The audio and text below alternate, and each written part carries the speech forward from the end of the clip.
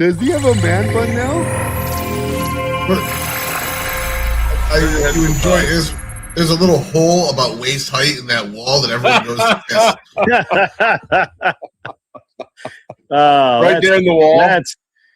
I would say that's pretty gay, but no, that's just really, really gay.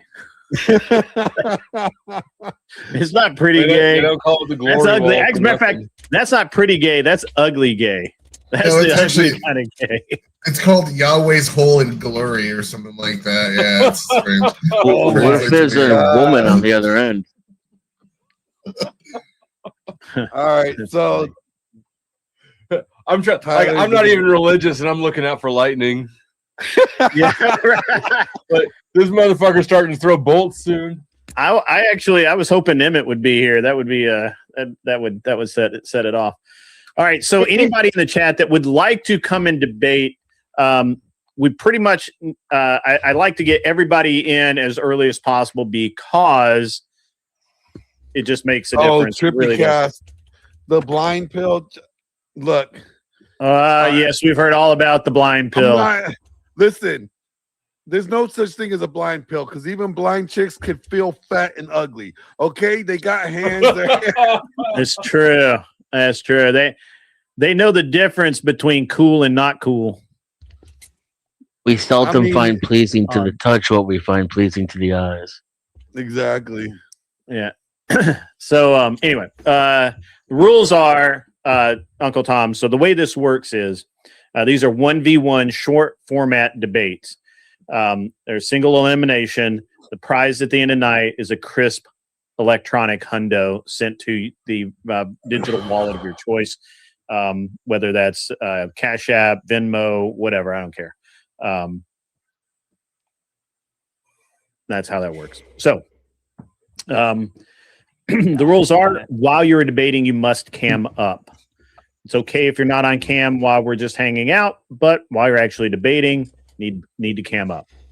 If you are, there's no use of AI or any kind of tools to help you. You can't have an earwig in and be getting directions from somebody, in Latvia or some shit. Don't do that.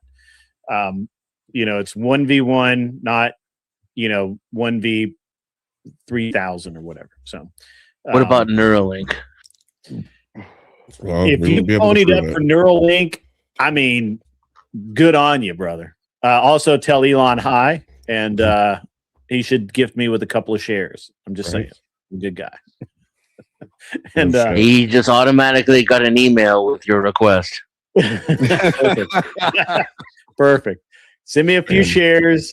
I'm good for it. Smoking Spaceman's shows it pretty good.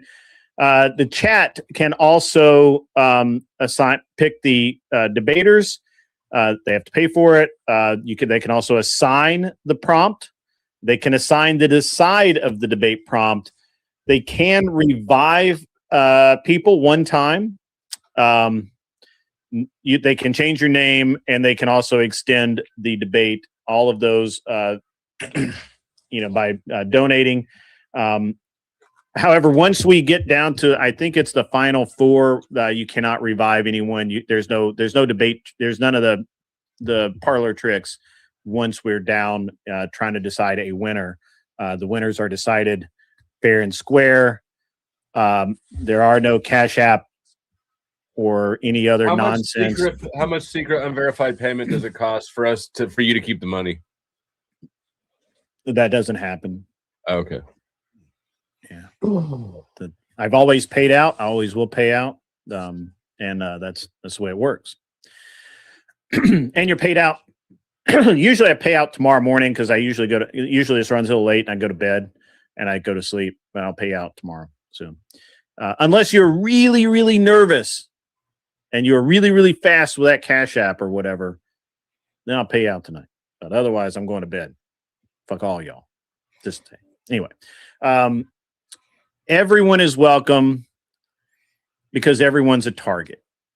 So this one night, well, first of all, there's nobody really banned on my channel, but this one, but during the game. I don't care if I hate you. I don't care if I dislike you. I don't care if you're banned on Dusty's channel or banned on Glenn's channel. I don't care. None of that matters. Even Speakeasy can come here and debate. He won't because he'll lose, but he can do it. But nobody. Now save that debate for Texas. Huh? Anyway, all right. So anybody can come debate. Destiny can show up. Send him an invite. Tell him to come out here and see if he can win straight up. I've invited Connor. He's welcome to show up. Are there any other questions about how the debate works? What are the topics? I'm still waiting on deciding if I want to be a judge or not. I think we're going to do a couple. I think we're going to start tonight with. I mean, you know what I'm feeling. I want to fight. I don't want to fight dirty. I want to see some really good, back and forth. I'm feeling non-religion, but I do want to hear some immigration versus anti-immigration. I want to hear. I'm feeling like maybe we can get into some feminist versus anti-feminist arguments. We don't really have any anti-feminist here, I don't think. Or no, pardon me, feminist here. We have plenty of anti-feminists. We don't. I don't. Do we have any feminists in the crowd tonight? Anyone? Yeah. Okay. Well, that's a pretty loaded word. I'm a feminist. Like before leftists took it over. You're a pussy. I think all of you are not too. The same thing. there's a difference.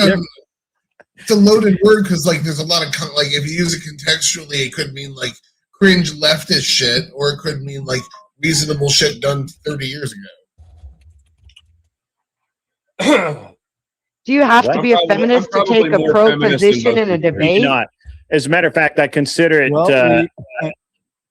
I actually. So I actually find it admirable if you can take the opposite side of the debate, of your normal position. If you can defend a position that you normally wouldn't defend or make arguments you wouldn't normally make, I consider that admirable. And I think that the judges take that into account when we do that. I'm happy to take a pro-feminist side if you really want to hear feminism debated tonight when we get there. Yeah. A lot of times I do have a list of topics that we get into from time to time. Got to find those again. There we go.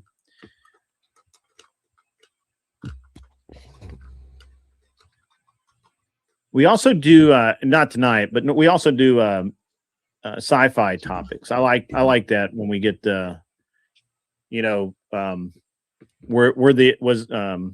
were the rebels the actual aggressors and the empire the good guys? You know, that's a good one. I always like that one. So, if you define it by aggressors, then yes. Yeah. Abe, what would you like to debate tonight? What are you feeling? I'm open to whatever. Just want to debate things. Just want to fight. Yeah. That's what I'm here Fair for. enough. Fair enough. Okay. Who would like to go? Let's do a demo debate for everybody. Who would like to go first? I'll go first. Okay. Who would like to battle the great Glenn Lawrence? I'll take him on. Let's go. Let's go. That's actually great. I was kind of hoping for that, to be honest with you. Debate the whatever dating podcast. What are we going to debate? It's either you think it sucks or you think it's great. One of the two. All right, here we go. Actually, perfect topic. Are shows like the whatever debating podcast a net positive or net negative? I like it. Okay, I'll do it. Flo, I'll do either side of it. I'll do either side of it. Me too. So Ryan which one do you want to go with?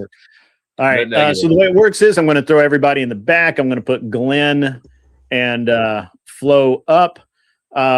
Since Glenn is going to the back, I need a third judge.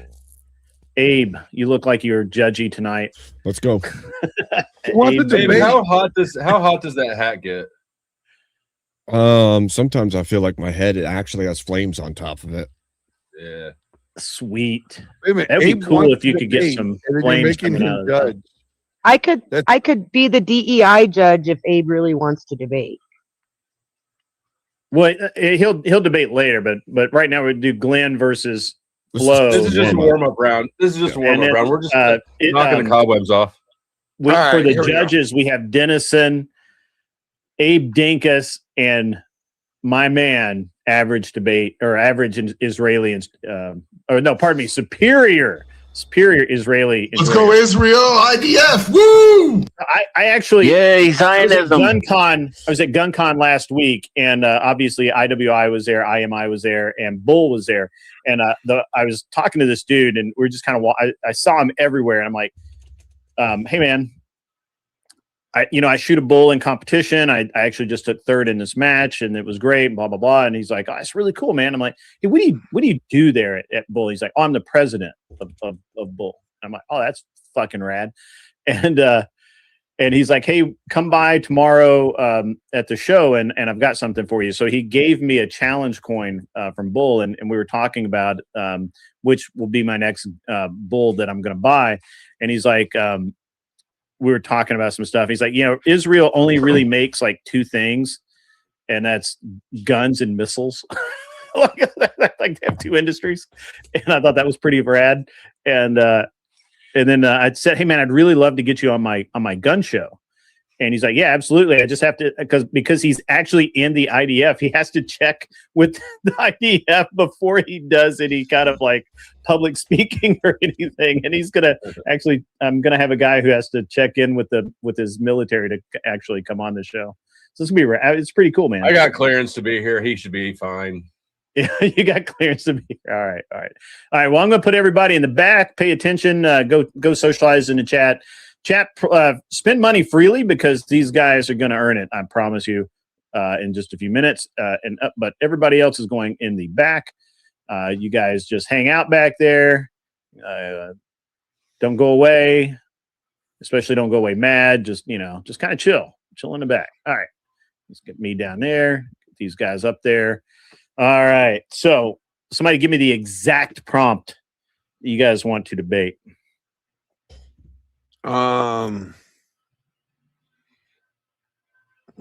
Smoking space and crack me up. How about we do is the whatever podcast a net positive or net negative for the dating relationship show as a dating relationship show On its audience. on its audience? Yeah. Yeah. On its is it a net positive or net negative for its audience? Okay. Can we get a I'm coin good with toss? I'm good with either side, but all else equal, I would prefer negative. It's a net negative, Okay. but I can do either side. Yeah, I could do either side too. And actually, I kind of agree with you, Flo. But so I'll go with net positive. You're gonna go net positive. All right. So Even negative. though I agree with Flo, we're gonna do this. The affirmative goes second. So negative goes first.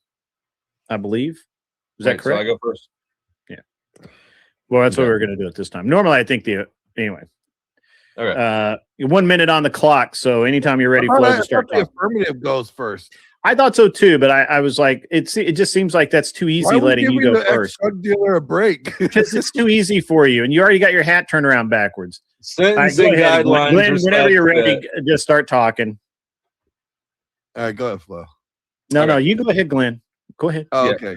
So, my opponent here is about to tell you guys how the whatever podcast it disparages women, does give not men any hopeful insight.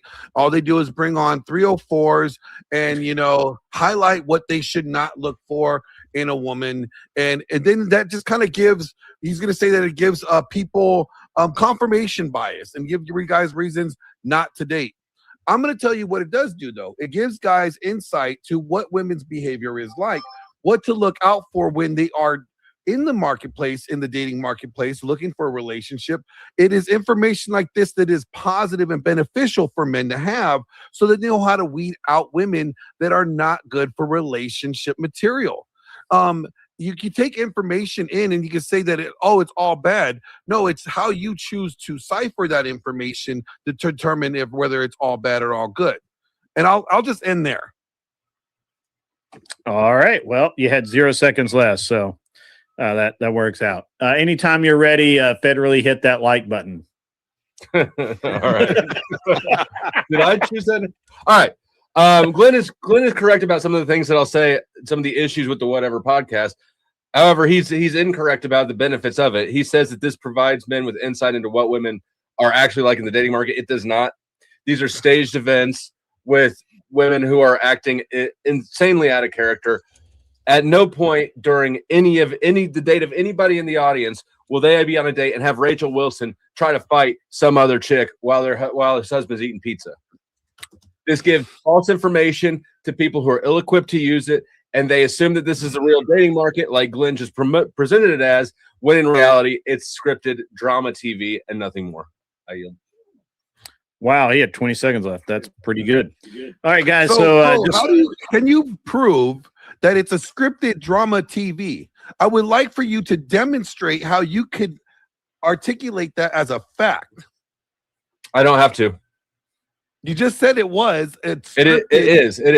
Okay, so it only takes a little bit of awareness. In Hollywood, a script is, hey, we're gonna do this scene. This person is gonna say this, and then you're gonna follow up by saying this.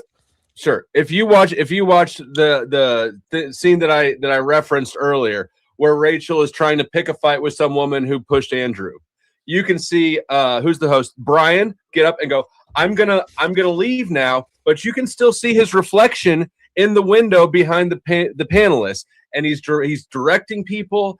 He's gesturing and telling them what to do and when to do it.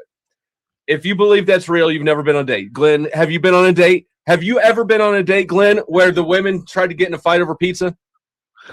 You know what? I've been on a date where they try to fight over me with pizza, and that was a really bad date. Let me just tell you, I paid for the damn pizza. But here's the thing. When the show is interviewing, when you're interviewing people and you're asking them questions and they're answering candidly, right? It gives people insight on a behavior. Now, you can say this is scripted, but you can't. It's not scripted because you can't dictate or determine what people's answers are going to be. What insight do you think can be gained for men looking to enter the dating market? What insight do you think they can be gained from having a woman rate her own looks? Well, what you gain is, wow, this woman is really delusional. She's 300 pounds and she thinks she's a 10. So there we go. So it's teaching men that women are delusional. It's setting them up for the fall. It's telling them not to date. It's telling them not to date. You're going to get a crazy. You can't you're going to get a crazy bitch. Like all women are like this. You can't. One TV show doesn't say doesn't depict all women. All right. It says that, you know what? Hey, you guys gotta be out there. Be careful out there because there's some delusional women out there. And you know what? They may display these habits.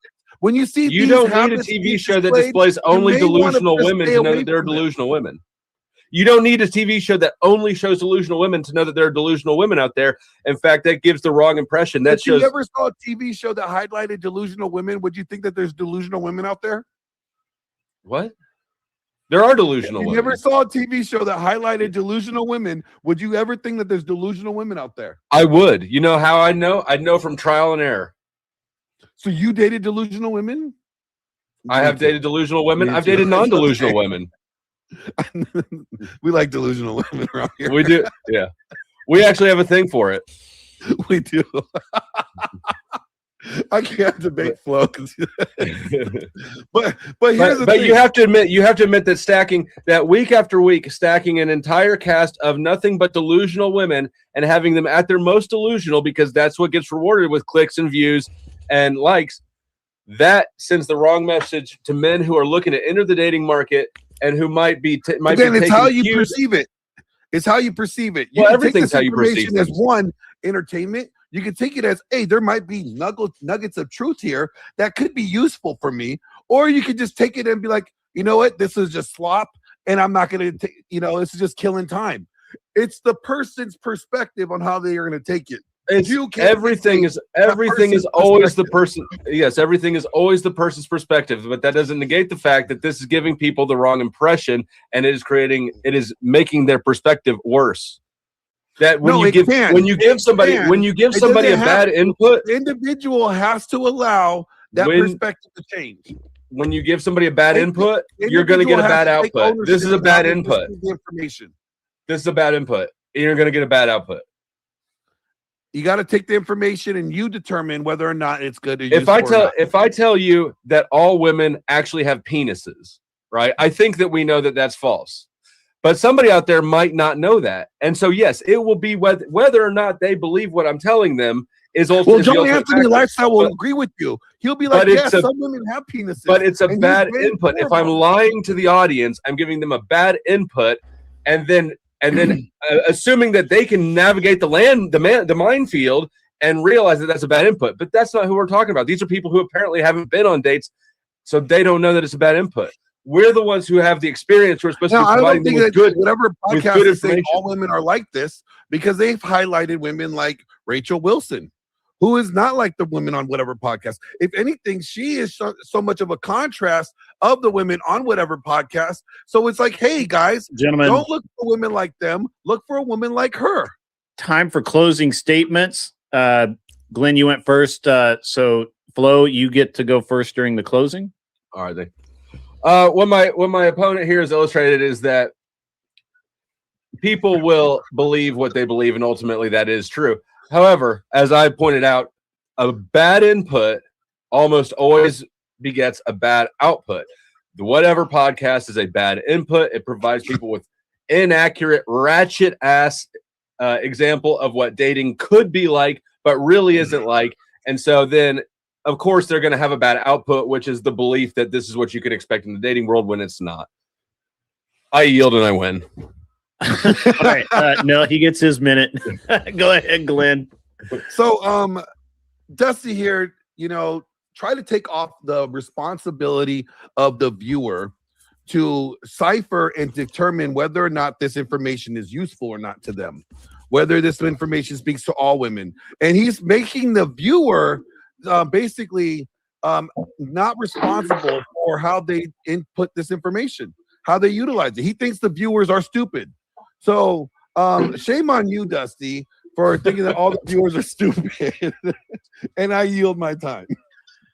All right, gentlemen. That was interesting. Okay, judges, let's start with the great Abe Dingus. Oh man, this is actually a weird topic. My God, dear Lord, cooking. We lost Uncle Tom, by the way. Uncle Tom fled. He was like, I don't want any of this. So I think that shit.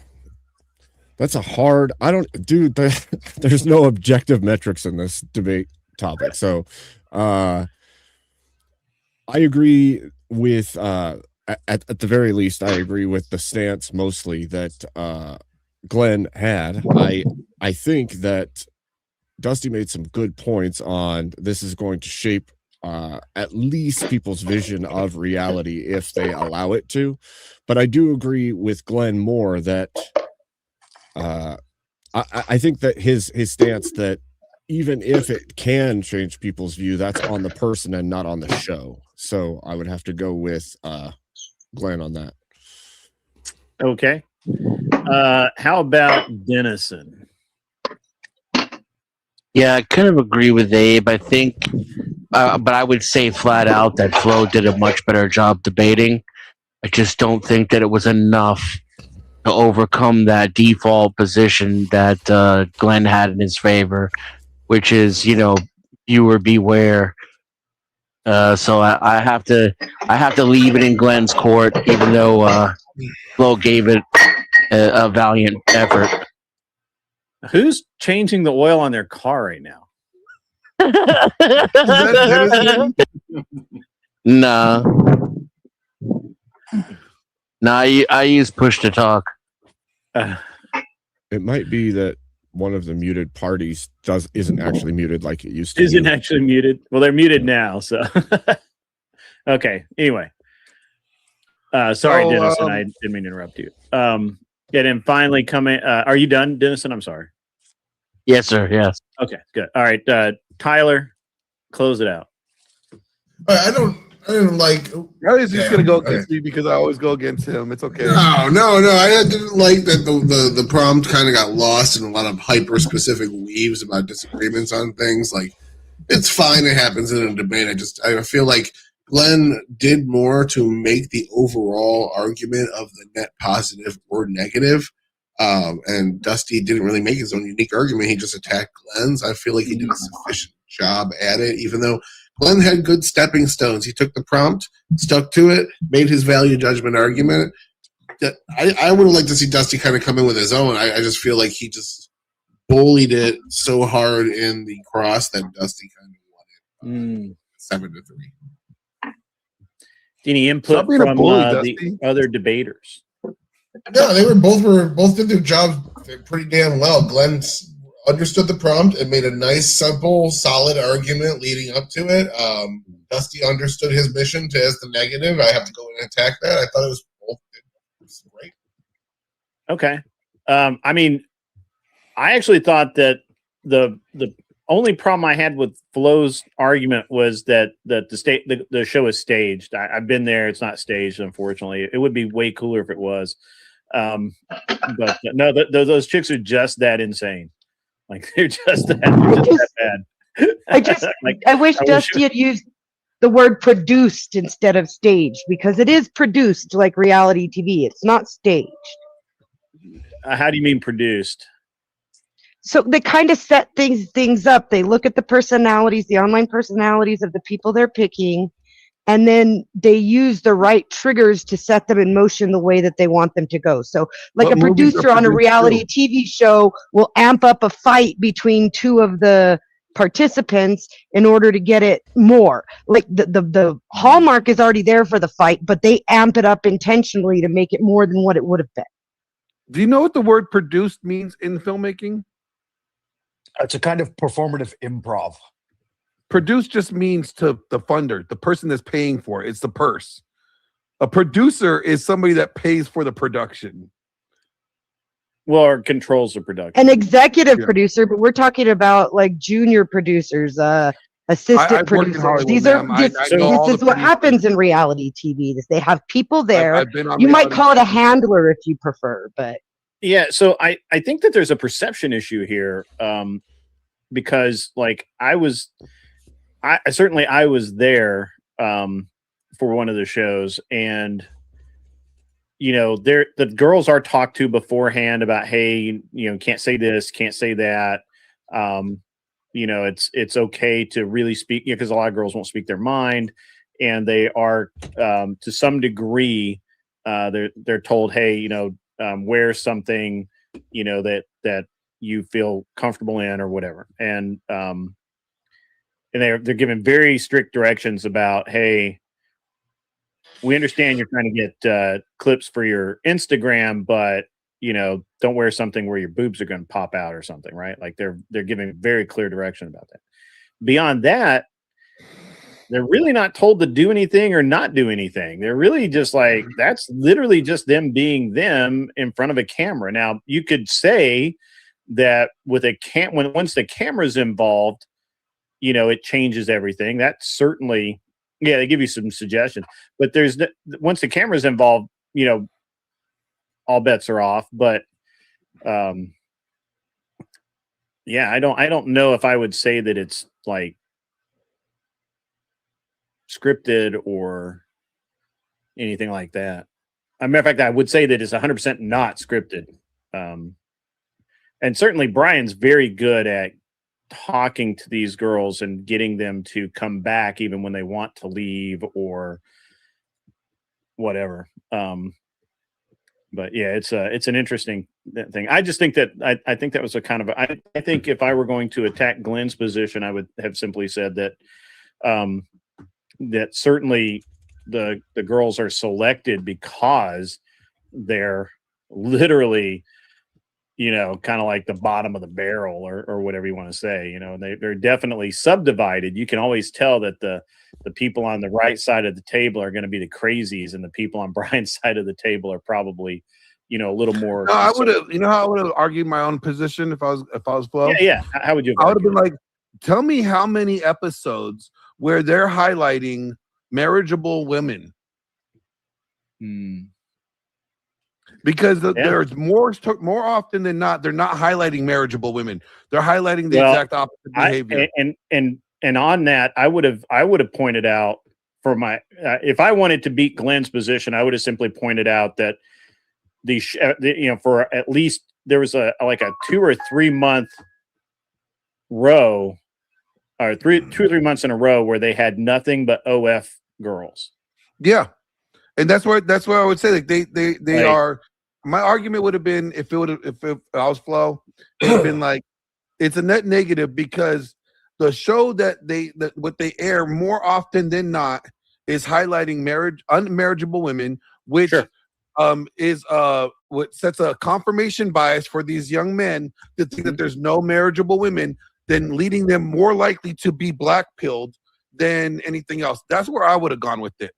Yeah, I mean, I think that would have been the best argument. But in Brian's defense, there for a while, all he could get on there was OF girls who or Instagram girls that wanted to, you know, to appeal to a larger audience. And that was kind of the downside of that, right? So you could say he was kind of he invented his own trap. Wally, get up here, man. It's debating time, baby. It's debating time. What's up, Scratch? Not familiar with you. Tell us a little bit about yourself, man. I'm 19. I'm a market socialist. I debate on here. I have a small YouTube channel, about 1,000 subscribers. Oh, I changed the scene by accident. Let me get a sec. About 1,000 subscribers. You're a what? You're Yeah. 19 and you're what? I'm sorry, I didn't hear you with Scratch. 19, market socialist. Market socialist? Debating. Yep. Okay. You like debating? Market socialist. I have no idea, Flo. You and me are market old. We don't understand these the young worker kids' controlled means. terms these days. It's a worker-controlled means of production via worker co-ops instead of via like syndicates or like a government nationalizing industries. And then the co-ops compete at a market. Your mic is a little low. Your mic is very low, or you're speaking too far away from it. One Hello? of the two. It was Okay, very. how's that sound? It was like you were That's muttering. Is that better? I turned up the Yeah, that's gain? way better. That's way better. Okay. More of that. Smoking Spaceman is correct. For a while there, Brian intentionally pitted panelists against each other with certain questions like the rate the girl to the right to induce drama. I agree. I can agree with that because really the show is just becoming a bunch of Instagram and OF girls who are just trying to get their face out there. Yep. And that's boring. That's Part of boring the as issue fuck. too is that it's marketed as a dating show, but those aren't dateable women. So that would have been a great. That honest Flo, you could have killed him right there. You could have killed him. Or I'd be like, how is it? I honestly don't watch the show enough to know that, though. Like, who is it a dating show for? Is it like Brian gonna select one of these women to date because he's the only eligible dating show there? It's meth addict dating. No, show. I'm the meth. Beth, I'm come on up. the meth addict here, and I'm need to be up sitting here saying, "Don't date these women." Not from what I've seen. Yeah. Find All your right, nice let's get- sacco. Now that everybody knows how the debate works, Beth, I expect you to be up here. I don't know why you're not on the stage already. Anybody else that would like to debate, make your way to the show. The link is pinned. It's the only time that the link is ever pinned on my channel is on debate night. Scratch, do you understand the rules of the game? I do not. This is my first time. Okay, well, I'll give them to you really quickly. These are speed debates. They are they're 1v1 judged debates, single round elimination. You get 1 minute to make your opening statement. There's a 5-minute back and forth, and then a 1 minute closing statement for each of the debaters. We try and find prompts that both debaters can agree on, but if not, that's fine. No big deal. And then At the end of the night, if you're the last man standing and that you've impressed the judges well enough, then you take home a crisp electronic $100 delivered to Cash App or whatever. So, yeah, and I actually pay up, unlike some others. And let's see what else. What else is going on here? The chat there are various chat moves. Smoking Spaceman has posted those to designate a 1v1 debate that I may or may not agree with, or maybe they don't agree with. Maybe you just feel like ruining someone's night. It's $40 to assign a prompt. It's also $40 if you want Glenn to say debate that Rollo Tomassi is a great guy. That would be that would cost you $40. No, it cost me $100 deposit to me just to even get me to utter those words. To assign a debate side. So if someone is typically the affirmative on an issue, if you want to make them the negative on that issue, then you can do that for another. I think that's only $20 to do that. To revive someone, and when I say revive, you can only do this until I think it's like the final 4 debaters. Otherwise, I don't allow endless revives or whatever. But if you want to revive somebody because they get taken out early and you don't think that was right, or you think it was a BS call by the judges, that's certainly fine. You can do that for $50 donated. By the way, while I do have Cash App, and I'm certainly welcome, you're welcome to send Cash App, I much prefer you to go through Streamlabs, which the Streamlab link is not posted. I'm sorry, I forgot to get that ready for tonight. But you can do YouTube, Streamlabs, whatever. It's okay that they make money off of me. But it's just transparent. I like transparency. If you donate over, I think $5 and up, it TTSs in a very cool British lady accent. So go ahead and do that. How much does it cost to make sure I win? I cannot win. I am a moderator. I do not take part in this. I do not even judge. It's the fairest way. And I'm all about fair. If you want to extend the debate because it is so fucking entertaining, you just can't get enough, you're welcome to do so. That is $5 per minute. It is $5 per minute because I don't want people to extend the debate for a fucking hour. Okay. These are speed debates. This isn't Roots, guys. It's not a week-long mini series. Okay. Why'd you gotta call it like Roots? Like, because I'm racist. Shut the fuck up. Okay. We can also point out lots of one-on-one long forms have come out of this show.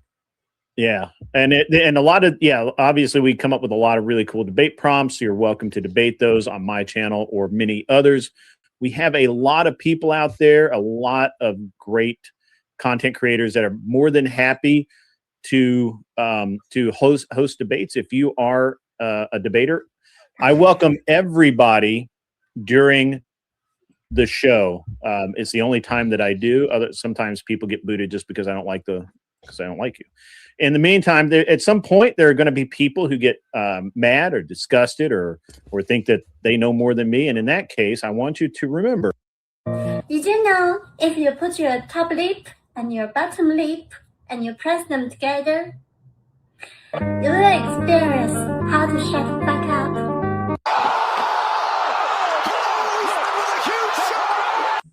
I like that. I like the original. You too can experience how to shut the fuck up.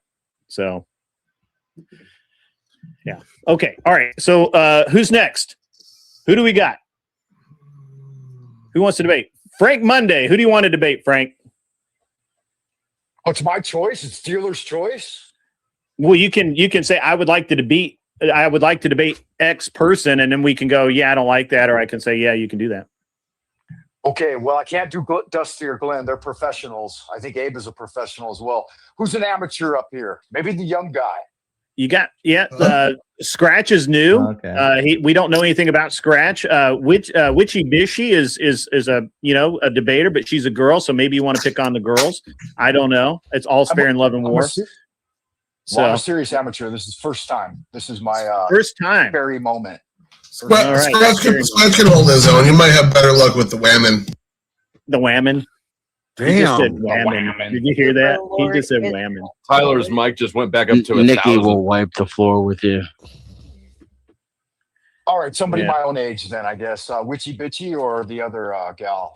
I'll go Beth? against a woman. I'll try to keep my misogyny in check. Yeah. No, don't do that. You better bring all the misogyny, all of it. Yeah, we Misogyny. require one of our expectations is you have to release all misogyny. So you have to turn up your Misogyny. level to 1,000. Misogyny. I'm just waiting for a man. We're Dusty making knows me pretty Scratch good, feel Dusty. Why don't you unsafe. pick I'm sorry, sir. This Pick is an opponent. Can the Yeah, judges lean in on this decision? This just makes it even worse. this is not Let a. Dusty I'm choose sorry, it's my- not a safe space. my opponent. Jack, I can't unmute you right now because I'm in the middle of the show, and nobody else has the power to unmute anybody but me. Unfortunately, I don't have. Well, if Mr. Boulay is here, he can. I think, but I'm not sure. I'm not certain about that. Because I only have so many top mods. Michelle, if you happen to be Jack's watching a right good now, guy. Michelle can. Sorry, I've always, had a soft spot for Jack. I know you have. Even though he called you a pedo. I can't Hey, believe it. if Jack were stuck on a He roof, didn't would you call- help Jack off? if Jack was stuck on a roof, I'd set fire to the building. I would. Poor I Jack. put up a ladder. All right. So Amish Mullet wants to know, what is the shekel conversion to grid dollars so our Jewish hero superior Israeli enjoyer can be the chosen one for the night? Well, unfortunately, he can't. He's a judge. It sucks for him. No, this is not no Zionist, panel, okay? They're just jokes, folks. They're not going to hurt you. They're just jokes. I'm like Goro around these parts. You gotta work your way up the fucking ladder to the top to take on Papa. Sorry. Good. I found somebody who's a kind of a lefty, but he's from California, but wants to be a conservative. Can I send him the link to? Absolutely. Anybody is what everybody. I would even Sarah can come up. Speakeasy can come up. Imperious cannot come up because Imperious, I don't like Imperious. Fuck Imperious, I'm with you. Yeah, I just don't like Imperious. Anybody can come. This this is not a safe space. We're doing business right now, so Anyway, so who did you decide Frank, on Frank Monday? Who did you choose? Yeah, I'm passing off dealer's choice to Dusty. He knows me pretty good. Dusty. Oh, Dusty. Who would I Dusty's going to do it. All right. who would I square off with. Wally, you need to be up here, man. I want to see the 19-year-old, the new kid. What's up? The new kid. All right. We got some young on old violence. All right, cool. All right, good. While you guys are doing that, I'm going to eat. I don't care. Wally, you need to get up here, but you'll have to hide in the back because everybody's going into the back room because that's how this game is played. I know it's like you come up for a few minutes, you start feeling good, and then all of a sudden, bam, there's only two. All right. What are we going to debate, Frank Monday and Scratch? Did this fella say he's a communist? I think I'm a we could market go communism versus He's capitalism. a market socialist. I'm not a communist. Okay, so does that mean you're opposed to capitalism? Yes. Might be a fun one. I don't know. Do you I believe it's up to the chatters or it's up to us or up to do we It's up to you work it guys. out I'll together? let they can pay for a debate topic, but they haven't yet. So you guys can come up with your own debate topic, and we'll get this rolling. Capitalism versus socialism is fine for me. Sounds good to me. Let's do it. Let's do it. All right, we got Chris. Does it need to be more specific? All right. All right. Does it need to be more specific? Let's than refine the that, topic just slightly. So market market socialist versus capitalism. Can you define really quickly, just so we don't get lost in the weeds, because this is a speed debate? Let's clearly define what market socialism is. I think we understand what capitalism is. Market socialism is the worker or collective ownership that means action via worker co-ops. Which Hang on one sec. Say that again. It's the worker-owned means of production via worker co-ops, which then compete on a market. Okay. Worker-owned means of production through co-ops. Okay. Frank Monday, you got that? You down with it? Yeah, I got it. Yeah. All right. Okay. So when we do a versus, that doesn't really have an affirmative or a negative. So let's refine the topics just one more step. Are we saying that market socialism is superior to capitalism, or market socialism ought replace capitalism, or capitalism is Market superior? socialism ought replace capitalism. That's it. Okay, perfect. I like it. I like it a lot. So you will be the affirmative. He will be the negative. You will go first. Give me 1 second. I'll get their timer set, and you will have 1 minute to make your opening statement. And when you start talking, I'll begin the timer. Okay. Ultimately, I think that in our society, everybody is coerced to work. Everybody has to go to work. Everybody's basically mandated to, unless you want to live in a subsistence life on welfare, or in some societies, if you just want to die. And because of that, I believe, just like in a democracy, where if you exist in the government, which is necessarily going to impose its force, and you have some kind of say in what happens and what goes on, that should also apply to your workspace, right? The average worker goes to a place where they have no say in what happens, where it's completely top down from a dictatorship from the business owner or from the board of directors. And at the same time, I acknowledge the fact that markets are the most efficient way to redistribute resources. So how do we get a system where we can both take in consideration the aspect of the fact that these workers need to have some kind of representation, but also the fact that we need to implement market socialism? We have seen that worker cooperatives tend to be slightly more resilient than traditional capitalist firms, according to some analysis. We've seen that at worker cooperatives, the people in them tend to get slightly higher wages and be slightly happier. So, okay. Yep. That's your yeah. It goes fast, right? Yeah. Yeah. Okay. Yep. All right. Frank, whenever you're ready, start talking. You have 1 minute. All right. My opponent pointed out that folks are coerced to work under capitalism with free market, or he assumes that that's the situation. Whereas we don't necessarily have to do that. Like, we can do other things. We can engage in a natural process of refinement where we can find land and do things that don't require us to work for the system per se. If you're looking for an ultimate direct democracy, then that just returns to the rule by wolves, right? All the wolves vote that the sheep is dinner and they go ahead and eat him. That same thing would play out in the workplace.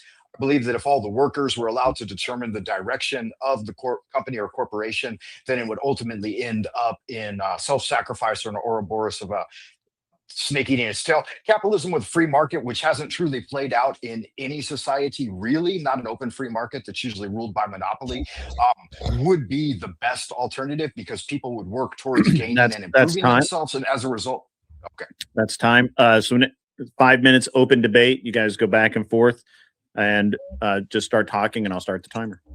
Yeah, quick question. How do you obtain the capital to buy land?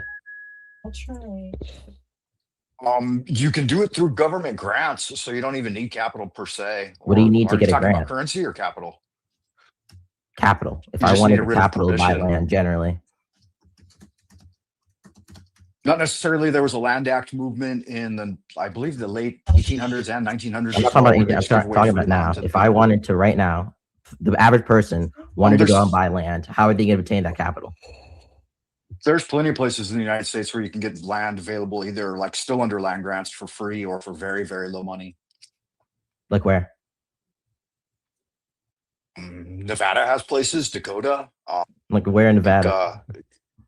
You would have to check specifically. Let's just be honest. The average person, if you want to buy anything, if you want to obtain land, you're going to need money. You're going to need capital. What do you need to get capital? What do you need to get capital? You need to work. You need to work to get money, which means ultimately most people in the society are coerced, into working. The average person is going to have to work to make their living. The average person can't own land and just make a passive income. The average person can't be the business owner and just make passive income from the workers, right? The average person is going to have to work, and that's for any system. I acknowledge that. That's for the system I'm advocating for.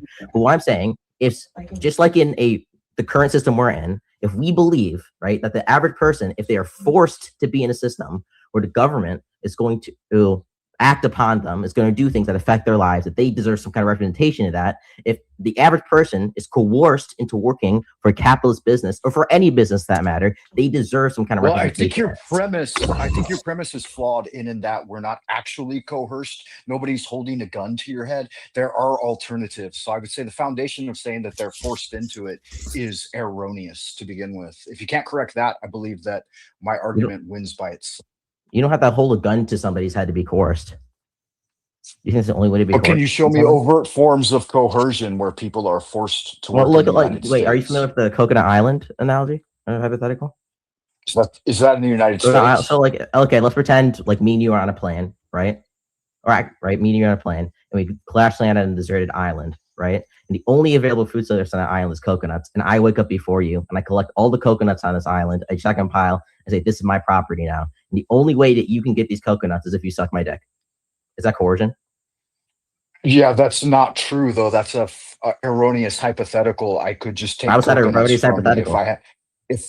If I have greater force, I could just take the coconuts away from you. Just because you lay out your stipulations and say that I need to do a certain thing in order to receive coconuts, that doesn't mean I have to do that, right? I could just do other things. Wait. Whether you can steal from the person doesn't mean. Wait. Hypothetically, it wouldn't be stealing. I just take them away. If somebody holds a gun, if somebody holds a gun to somebody's head and says, "Give me your money, or I'm going to kill you," and said, "Well, I don't have to give them the money. I could always just die, bro," or "I don't have to give you the money. I can try and like do that, smack the gun out of their hand and run away." I guess yes, there's other options. That person is still being coerced to give that person that money. So once again, am I coercing you when I tell you that if you want to get some coconuts, you don't want to starve and die in this island, you need to suck my dick? Implicit coercion is not coercion per se. I never said it was implicit. I never said it was implicit coercion. I said it's coercion. Right? Yeah. The person has used the how does your market socialism committing a certain act? How is your market socialism better than capitalism?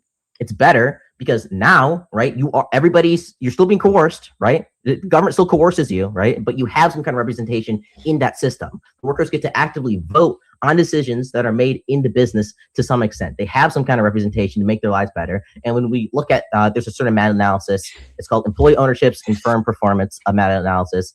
It's from 2016. It looked at 56,000 firms, almost. In short, what does government at the top look like? And it found that these firms are more productive. The workers are slightly happier. They're getting slightly more paid. So we have all these benefits. Plus, you get some kind of representation, and that's what matters. Having your interest represented within the business. Capitalism and a constitutional republic. I don't see how it's better. No. The average. Can you vote on decisions in your business? Is that something you get to do? You could by way of stock. It depends on the business. You can organize your business any way you want. And what do you need to get stock? Capitalism. The average person isn't going to own a business or own enough stock to have a majority share in a business. Doesn't mean you can't. Well, I'm talking. I care about your system. It would demand certain things like sucking dick for coconuts, but in a free system, we can do other things. So I think that's the biggest failure of your system. This is still a free system. That it's gay. Number one, right? That sucking dicks for coconuts would not be fun, and having more coconuts available would be the thing. So only capitalism. No, it's on the idea. It's not the end of the 5 minutes, guys. So let's move into closing. Scratch, you go first. And so I think Frank Monday, you have the last word. Yeah, so I just want to address. So there's one point you said this never is going to work. We have worker co-ops in America. We have places like ATA. That's in my local area. We have places like Woodman's. We have Publix. A lot of people know those. Those are active worker cooperatives that work in America. We also have plenty of worker cooperatives in places like Italy and Portugal. The largest one is called Mondragon, right? So he's saying, oh, this would never work out. Workers owning businesses can't work out. It does. We have actual examples. I just named 3 of them. On top of that, let's be clear. This dude just went into gibberating at the end. He didn't redress. He said, oh, sucking dicks and like your system's gay, bro. Respond to the point, bro. I get it. Anyways, yeah, so. Okay. All right, Frank, 1 minute. Your final statement. I think that Yeah, I think that my opponent's premises are flawed, that people aren't actually coerced to work under our current system. And I didn't see any actual benefit of switching it out for market socialism. And I didn't say sucking dicks for coconuts. That was my opponent. I just pointed out that I thought that some people might not want to do that. And if we institute a direct democracy like he's suggesting, then rule by the wolves is ultimately going to end in the death of some weaker peoples. Whereas capitalism with a free market will give the best of both worlds to everyone.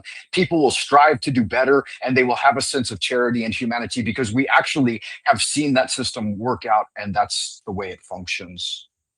Rest case. Okay. All right. Well, I'm going to bring everybody back and let's get some judging going on. I'm feeling judgy. Judges. What about the judges? Bougie coconut. I just, Who, if anybody wants to suck a dick, I got you. Bougie We got apple. so my man, who wants to go first among the judges?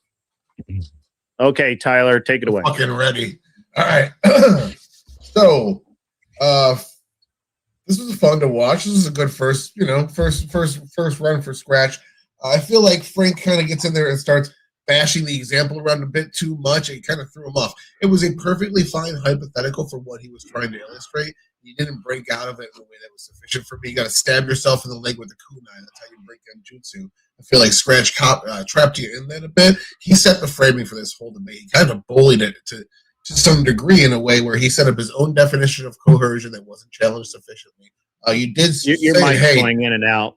Tyler. you did say, hey, that's like not like a gun to your head coercion, which was all right. But what you needed to do was show that his entire definition of why capital is coerced was wrong. You could have talked about investment. You could have talked about taking out a loan and different ways to accrue capital besides just going out to work. And that would have completely dispelled his point. But all that was left on the table, and you let him set the terms of the debate. So Scratch kept you exactly where he wanted you the whole time.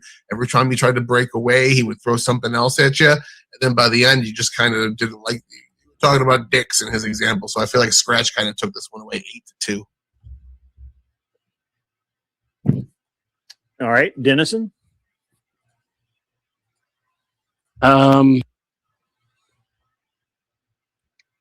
I friends, family, fellow survivors of Frank Monday's legendary pranks, welcome. If Frank were still with us here right now, he'd probably be checking his watch and complaining that we're starting exactly 3 minutes behind schedule. For those who didn't know him well, Frank was a man who treated life like a never-ending sitcom. I think maybe at this point Scratch should be charged with murder too. 30 years with aggravated circumstances. If you know, you know. I'm sorry, that was just a slaughter. I feel dirty judging this. Congratulations, Scratch. You're a newcomer and you murdered a man on live internet. Abe. Nice. Well, I hate to upset the apple cart, but I didn't see any meaningful linkage drawn for Scratch's example. So while I agree that he definitely was aggressive and he did a very good job of laying out what he intended to lay out, I didn't see how his coercion to work was any different from his own system. And so when Frank said that the coercion doesn't really matter, and you have no meaningful coercion if it isn't a gun to the head. And he said, well, I have the coconuts. Okay, well, you could have that same system in either bracket. You could do that in capitalism or you could do that in the socialist paradigm. So he didn't prove that socialism was better. He just proved that somebody could enact socialism within capitalism and it would work. So I would have to give it. He literally conceded that and then explained why it was better right after. Hey, don't argue with the judge. Yeah. Let the judge argue. The judges are arguing with themselves. Go ahead, Abe. I'm sorry. No, you could. I would have given it to Frank, but okay, it's 2-1 there. So, all right. Yeah, Does anybody have anybody want to add any input? Yeah, I want to know, Scratch. You think that if we're on an island and you have all the coconuts, that there is some law that's going to stop me from using those coconuts to beat you over the head with it if I wanted to eat them? No, I'm just saying that I'm coercing you to make a certain decision. You're not coercing. You know, here's my coercion to you. Coercion. I'm gonna let you give me a coconut before I beat you over the head with the coconut. Is that not coercion? Mafia technique. Is that not coercion? Huh? Yeah, I guess coercion on it's both good sides. coercion. It's good coercion. Glenn's saying it's coercion on right? both sides. Yeah. Yeah. You have the coconuts and saying you have to do If, this. like, you get the coconuts. if a slave owner was to like try and kill his master, yeah, that would also be a form of coercion from the slave to the master. Would it be valid though? Yeah. Would it be valid for me? So it would be valid for me to say, hey, if you don't give me a coconut, I'm gonna make your head a coconut, right? You're only saying that because I'm black, but no, I'm not saying that. But that's funny. Yeah, we'll get into that later. All right. So anybody else? Anybody else want to throw some? I just want to remind people I got coconut water. I'm accepting blowjobs. Yeah. Well, and I just want to throw out that Scratch did address the fact that coercion is in both. He just brought up the point that at least in one you have some say so. I think what was missed out on in I responding don't think you to do him. in what he in his example actually. I think everybody's interpreting this exactly backwards. I think Frank Monday made the exact correct point when he said that you're just getting back to man, now I just lost that. You guys, you can't distract me. Old man brain. He said that there was no real coercion in capitalism, and that's absurd. He was Frank led off with you get into the it's a trap. It's a mechanism, political mechanism. What was it? You're talking about direct democracy? Snake it eating doesn't its matter. own tail. The Ouroboros. Yeah. But so my problem with this is Frank was correct in that there doesn't no one's coerced to work in this country. That's a fallacy. So if you start a debate with a fallacy, it's a fallacy no matter what. Just defending the fallacy doesn't make it any less of a fallacy. And that's what Scratch did. Scratch very successfully did it because a fallacy implies it's against the laws of logic. You're just disagreeing with the premises, right? So if I made like so it's illogical. No, it's illogical. Well, no. Like if I made the statement, I don't know, if my dick isn't in motorsports, mom, then I'm fucking motorsports mom. My dick is in motorsports mom, therefore I'm fucking his mom, right? That would be logically that is correct. The premises are wrong, though. Why the obsession? So you need to understand the difference between the premises of an argument being wrong and something being illogical. Because a logical fallacy is when it's against the law of logic. You're taking contention that with the premise that this is a coercion, right? Not that the actual one of the differences. This kid. Leaving Grid's mom out of this. One of the differences, though, out of this. is there was She's a very nice lady. Hold on, there was an incoherent statement made at the beginning. In a socialist system, there is an absolute need for coercion for employment of all peoples, and in capitalism, there is not. So, if that is the case, if that is the case, then you started with a flawed premise. Wait, why is there that in your own opening? You said that in your own opening, that in your system, people will be forced to work, and those who do not can just die or leave. I said in every system. No, he said that everyone is forced. I said everyone in any system is forced to work. There's coercion for people to work. But the reality, and that's actually just like the government, and just like how the government, every single government, and how in every single it's a logical fallacy. I'm not forced to work. I choose to work. Right? We have to pay into. No, you're coerced to work. No, I'm not. I choose by to nature, maybe. Everyone is coerced to work. What happens if for the average person, if they don't work, they live in a meaning. Okay, now you could say that. See, that would have been proper. For the average person, you could I could maybe concede that they're coerced to work, but not. But I'm not coerced to work. I've never been coerced to work. I chose to work. I was never coerced to work. What happens if you're not coerced to work? If I didn't go to work, I'd live in the fucking woods and kill animals. I have skills. Why would you have to be coerced to work? Coercion. The issue with coercion involves somebody doing the coercing. In this scenario, there's nobody specifically coercing us to work. if we don't work, we will then die. But that's not because anybody is specifically coercing us to. It's just because we didn't. It's Coercion needs to. it's illegal to go out in the woods and to hunt. That's illegal in the United States. Limiting resources. Frank correctly identified that in the beginning, and rather than deal with that, we resorted to bringing up dick jokes, which is good. I mean, dick jokes are fine; they're funny, but and using examples of coercion that don't exist, right? The idea that everyone is coerced is hilarious. I like it a lot. But Frank, you did. It's illegal for you to go out in the woods and hunt for a living. That's illegal in the United States. No, it's not. You have it is. You have to own the land. You need permits for hunting. Yes, it is. National parks actually correct that you can hunt. It's especially illegal in national parks. Nice. No, it's not.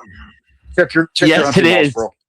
Look, it doesn't matter whether it's legal or illegal. I can do it. When I said people are coerced, I was talking about the average person, right? If I say Mexican, the legality is what would be coercion. Literally if I say Mexican speak Spanish, I'm not saying literally every single Mexican speaks Spanish who has Mexican citizenship. I'm saying Spanish. I think Frank called it out correctly. I think that it ended up that my personal opinion is Scratch had to resort to dick jokes. That's fine. He won. It's not a big deal. I wouldn't have given him the win myself because he did have to resort to dick jokes, and also the representation that people are everyone is coerced to work in this country is insanity in and of itself. And I couldn't. And I honestly, I felt like Frank could have done a better job of calling that out. I would have called it insanity. I'm a very new debater. You're a new debater. It's good. Well, go hang out in the chat and be cool, Frank. And honestly, I can't believe any of you went against Frank Monday over here, who looks like a kind of hung over Frank Castle. No, he looks like a young Christopher Walken. It was his job in the debate to actually define what coercion was, and I feel like the only time it was a hollow statement. You need to say, like, what capitalism requires is free enterprise. It's a contract law where both sides agree before the board. No such thing as free enterprise. Those are the things that you can litigate that later. The contracts are always uneven. Gentlemen. Capitalists are inherently delusional. That's what we found out tonight. I get it. It sounds like a great opportunity to debate. Frank, you will have to go. I can kick you or you can just leave. Either way, thanks for coming. Please hang out in the chat and root everybody else on. We do have to move on. I will go to bed. Good show, gentlemen. Thank you. And really appreciate you coming by, Frank. Where do you normally hang out? Do you have a channel? Do you want to throw out some lyrics or anything? Go right ahead. I do have a channel, and I usually hang out with Chats with Jack a lot, Monday through Fridays, and sometimes on the weekend. So good looking out, gentlemen. Yep. Great having you, Frank. Come back next Saturday, and we'll do the same thing over, and maybe you win. All right, gentlemen, that was great. By the way, seriously, Shelby is out in the chat, my man. Seriously, no, he's on my channel right now. Is he really? He's over here too. No, he's talking to me. Over here too. Yeah, I know. All right, so let's get back into the let's get back into the debate, and we'll have some more fun. All right, so who's next?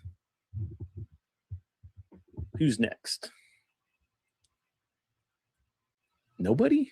Witchy I'm and next. Beth versus Witchy on eugenics. Witchy and Beth. Let's get the girls in. Let's go. Girl fight. Yeah, oh, yeah. Eugenics. Yeah, girl fight. We can't hear you, Witchy. Wait. I'd rather one of us debate a guy first, because it's automatically one of two girls gone right away. She's okay. She's got a good point. That's a good point. That's a good point. Solid. How does that matter? Yeah, it doesn't matter, because if one of you guys are going to lose either way. What a bunch of feminists. Witchy versus Glenn. That's my call. Yeah, I'm for that. Thank you, Dusty. I mean, okay. Okay. Oh, shit. It's going to be a short night tonight. It's going to be a short night. Two more people coming in before the first round would be over would be nice, just so we can have a higher. Usually we have more people come in right about now. We have like everybody kind of skips. This is when I normally round. come in. Where is Wally? Where is Wicked Wally? Wicked Wally needs to be up here I don't know what he's doing. He's probably off with his missus doing, marital things, but stop it. He saw Back over here Melanie in debate. Englander By the on the way. I panel don't know and what's he went happening to with that. run away and hide behind his sweet missus. I love this girl. She's a sweetheart. Yeah. Point of procedure, moderator, sir. I'm moderating. The new people perhaps need to be reminded of the rules each time because we got some people who weren't here for. Sure. Yeah, we'll run through it every time. What's up, Mr. Alley Cat? Mr. Alley Cat says the whole argument relies on the idea that nature is coercive. That's true, which brings the term to nonsense. And without it, the whole argument falls apart. Mr. Alley Cat, you are welcome to jump in, and I'll drop. Dennison cannot be a judge for a little while, and you and Dennison can go at it, and I'll make Glenn Lawrence a judge for that one debate. You're welcome to jump on here and debate Dennison on it, because what happens with Dennison, and this is wonderful, is Dennison will lose his shit and yell at you, and it's funny. It's great TV. It's great TV. So, see, he's not even denying it. He knows. It's happened to me. I've been a victim of Dennison unless yelling. you're stupid. Just don't be an idiot. Yeah, don't be an idiot. There you go. Yeah, you missed Scratch winning a debate with dick jokes. That's awesome. That's what you missed. He won it because he was the only one who made any arguments. It was a hypothetical, not a joke, and it was a well-placed hypothetical. But what's not a hypothetical is that Tyler's got to get this coconut water. That's the change. It's not a hypothetical, Tyler. Benjamin is my new name. Okay. So I know that Abe wants to debate tonight. So Glenn, can you take over as moderator after you debate with Witchy if you're still here, so that Abe can debate? Yeah, that's fine. Or are you wanting to debate all night too? I'm not against judging either. If you're not against judging instead, that's fine. If I I'm lose fine with that. in these debates, then I'll take Abe's spot and Abe can hop in. All right. That's fair enough. That's fair enough. All right. So we're gonna do Witchy versus Glenn. What are you guys gonna argue about? What's your topic? This is going to come down to the positions. I don't know Glenn at all, so I don't know what he's into. Glenn's a misogynist asshole. Very red pill. Proudly a misogynist asshole. Whatever. Glenn's a fucking sweetheart. He is that Just a too. misogynist asshole. Anybody who How wears about- that they're an asshole on their sleeve is not an asshole. Glenn is a very strong about- advocate for Israel. How Glenn about is a- the feminists are winning because men don't have enough balls to stand up to them anymore? No, he just did his whole show on that earlier tonight. That's his whole deal. That's his whole shtick. Witchy, how do you feel about mandatory paternity tests at the time of birth? Yeah. I'm for it. You're for it? For everybody? Well, I'm a eugenicist, so I'd rather paternity be known beforehand by petition to have children. But that's a whole nother story. Petition to have children. Ooh. I'm with that Yeah, too. I think that I'll give you a good debate topic that everybody always I think you brings up just that I've scared said out Scratch loud a little before. bit. No, that's All boys at 12 years old should be given a vasectomy, and then a couple has to apply to have it reversed in order to have children. It's not. Oof. I should It's It's like, always oh, reversible. It's like a what? Yep. All right. Definitely Well, how a about- position. Look at her sucking her teeth. I can definitely believe in that. Back to the dick jokes, folks. Back to the dick jokes. How about tonight this? is the Oh, night of shit. Hypothetical. Wait, he's giving something, guys. What did you say?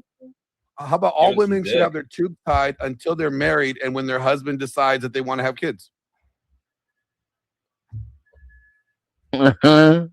Oh, I'd be happy to argue the negative on that if you want to take the affirmative on that. I'll take the affirmative on the other, but I'll be happy to argue I against think that. women if should you're be able gonna to have take the children anytime affirmative. they want, but men should not be able to have It's children. gonna be anytime. spicy in here. Let's go. I'm down. I'm down. Damn. Nope, can't back All out right, let's now. go. Let's I've do already that one. started Let's do putting that people one. downstairs. You can't back out now. All right, let's go. Let's see. Hang on. I gotta hide the judges and that guy and that guy and that guy. And where's Scratch? There's Scratch. There he is. All right. Let's get this over here. All right, let's define this prompt clearly, ladies and gentlemen. This should be interesting. This is spicy topic. All right, so the prompt is both gave the opposite, basically. All women, or she said what boys at 12 years old need to have a vasectomy. So we'll flip it, say all girls need to have their tubes tied until they're married, and they can only be untied on their husband's request to have children. Permission, husband's permission. Mm-hmm. The husband would have to give permission. Yep, to the doctor to have those tubes untied. Okay. Damn. Is that good, Witchy? I'm fine with that. You're fine with that. All right. All right. So again, the rules are: you get 1 minute for your opening, you get 5 minutes for open discussion, back and forth, and then 1 minute for closing. At that time, you will be judged. Please keep all of your fallacies above the belt, and let's limit the number of dick and or pussy jokes. Okay, let's just have a good clean fight here.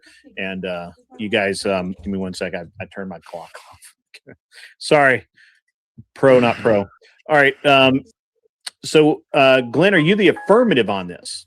Yes. So you will go first, sir.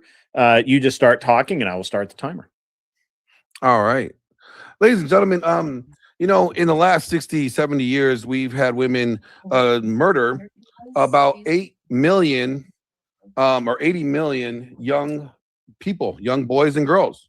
Women have committed the most genocide in history, infanticide, right? These women did not want to have children.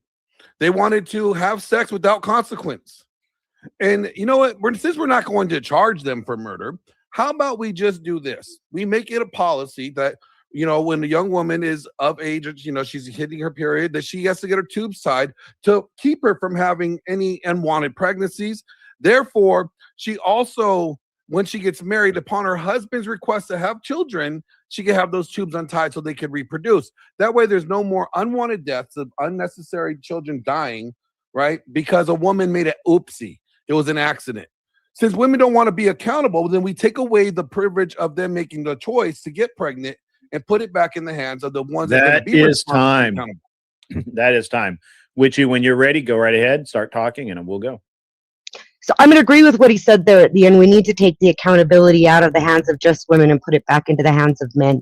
And that's why I would counter that, being that a hysterectomy is more fiscally expensive, more physically expensive, and more difficult to reverse. It also can result in ectopical pregnancies that can be deadly for women, whereas vasectomy cannot. Vasectomy, you continuously produce sperm every day, whereas women produce eggs, have their eggs from the moment they're born. They don't produce them. So blocking up their eggs while they're still children could prevent them from having proper puberty, whereas blocking the sperm from getting into the ejaculate will not cause men to stop going through puberty. So I think that in order for men to have more control in whether children are born, I agree with the petitioning for having children, and that a couple has to come together and do it so that we don't have unwanted children. But I think the better option in our society today is the vasectomy. It's more easily reversed, it's cheaper to do, and it doesn't cause physical damage to the person. That's time. Good openings, both of you. Let me know when, just start talking when you're ready for the 5 minutes. Well, I get something to say that your premise is wrong.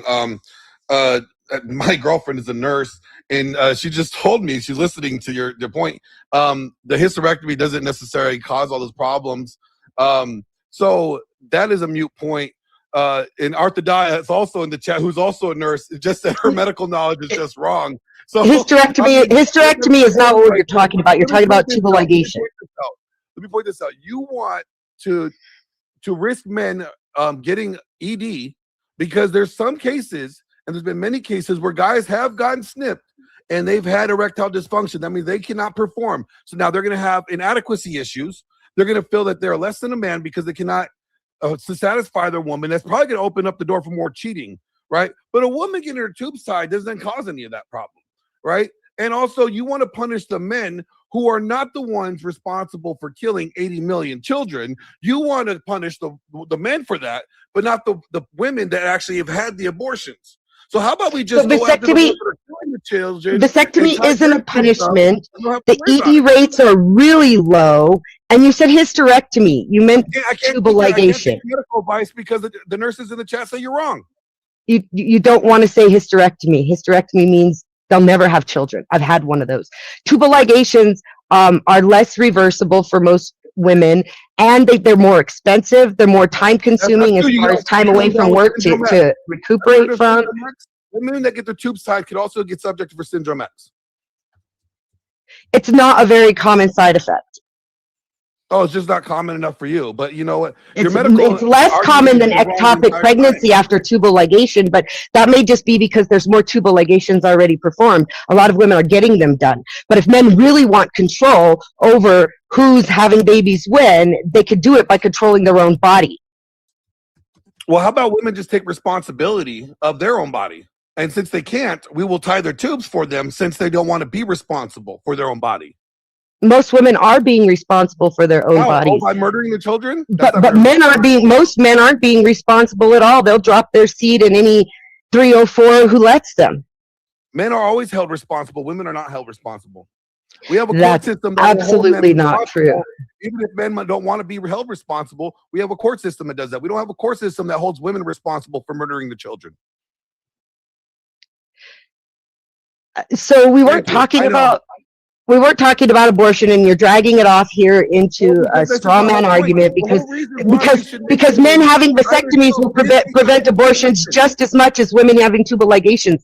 So the entire point is irrelevant. Like, you're talking about abortion, you're trying to throw in a hot ticket item to get an appeal to emotion on your side. Of abortions. That's exactly right. The reason why we should tie their tubes is because they are not being responsible when it comes to life, and they choose to end the life, which is murder, which is not even, I don't even know why it's even practiced in the United States, because you know that our Constitution. We're not having a debate on abortion here. Can you bring it back to the topic?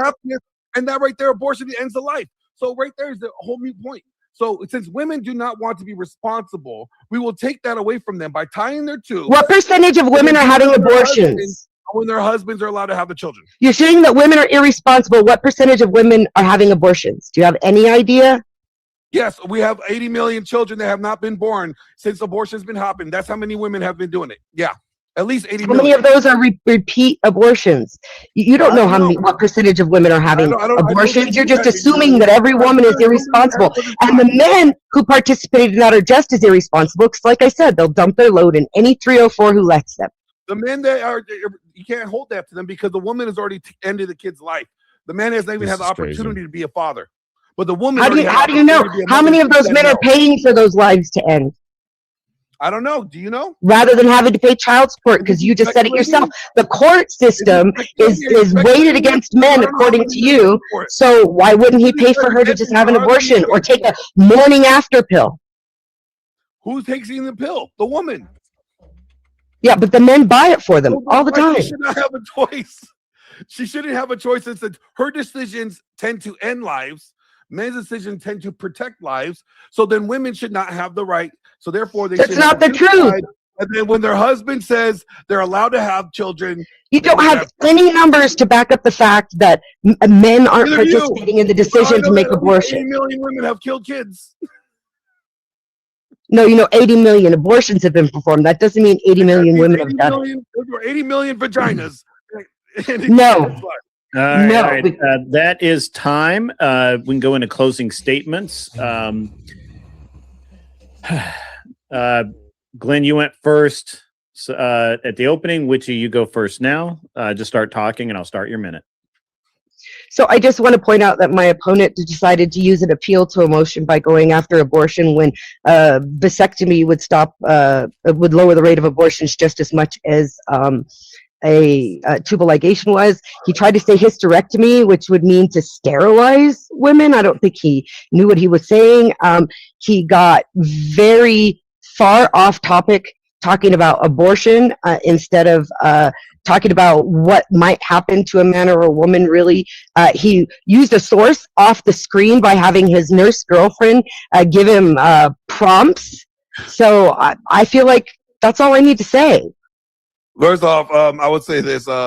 Arthodiah, although she's in my harem, she's not my nurse girlfriend. Okay, she's just part of my harem.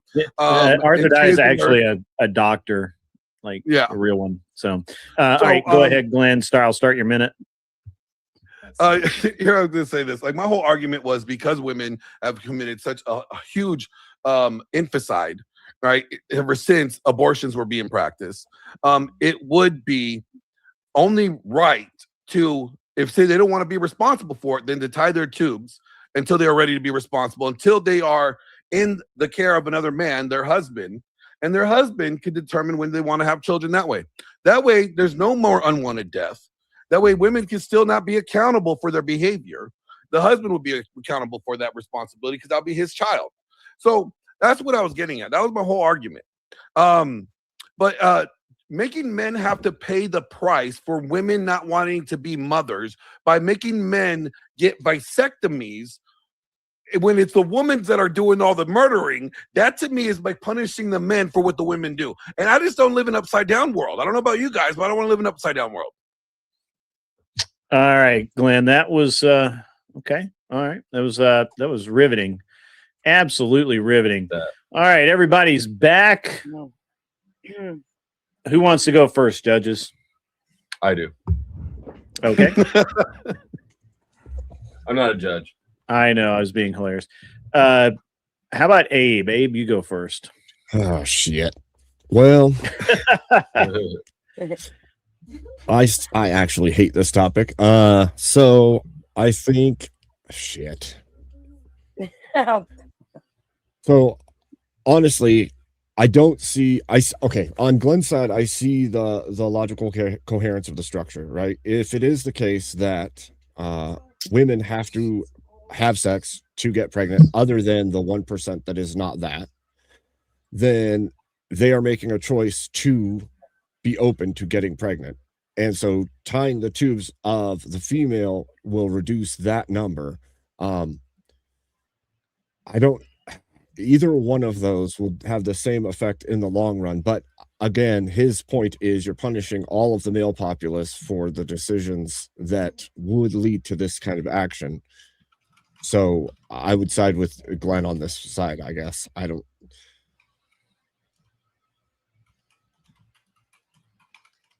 Okay. All right, Tyler, give us some wisdom, my man. You're muted. You're muted, bro. Sorry, I double muted. First and foremost, Witchy came out. I've never seen you debate before. Came out of left field. This was much, much closer than I thought it was going to be.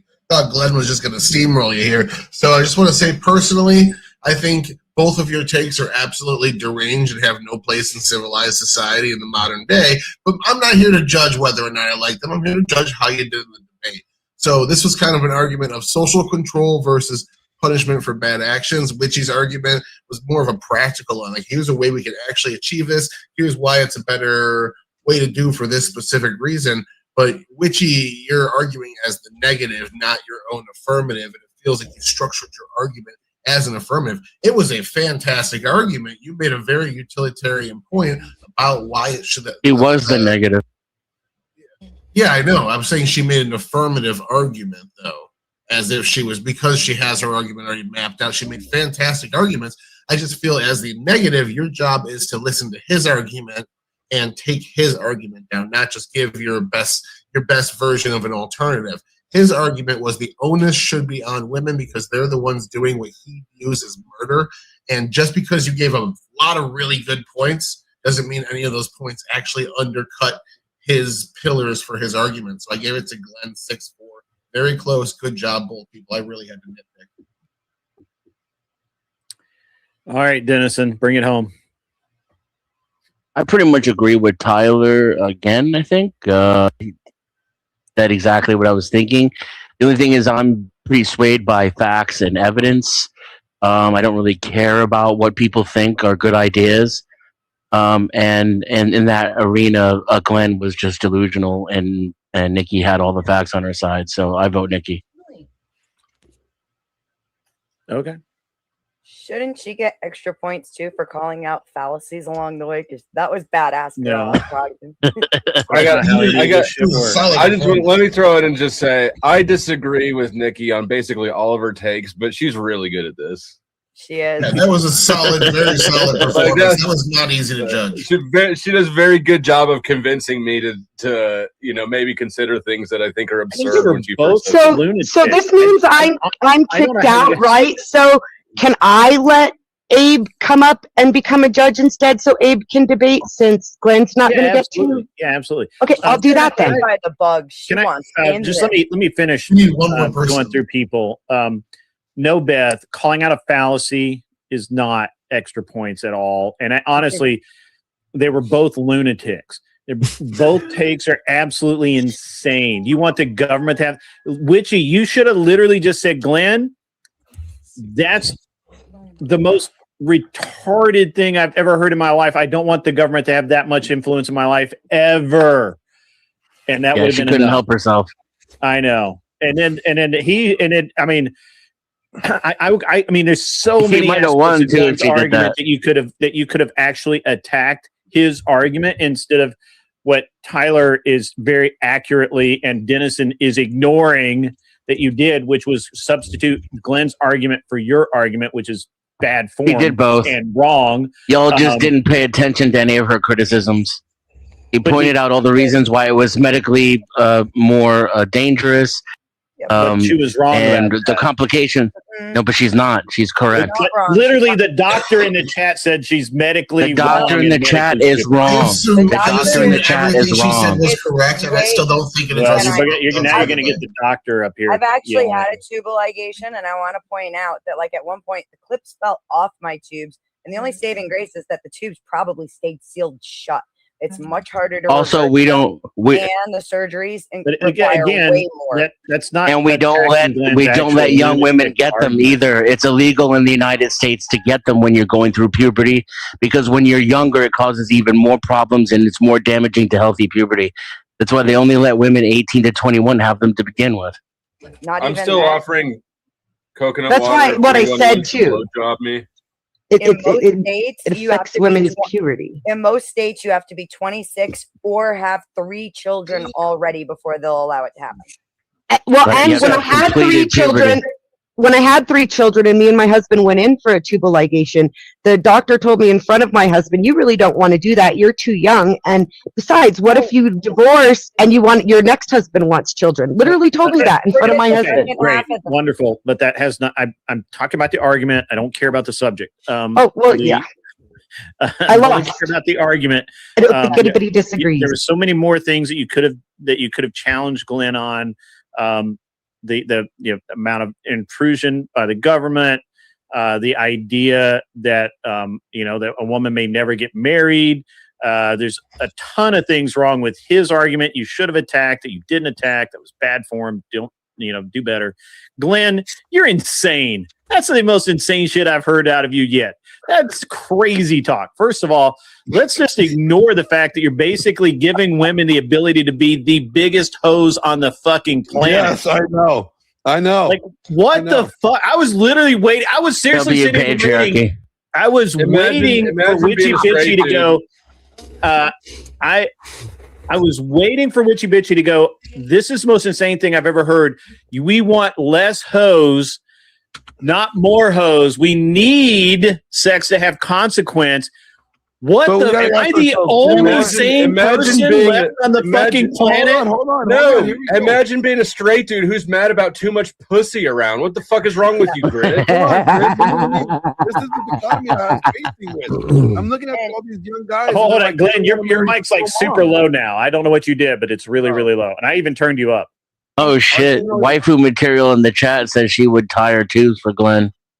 And you gotta remember, those eggs are always there. What creates the pregnancy is sperm, and most men in the United States have like a 3-date rule, and then they expect you to put out. It's fucking like, I mean, come on. How many dates, Glenn, before a woman's got to put out? How many? I mean, it's a sliding scale. It's a sliding scale. It's a sliding scale. You know what I'm saying? It's just, So you're saying it depends on where you took her out to and how much it cost, right? No, I'm No, saying not at all. whether or not I like her or not. Some chicks are easier than others. But here's the thing. This is Grid.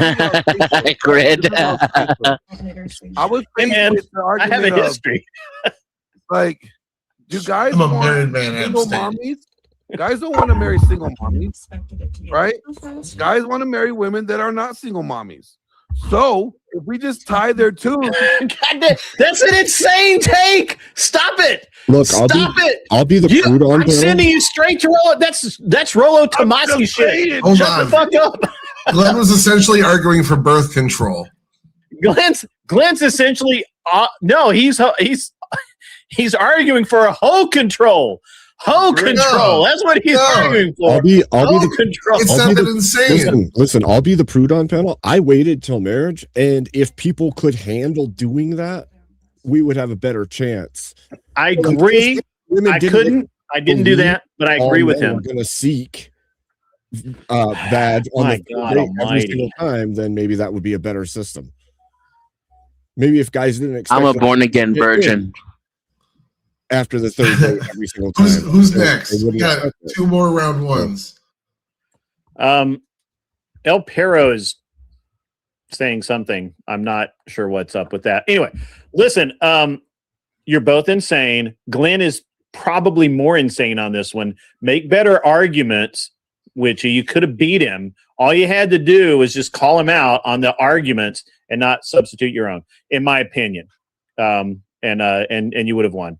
But yeah, certainly you can stay and be a judge, and we'll let Abe get a chance at that. Abe versus snappy, Tyler crisp on saving hundo. it for marriage. Woo! Abe versus Tyler on saving it Abe for versus marriage. Beth on saving it for marriage. Woo! Oh boy. Abe versus Dusty. Okay. I can make some We need arguments. one more I head. can make some arguments for this. One I more? can do it. Well, hold on. We need one more head so that we have 8 people. That way, 4 winners will move up to 2. Head winners. We'll does have a not higher- count. Head is not. You can get head. One and more, still save it for one more marriage. individual streamer to come. Are on you in. asking for coconuts? We Are you want? do we need, yeah, I think it was a good. I think it was an entertaining debate, Ghost. I wouldn't say it's good. There's no good there. It's all bad. All bad. Ghost It was Ghost knows what I'm talking about. Entertaining. Ghost is on It my was side. entertaining though, but it was all bad. Entertaining. It was entertaining. It was all bad though. Bad. Glenn, oh my God. Yes. What? I see what he's saying. There's three debaters left, so we need one more. Yeah, I need see one what he's more saying. debater. Somebody go get me a debate. Where is Wicked Wally? Does Did he? anybody in my chat want to join in and debate? Join the debate late. Let me know. Here, I'll just drop. the Yeah, link this to is the last. We need one more, and then we're locking it down so we can get to that. We need a winner. Got to get to a winner. Winner. Winner chicken dinner. I think I'm already 2-0. I'm 2-0. Yeah, but you Johnny and Dad. Dusty fucked around. Johnny, you want to jump in this? Hush up! I got your coconut water right here, big boy. He won the forced tubal ligation debate. What a beast! Yeah, Dusty, you're probably debating Arrow, whoever you it bring could have been. in, You so. could have been mentioned as an at everyone. It may not have been that she may not have mentioned you by name. I have all that shit turned off.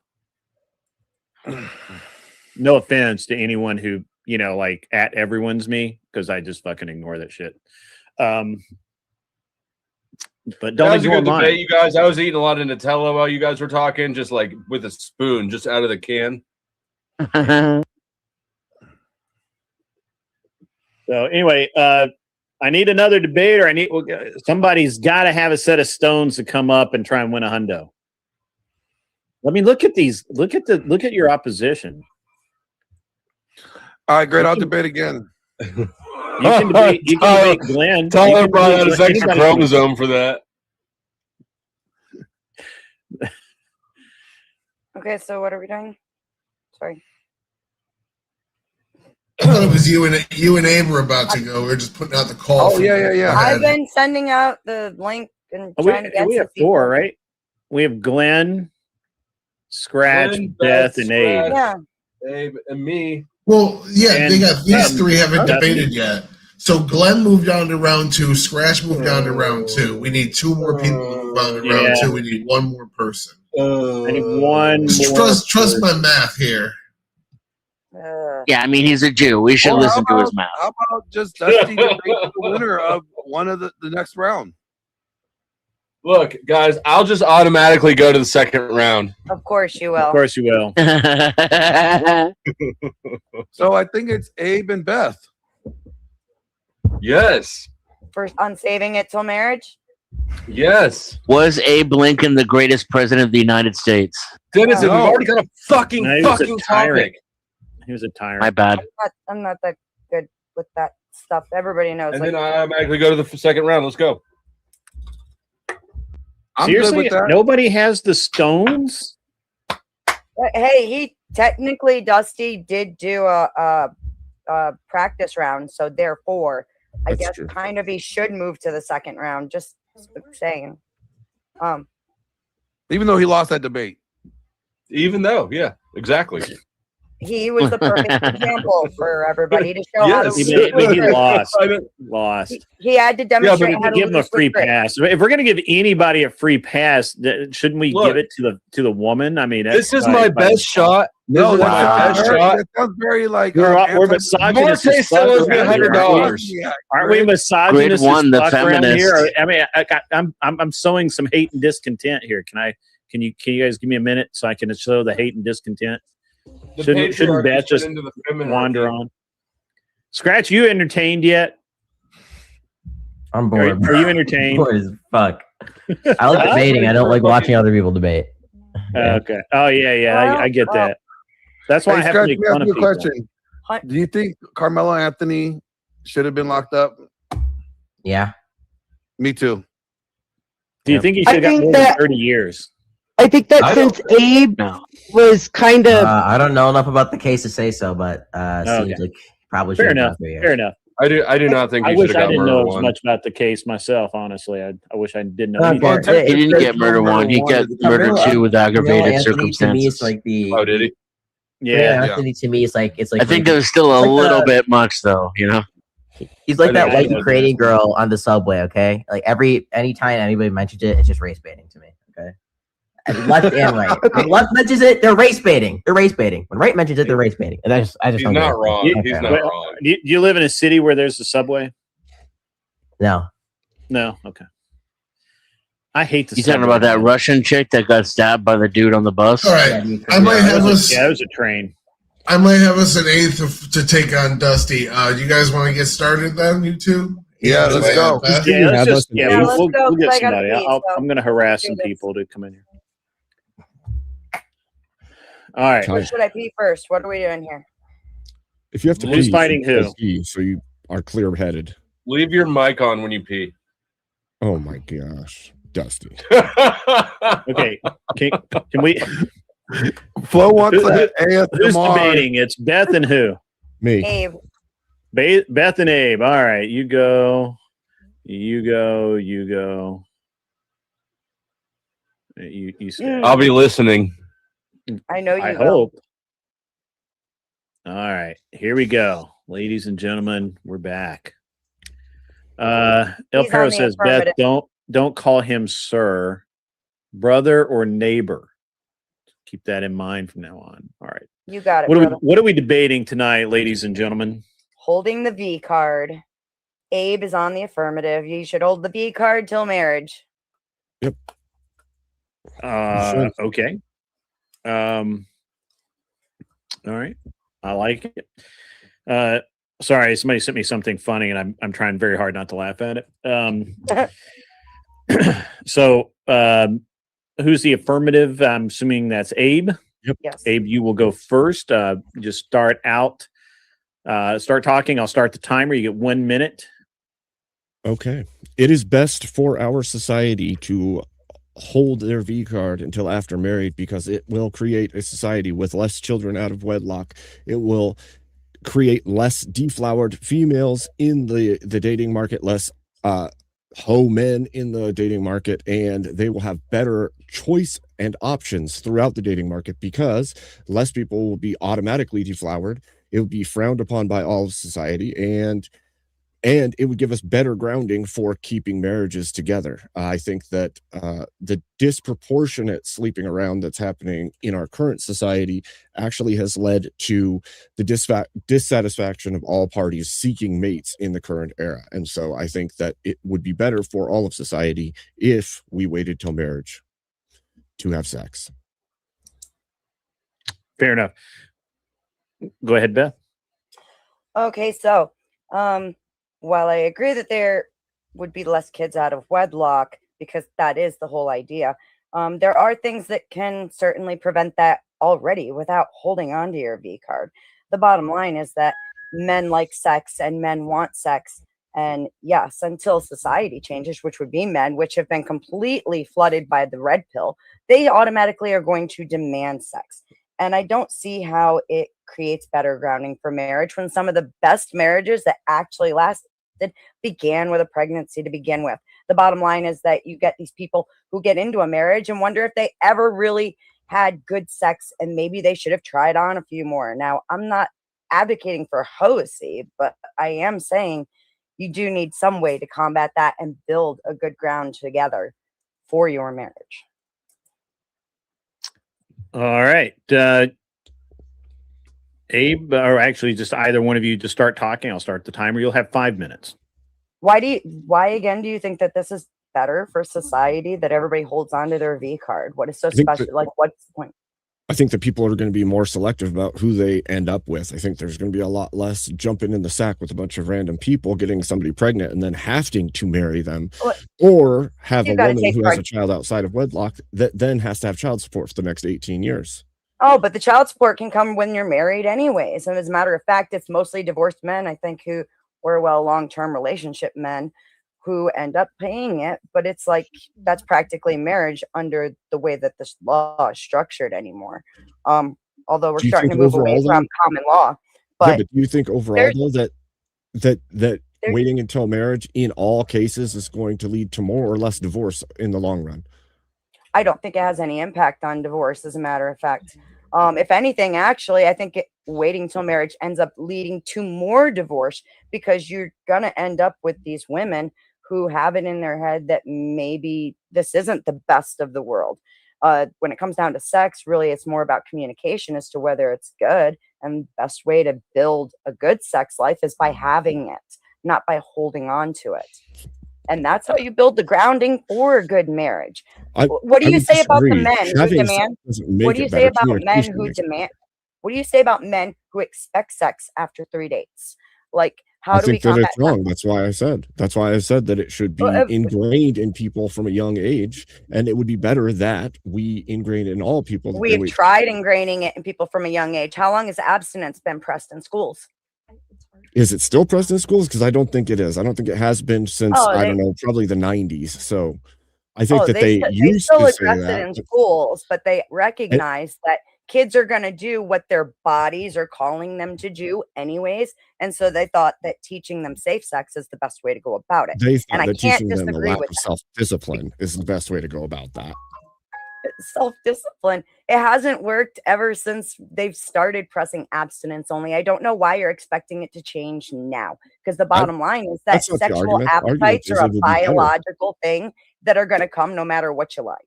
Yes, but it would still be better for society if we had a system by which everybody waited till marriage. I honestly believe that you so then with sex ed, so then you're saying sex ed should become how to masturbate. No. All of that is irrelevant, because you get people who are married who are cheating on one another, creating kids that end up out of wedlock. You'd rather have them sleep around than masturbate? You'd rather have them sleep around than masturbate? No, I'm not saying that at all. What I'm talking about is reality rather than preference. Because the bottom line is that the body gives those urges for a reason. The body gives those urges for a reason. Why aren't we focusing on making sure that people are building some sort of bond where they do get married directly out of high school? Or why aren't we letting them get married? Well, this is part of it. I think that men, if they knew that they couldn't have sex with a woman until they married her, are going to actually try to win women over that are worth winning over, which means that they'll have to hold on to having sex with a bunch of different women, and they'll have to build something of themselves so that they can get a woman that they find attractive in their life in the long run. And I absolutely agree with the sentiment. And I think it's a beautiful thing. And I would love to push that. However, the bottom line is that you're going to have to expect animals to do what nature that God has given them causes them to do. Okay. God's first commandment was go forth and multiply. Your body tells you when you're ready for sex. It's just, and maybe not emotionally and mentally, but the bottom line is we've tried to stop kids from having sex. They're still doing it. So unless you're offering something better than what abstinence only was teaching, then really, seriously, I don't understand why what makes mankind the apex predator is our ability to suppress baser instincts and plan for the future. Really, has that worked so far? We're the apex predator. We have conquered the whole of the earth. We have traveled everywhere. That has nothing to do with sex. That happened shouldn't it? It happened because of sex. Not to mention, we're also in a birth rate crisis. We need more people to begin with. Beth, in children, we know that children who are going to be the most successful have the ability to delay gratification. And if we could teach delayed gratification to children early and continue that self-discipline into their teen years, then we wouldn't have the mass epidemic of abortion. So are you just gonna encourage them to do nothing but titty fuck their girlfriends? No, I'm going to teach them to not focus on sexual interactions. What you're okay, totally debaters, that is time. So we'll move into closings. Beth, you go first. Look, I can agree that I would love, in a perfect world, everybody would wait for marriage and have one partner. But the bottom line is that human beings are not actually monogamous creatures, and our bodies create or have their own urges, which God gave us for a reason, and that is because we're supposed to go forth and multiply. Holding on to your V card till you're married, I think that it ends up creating people who question a lot about the relationship that they have with their spouse as to if they should have tried more or if this actually is the greatest thing or whatever. And it can actually do more damage than having sex with a boyfriend or two while you're in high school. If people haven't been able to suppress that urge yet, I don't think they're going to start tomorrow. That's all I'm saying. And then this is what happens. Like I could put all right. Abe. Okay, so I think that while Beth is correct that there is a natural urge to seek sexual interactions, we have done a pretty poor job in the current era of allowing culture to dictate how and when and why that should happen. If it was the case that we did a better job of tending our culture and keeping people on a straight and narrow with purposes outside of sexual interactions and dating and the opposite sex at all times, we would have a chance of actually building something where people did build and seek purpose in life prior to sexual interactions with the opposite sex. And you would have a stronger, more built up foundation before you end up with children. And I think that that would solve a shitload of the problems in our current world, honestly. All right, excellent, gentlemen and lady. Let's get everybody back up here. Who is going first, judges? I can go first. Can't hear you, Tyler. Oh, I was just raising my hand. Damn. Okay. Go for it, brother. Okay. So Beth, again, just bullying the argument here, like completely smacking Abe around. The results you were arguing, like you had three arguments you were using just to take all of his points and throw them into a bucket that you wanted them to be in. The results you're saying, you're trying to prevent here actually gets worse if we do what you say. This is irrelevant. The problems that exist that you're pointing out in my system also exist in your system. These are all good ways to smack. Wrong is though where it's needed. Did somebody drop? I think Glenn thinks he's muted. I don't know. Or no, I was there. Wait. I'm not sure, but anywho, so the animalistic argument you made was pretty damn good too. I really liked a lot of Beth's points, but Abe's argument was an ought claim. It wasn't a practical argument. it was, I never heard an argument from Beth besides practical arguments. Like, we couldn't make this work in the short term. And she's absolutely right about those. I just don't feel like Abe's argument was sufficiently addressed as the ought claim. And the only time Beth actually went on it, she said it was beautiful, a great way to think of the world. I would necessarily agree with you, but it's just not practical. Now, Abe definitely could have made some more arguments as to why it could be practical. Like, look, all these benefits we get from teaching sex ed that you're bringing up, we can bring those over into my system and still teach them. But we can still push abstinence only and restraint. You agree with these things. And I just never heard a reason why abstinence only and restraint wasn't the better ought claim. And that's kind of why I have to lead with Abe, despite the fact that in that debate, Beth completely logged him. Abe 6-4. All right. Dennison. Again, I largely agree with our Israel enjoyer. Pretty much summed up the debate the way it went. The problem with Beth's arguments were that Abe wasn't arguing he was arguing ought, and Beth at one point conceded that his proposition would make a perfect world, and that's the end of the debate. Are judges allowed to question the debaters? Wait till Witchy gives hers, and then then we give feedback to the debaters. Okay, because I was going to say, I'm obviously not for Abe's position because I don't believe in marriage and I love blowjobs. So I was going to ask him if blowjobs are okay. But since I can't do that, I just have to be a fair judge and vote in favor of Abe. Beth did a great job arguing, but she conceded the point, and he stayed pretty hard on the facts.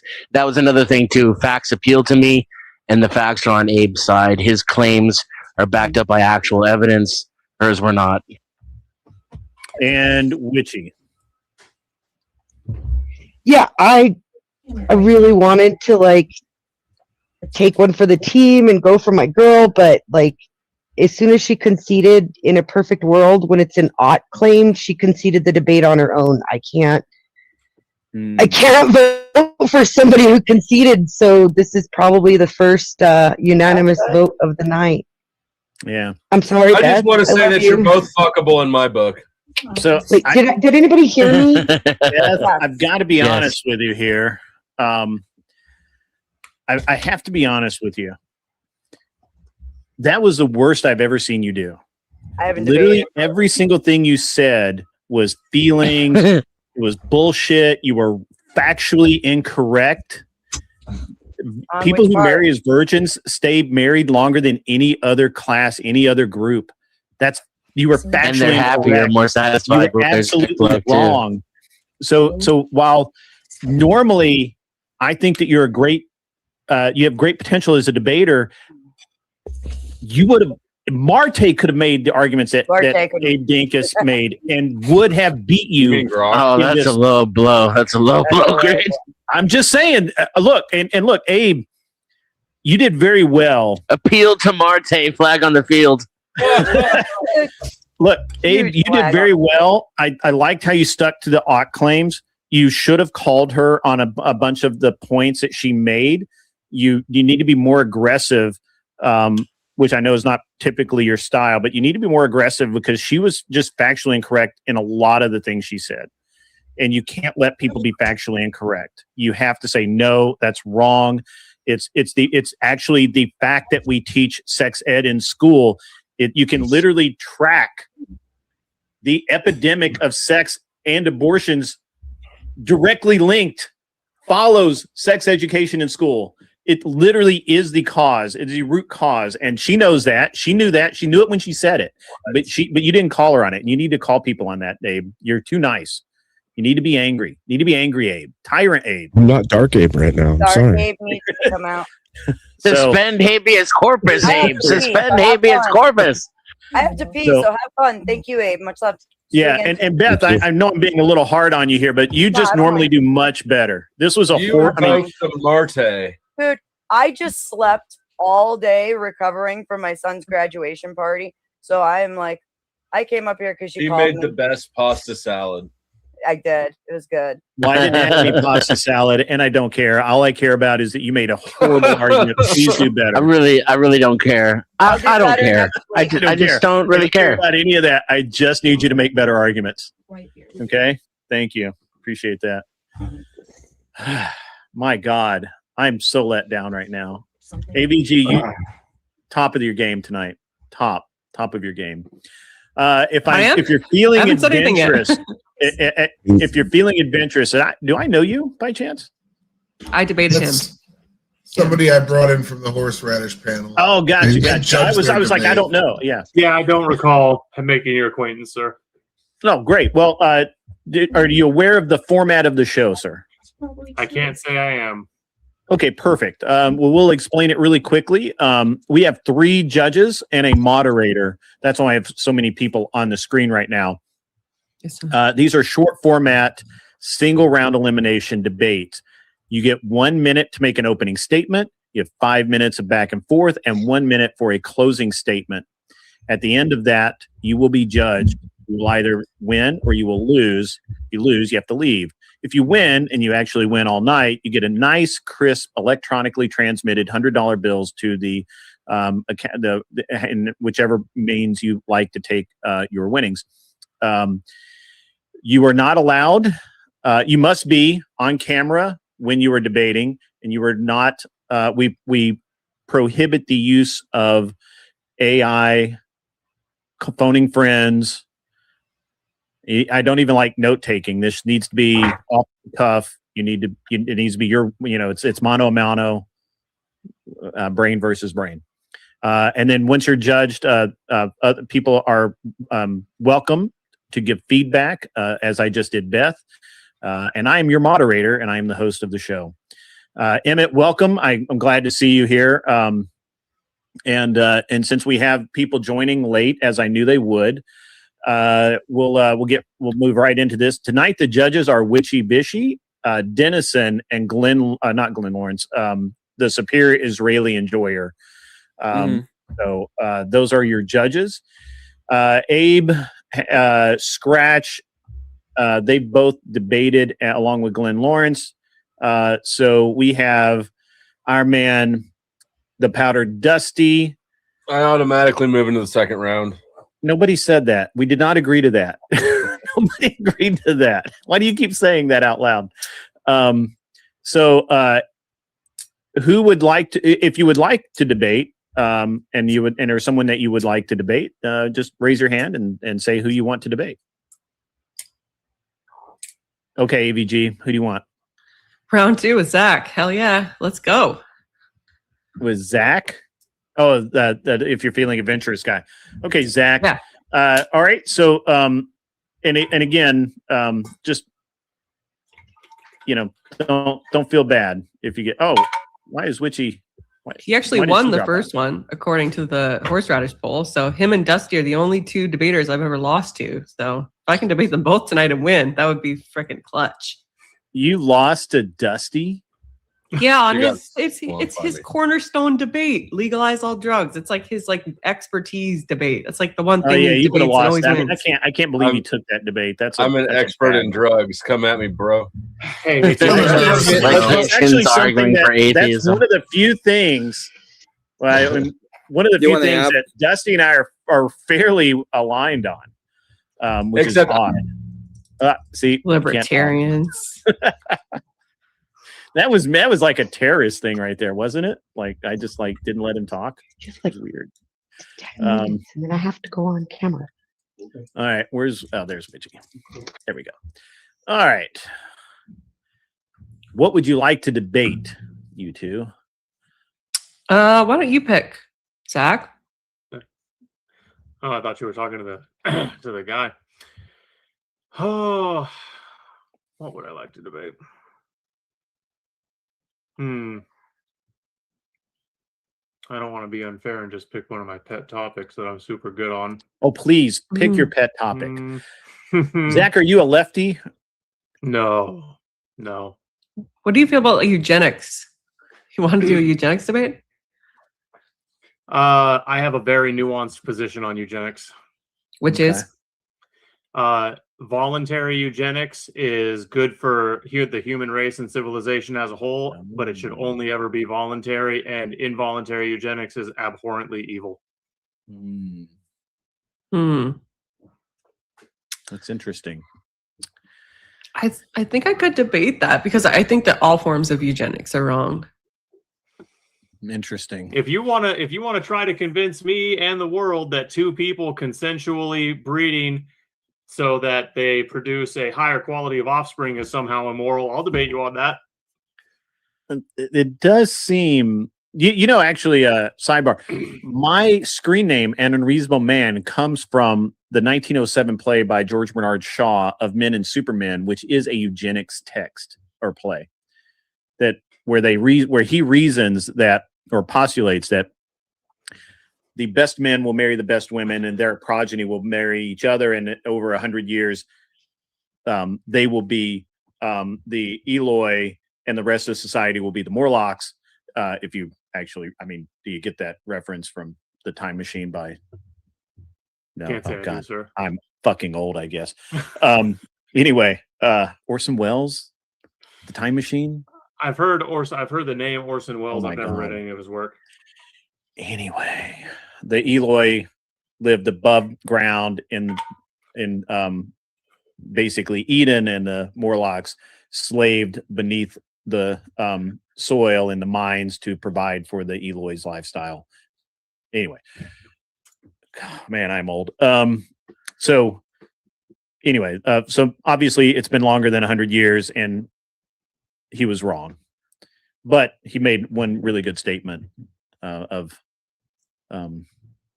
that all change must come from unreasonable men. That's why that's why my name is An Unreasonable Man. And I'm not a grandpa yet, you weirdo.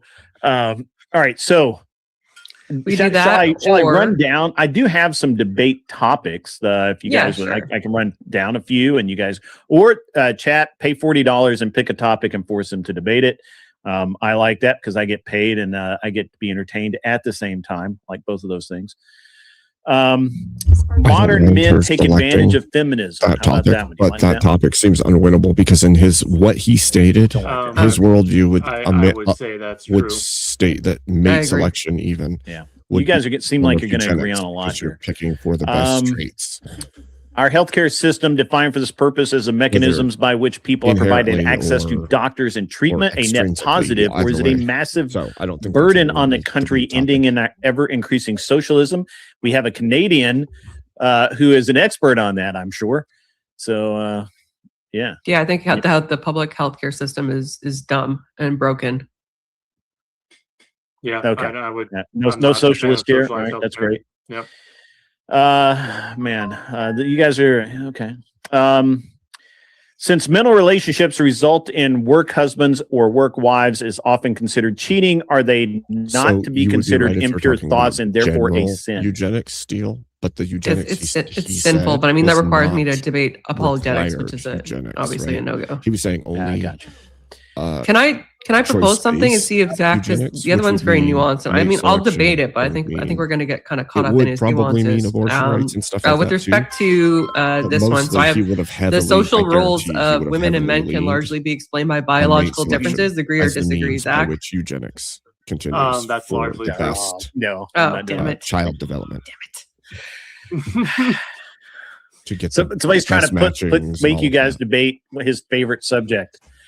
And by the way, easy for him to prove. What's his favorite subject? Should mandatory paternity tests you would know the genetic profile be required upon birth? Yes. Selecting as your mate, you would fall in love with them and get to see their all of these things. So I would have to 100%. think about that one to come out on a 100% rock solid. But that's the only debate Andrew Wilson and I have ever had. No kidding. He says yes, right? Oh yeah, he absolutely says yes. I agree. Yeah. So the debate is paternity tests should be 100% required. Mandatory. Yes. Mandatory.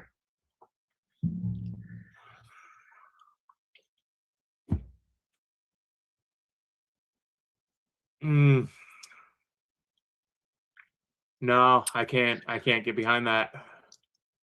Perfect. I can. Will you debate it? I'll debate that. All right, let's go.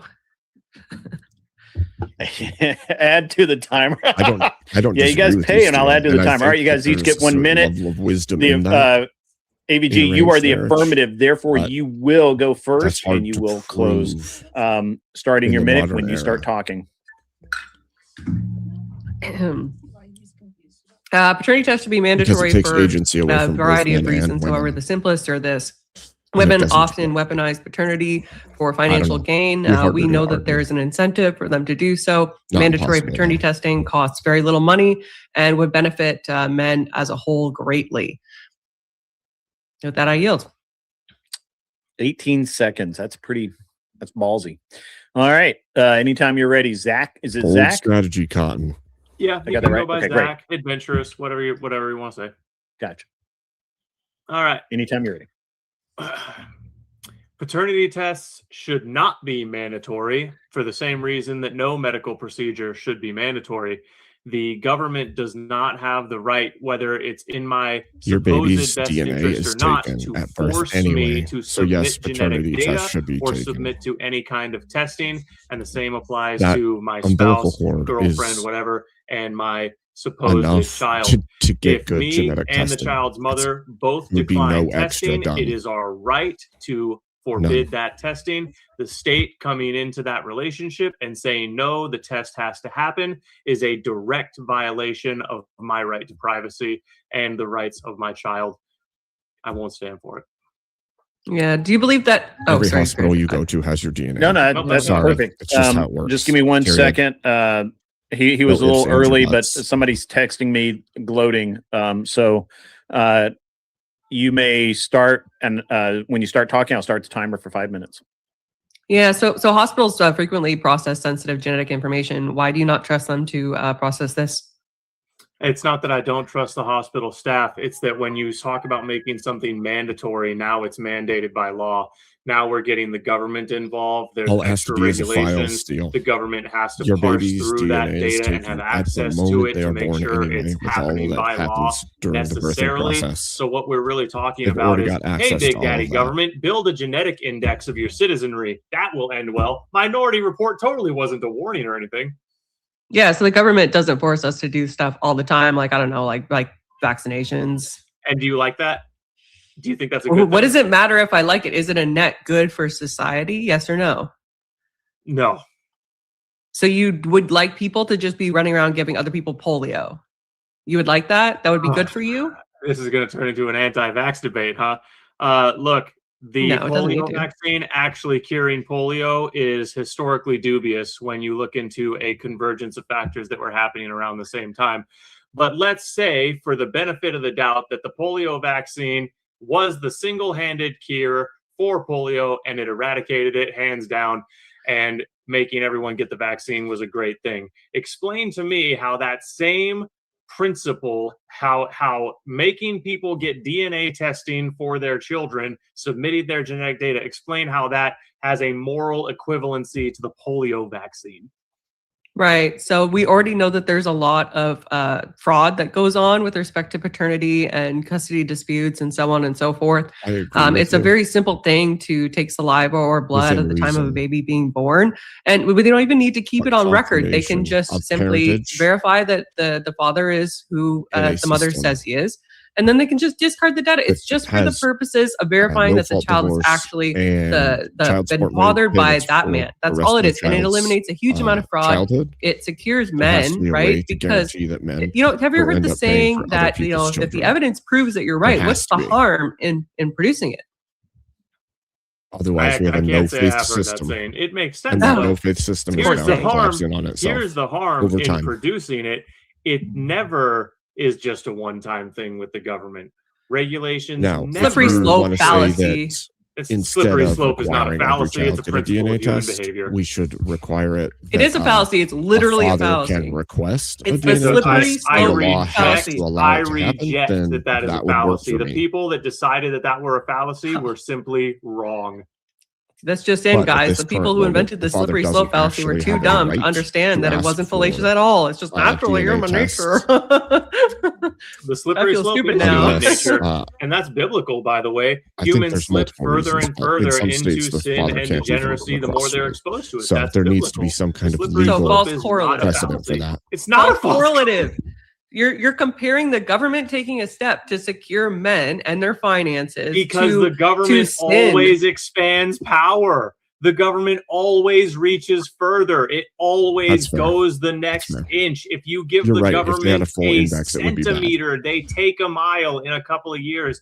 That's what they always do. It's not a fallacy if it keeps happening. Okay, so it's been demonstrated in other ways. So you think it's going to be the same here? I'll take that argument. Where exactly do you think it's going to go, Zach? Well, like I said, I think a genetic database of everyone is literally a couple of years after we mandate genetic testing. A database is the next thing. After that database, now we're going to start having death panels, just like they did to Charlie Gard in the UK. Oh, man, your kid is 70% likely to be born with this horrific deformity. We're just going to terminate the pregnancy now. I don't want to terminate my pregnancy. Yeah, but it's for the best of the gene pool, so we're going to do it too anyways. That's where it goes. It's always gone there. Canada is killing people with MAID. Norway is killing people. Denmark is killing people. This is just what governments do. You just get scalping. Okay, great. So in this case, it's 100% relevant. The government, right, takes our blood all the time. Have you ever gone for blood tests? What do you think that? Do you think they're storing that information? Okay, maybe it's different in Canada. The government does not take my blood. I have never submitted any data to the government except when I tried to join the military. Private companies who are only slightly more trustworthy, by the way, take my blood. Okay. Yeah, in Canada, it's the government that's providing the service. You go to a public health facility, and yes, they take your blood. And I'm assuming that they don't keep that. What use could they have for that information, Zach? What use could they possibly have for a blood test that determines whether or not a baby is fathered by a man? That's time, lady and gentlemen. AVG, that was a terrible point. Zach, you should have kept that last comment. Your Honor, AVG. Yeah. To close. Yes. Got it. So my opponent finished off with what they will do with that information. I think it's a great idea to answer that question. Yeah, 100%. She made his point. They will by build asking a database. that question. They will weed out the genetically weak. They will look for things they don't like. There's genes that alter your behavior. There's genes that alter your IQ. There's genes that make you more or less obedient. You think the government doesn't want the ability to tailor the citizenry to be more governable? I rest my case. Fair enough. Paige? He's 100% Great. right. So Sorry, my opponent's entire position rests on a slippery slope fallacy. Yes, a fallacy that somehow the government, because he hates the government, I get it, paranoia is a thing, is out to, in some kind of move, genetically alter the population into subservient twats. How are they going to do that through paternity testing? Are they just going to stop people from breeding? It's no logical sense in terms of where he thinks this is going to go. And he still can't provide any rationale for the other steps the government takes already without our wanting to have that done. This is just a fact of living in a society that is governed. This is just reality. This is not rocket science to understand. Sweater. Okay. Every nation. If you like it or don't like it, doesn't really matter unless you want to leave that society. You're fucked. And with that, I yield. All right. Well, let's bring back everybody and the swab. This is going to be pretty interesting. All right, so Great. I have to say I am the real winner because I wanted this debate, and I know you did. You know, it is the gayest thing that you continuously do. It is the dumbest argument ever. He does so many gay things. Hold on, I'll get into it. I'll get into it. Let me give me a minute. First, I will get into it. I promise. I know you want me to. I mean, it's the only debate that Andrew and I have ever had, and I got him to a stalemate. Go ahead. Who wants to go first of the judges? All right, go ahead, Israeli. We're Zionists over here, so I guess we let the Israeli go first.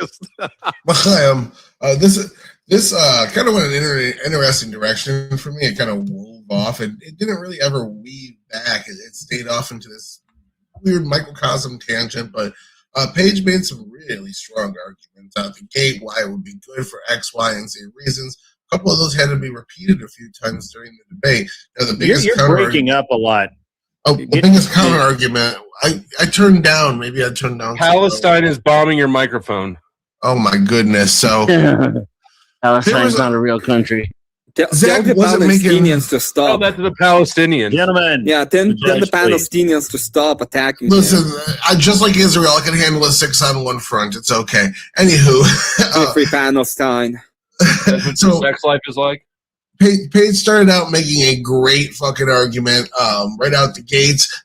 Zach actually made some really solid arguments, and he was starting to counter what she was saying, but we kind of got off on this weird tangent where it was fear-mongering, it was a slippery slope, and it was countered with a really good point. Like, we don't have to actually put that in the hands of the government. We can have the government form being signed off on by a doctor. The medical staff just does the testing, throws the data away, and then the government never actually gets a hold of your DNA, and it completely destroyed the slippery slope fallacy. But we kept hearing that same argument over and over right up until the end. Even in the closing, it was mentioned again.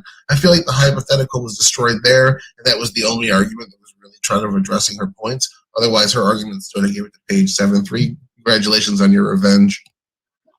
Thank you, sir. Go ahead, Dennison. So I finally get to disagree with our, resident scientist. He's been doing an excellent job judging these debates, and I think he has a decent take on this as well. I just happen to disagree entirely. The slippery slope fallacy is the fallacy when you call something a slippery slope when there's no evidence of it being a slippery slope. And in the case of the government using initial takes of power in order to take more power and more power and more power, and to keep a database of information against the will of the people that's giving the information. These are things that are called historical facts, not slippery slope fallacies. And I'm honestly on the side of mandatory paternity, but I'm sorry, I forgot the gentleman's name. He made such a good argument against it that Zach, I'm now convinced, and I vote in favor of Zach. Okay. Abe. Don't fuck this up, Abe. Wait, sorry,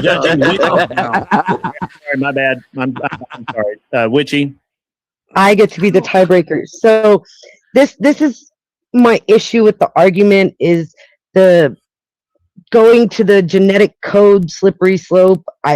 Paternity tests don't have to contain more than just the data for paternity. Like, it's going to cost a lot more money to go down this genetic testing that he implies would be happening more than just the paternity test. So I was had a hard time following that slippery slope. I think Paige needed to address it more.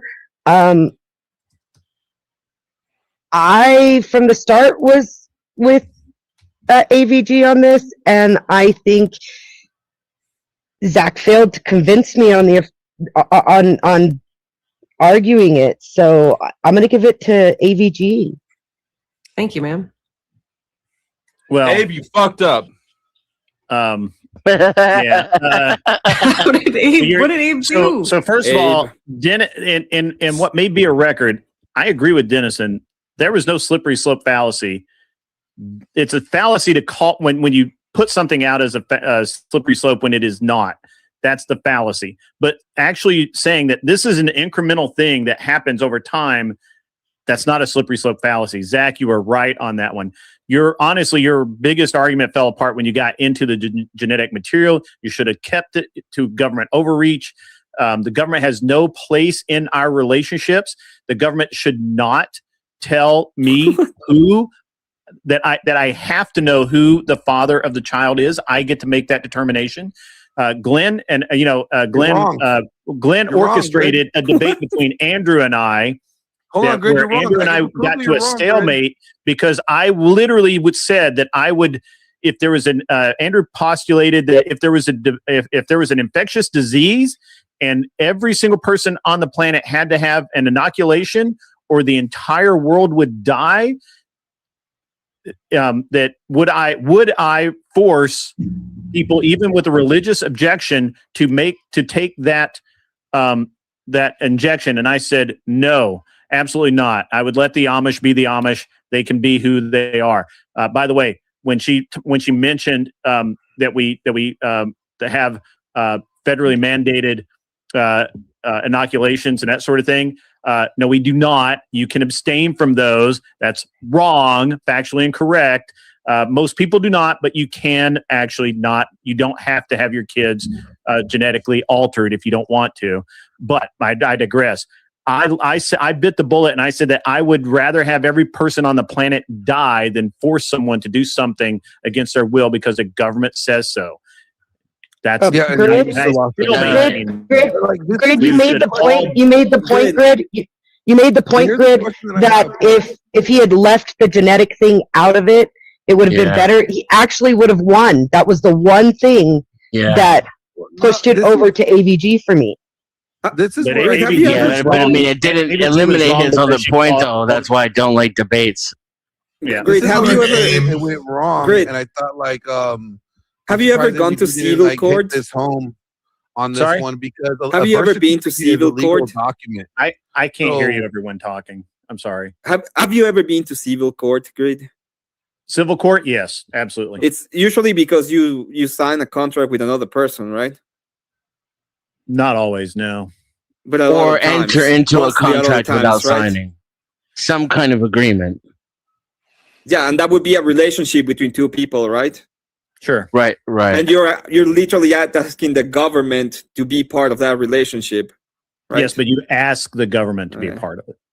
You're not Yeah, but mandated. well, I'm just saying that the government is involved in a bunch of relationships when it comes to people. That's the whole Because point you of the government. ask them to be. No, Because it's you not ask necessarily them. because you ask them. You can be sued. You can be it. sued in a relationship and not necessarily want to be sued. Ask Destiny about it. Well, here's the thing: like a birth certificate is a Me and legal Emmett document. about whether or not the government is a party to civil contracts. Well, hold on. Let me. The enforcer. Yeah, I they're would say just where the Abe would enforcer, have they're like not- hit home on is like the guy is the party signing of a it. birth certificate. A guy said to sign a birth certificate without knowing for sure that he's the father is committing potentially fraud. And the birth certificate is a legal document. So you're getting the law involved in it anyway. It's not fraud because blood paternity It's doesn't not matter. fraud because you didn't willingly fraud. know. You're saying that you're the child was father not either yours. way. That you can't commit You fraud are not- unknowingly. you're not No, to verifying commit whether or not- fraud, you have to knowingly commit fraud.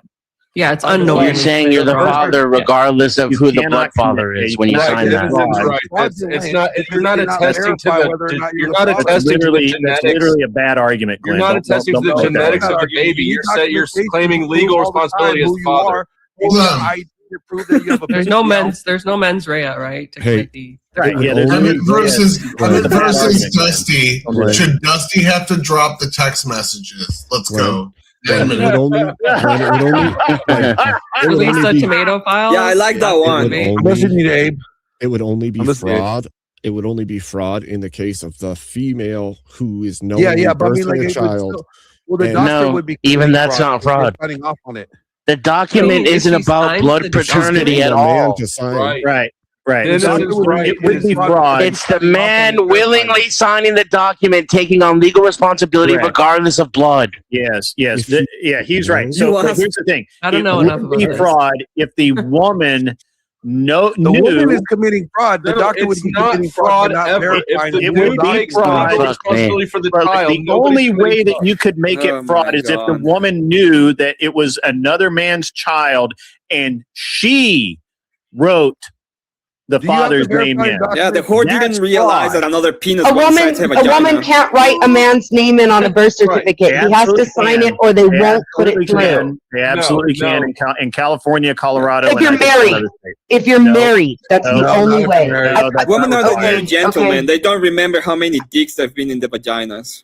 It's very Release funny. the tomato files. Yeah, now I'm saying I there's only like forgot. three. So I don't Glenn know. and There I was had a this dick argument inside of me that before. wasn't yours. Oh, I'm Glenn sorry. and I had this entire argument before, and I had to look it up. And he was right. And there's like 3 states, and I know California, Colorado, and one other where the woman up until recently could write in the father's name. The father didn't have to be there. She could just write in any dude's name, and that person was legally the father of that child, and it is considered fraud if she is found out and the guy makes a question of it. But that's only like 3 states. Like, it's not all 50 fucking states, and it's not federal. Okay. So, but I had to go look it up. Glenn made the claim and I didn't believe him, but I went and looked it up, and he is. Glenn was right. In 3 fucking states. Glenn was right. That's all I want to hear. Can I want to comment on the debate real quickly. Yeah. Again? Yeah. So there's something about the nuance of the debate that Glenn picked up on, and it shows that he has an insight into these things because the judges admitted to it. Zach made the argument the judges wanted to hear, and he did it sufficiently, but he added an argument that was also true, but that they didn't like, and he lost the debate because of it. That says everything you need to know about the nuance of debate. And then also, shout out to Grid for noticing that because he picked up on that and the judges admitted to it. Yeah. Well, I'm good at debate. I don't act like it, but I am. Zach, my man, I like you, bro. You can come back anytime, man. Come back. Well, I sincerely appreciate that, Every sir. Saturday night we do this. Come back next time and collect $100. You can win, I know. Drop your link. Oh, I appreciate you got that. a channel, man. Drop it. And my link is in my avatar here at Denizen-X. I'm banned on, suspended on Twitch right now because they don't like hearing true things. I'll drop you. Where can I drop it? It's not letting me drop it. Oh, it won't let you drop it. Drop it in the back Denizen's chat where it says private over there, and the mods will do it. There it is. My bad. Sorry about that. Yep. So there's my Twitter. You can find me all the other places by going there. Tell Zach he should sing Nickelback. He looks like Chad Photograph. Every time I do it makes me I was going more towards that's it. It's so red. And what the hell is on Joey's head? I'm trying to get this Nailed over, it. okay? Nailed I had to work it. today. I actually that was actually a really good debate, Zach. It's and I hated to throw you under the bus like that with Glenn's topic, because it's one that a lot of people with no actual insight would just say, yeah, absolutely, mandatory paternity test makes perfect sense. But when you think about it, I don't ever want the government that involved in my life. I fight really hard to have the government not involved in my life. And shame on you, Paige. Shame for wanting the government. Oh, Paige. Come on. Involved in your life. It's involved everywhere anyway. And it's only protecting force. Give the devil his due. There are good arguments for it. Preventing the fraud and ensuring the stability of the family unit is a very noble goal.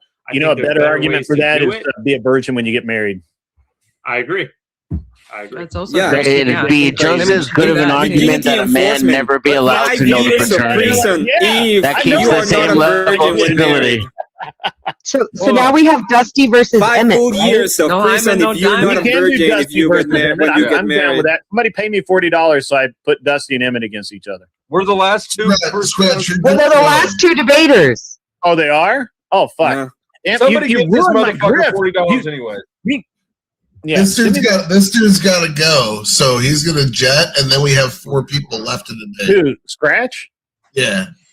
You got to go, Oh, man? we got to get Scratch He's to gotta debate work. soon. No, I don't have to go. I'm just tired. I had to work today, and so. You had to work. But we're 1 person up, so if you Y'all are want to drop, moving we too now slow have for 5. Scratch. Well, we'll move faster. Zach, unfortunately, you do have to drop off. Hang out in the chat and throw rocks at Paige. Do that. That sounds Thanks like for debating me again, Zach. I had a lot The of witch fun. is the witch is below. Making your acquaintance again. Sorry. If you're gonna throw rocks at people, throw it at the witch. Like we have one in the panel. What the fuck are we doing? Cast is up. I didn't see you there, buddy. I'm sorry.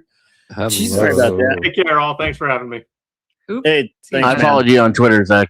Trippy cast. She said Who paid to put my name to this? I mean, I did play clarinet and flute, but I never went to band camp. Okay. Raging Patriot. paid for that. Oh my gosh. He's the only one that actually has. I didn't go to band camp, actually. I was just in the band.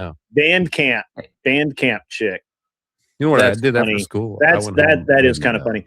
All right, so it's going to be Emmett and Dusty, right? Trippy, is that your Glenn Lawrence hoodie?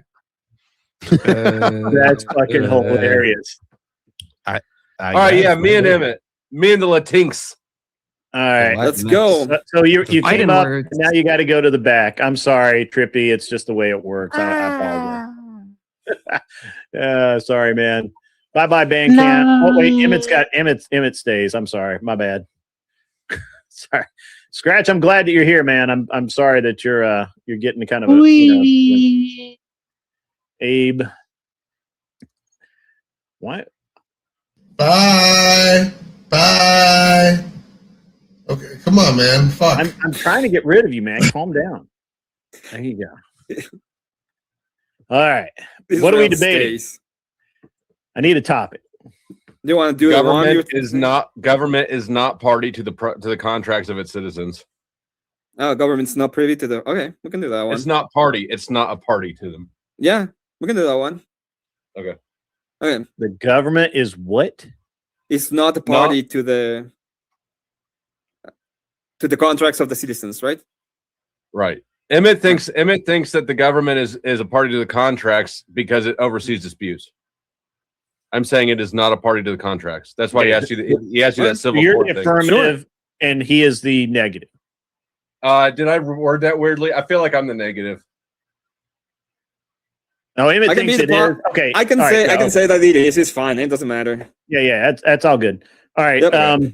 Look, guys, I want a nice, clean fight. No hitting below the belt. You know, you already started. Call me like teams. Keep those fallacies in your pocket. I'm gonna go after you. And let's have a nice, clean one here. All right, go ahead, Emmett. Start whenever.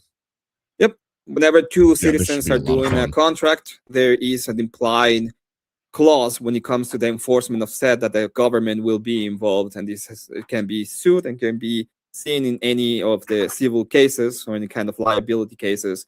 In fact, the whole point of having said contract is the enforcement part of it. Otherwise, why would you even have a contract? You just do whatever you want with the people around you. Thus, it is an implicit cause, as he said, is. It's not as ought, it's not as should, it's an is. As of right now, the government is a party simply because they are the enforcement and they are being called upon in case that the contract is not fulfilled. And with that, I'm done. Thank you. Wow, that was really fast. Okay, go ahead. Yeah. The government is not a contract or a party to private citizens' contracts. It is an oversight mechanism if and only if things go wrong, and it is requested to come in and oversee the dissolvement of that contract. However, assuming the contract goes according to the rules set out therein, the government has no part in it and remains completely absent from the process. It is only when the stipulations in the contract are not upheld and that the two parties wish to dissolve the contract that the government oversees the dissolvement. That does not make it a party to it. It just oversees the liquidation of the contract. We can look at divorce court and the example. Did you hum at me? Mm-hmm.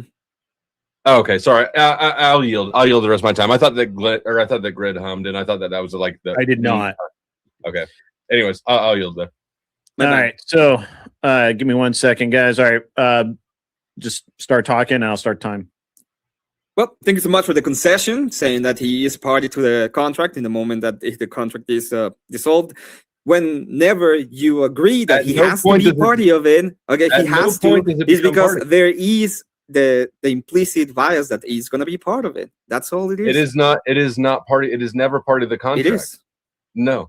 The moment the contract goes wrong in any way, what are you going to do about it? Look at divorce. Look at divorce. We can use divorce as a perfect example. Is the government getting married? In a marital contract, is the government getting married? In this case, listen, it's implicit. The point of it is if the government is implicit, if you get married? No. You're getting this wrong. The party is they are the enforcement arm, right? So you get married to the other person, but in case something happens and there is a divorce, who are you going to call? They're not a party to the contract. Who are you going to call? They're the oversight institution. That's not a party to the contract. Who are you going to call? You don't marry the government. You don't marry the government. I'm just asking you, who are you going to call? Ghostbusters. If something happens. Who are you going to call? Oh, well, whenever I need to, the moment I will get divorced, I will go ahead and call the judge and tell him, get this bitch out of the house because I don't want her anymore. And that's exactly what's going to happen. We're going to go ahead and call them. I've been divorced, so let me explain how this works to you. I married my ex-wife, right? The marital contract is between the two people. Then, when the marital contract, when we were ending the marital contract because it did not work the way that it was stipulated to, then we invited the government in, not as a party. At no point did the government become my wife or her husband. At any point, the government oversaw the liquidation. That's all it did. It was not. Was there a judge ever involved in overseeing the liquidation? Was there a judge? Yes, there was. Were there laws involved? Was there loss involved? Yeah, you had to hire a lawyer. I lost a 94 Honda Accord.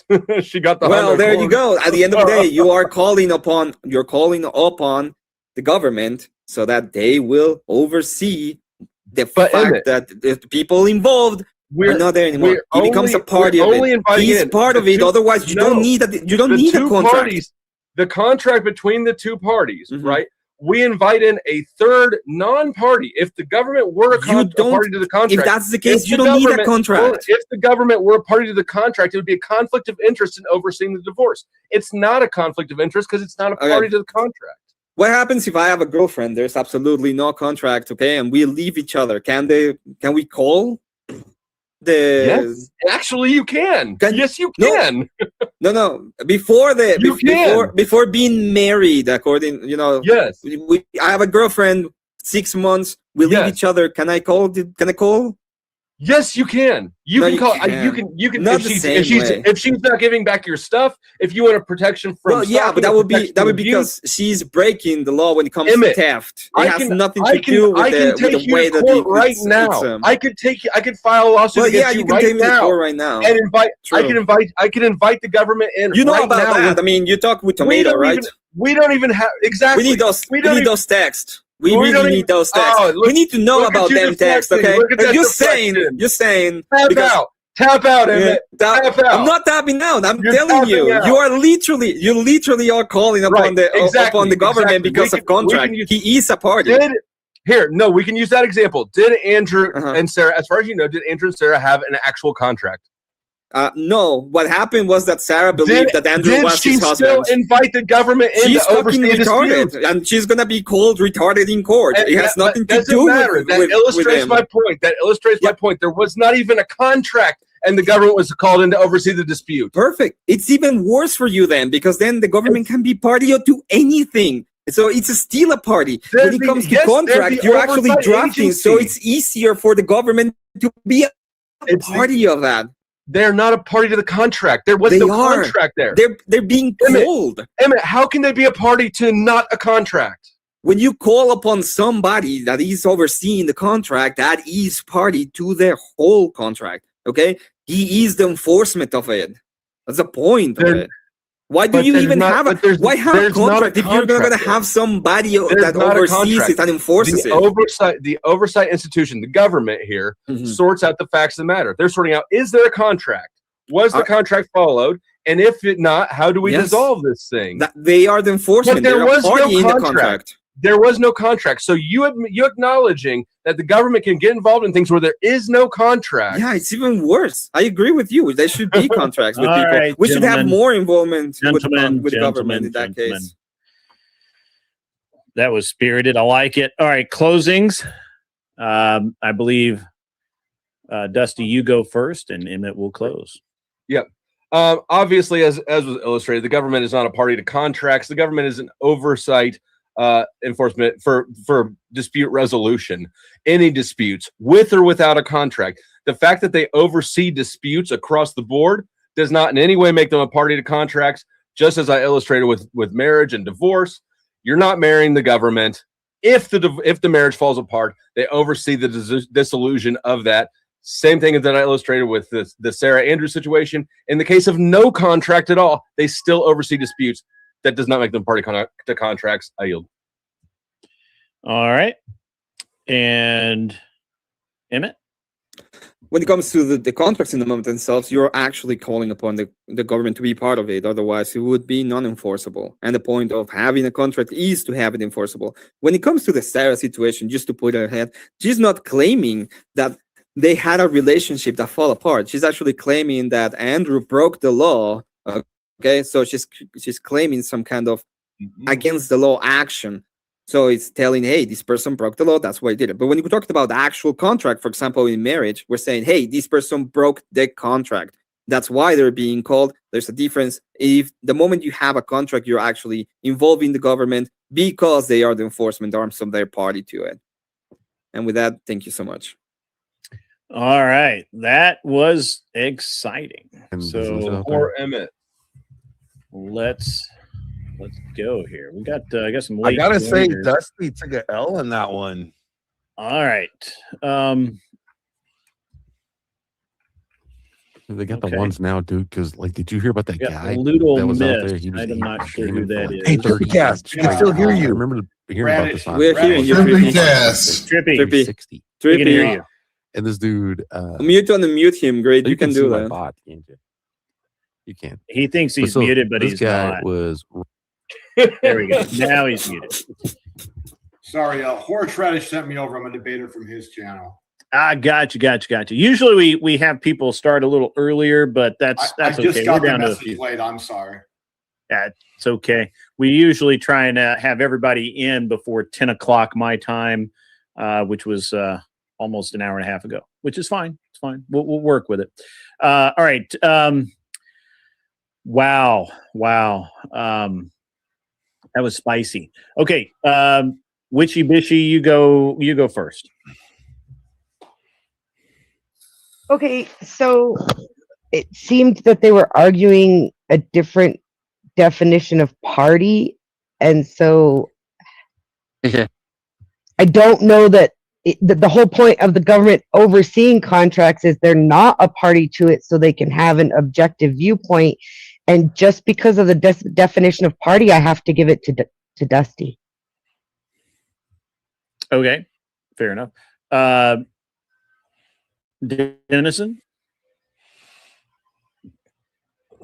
I'd like to declare a winner, but at this point, I think the debate is whether or not my headache is a breach of contract or if the government is a party in it.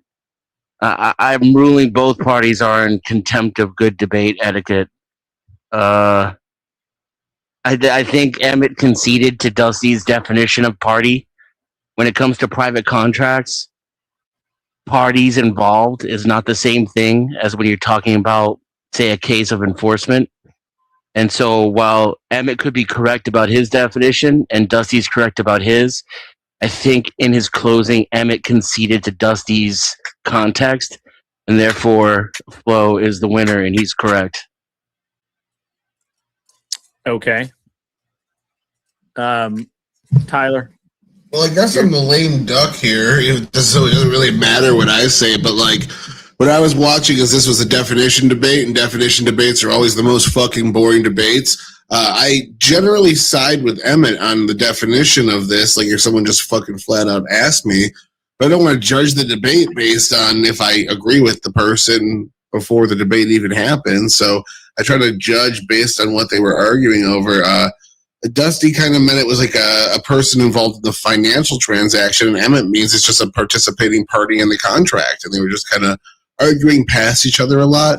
I feel like the example, so I was kind of judging who was using the best arguments, who was defending themselves the best, essentially. I feel like Dusty really was proud of an argument where he kept saying that because government enforces different types of laws like tort law and criminal law, that means that their role doesn't make them part of the contract because they're enforcing other things elsewhere.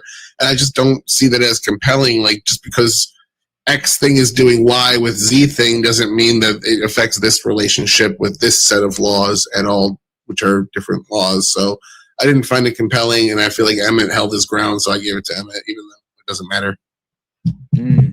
Facts and reality are not compelling. Okay.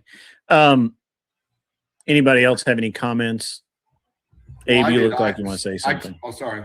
You sure? Okay. Anyone? Oh, go ahead, Glenn.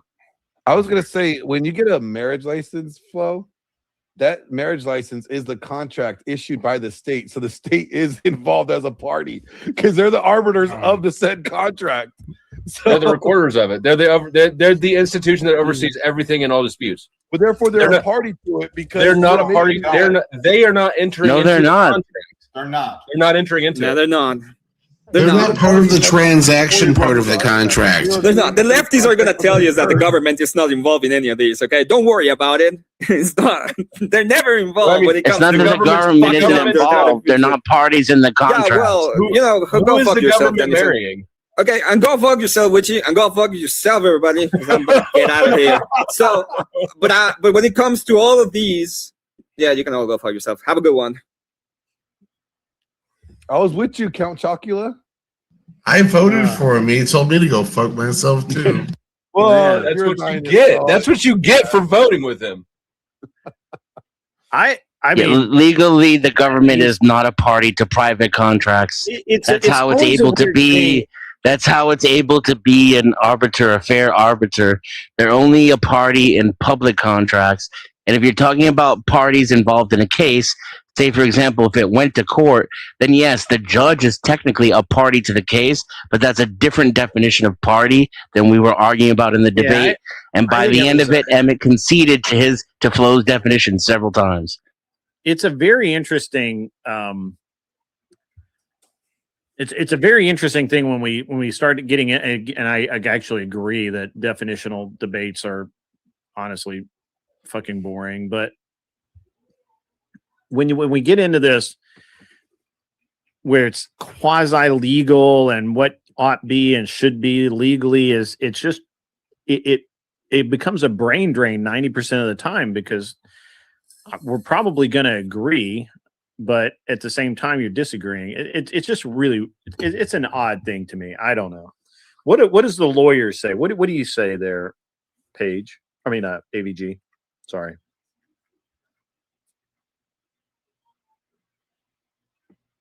You're well said. Well, that's a well thought out argument. Yeah. You. I wish all women talked like that. Somebody turn your mic off. Paige gets more attractive by the minute. Why can't we hear her? What did you break? I wish I was cammed up right now so I could show off my sign language abilities.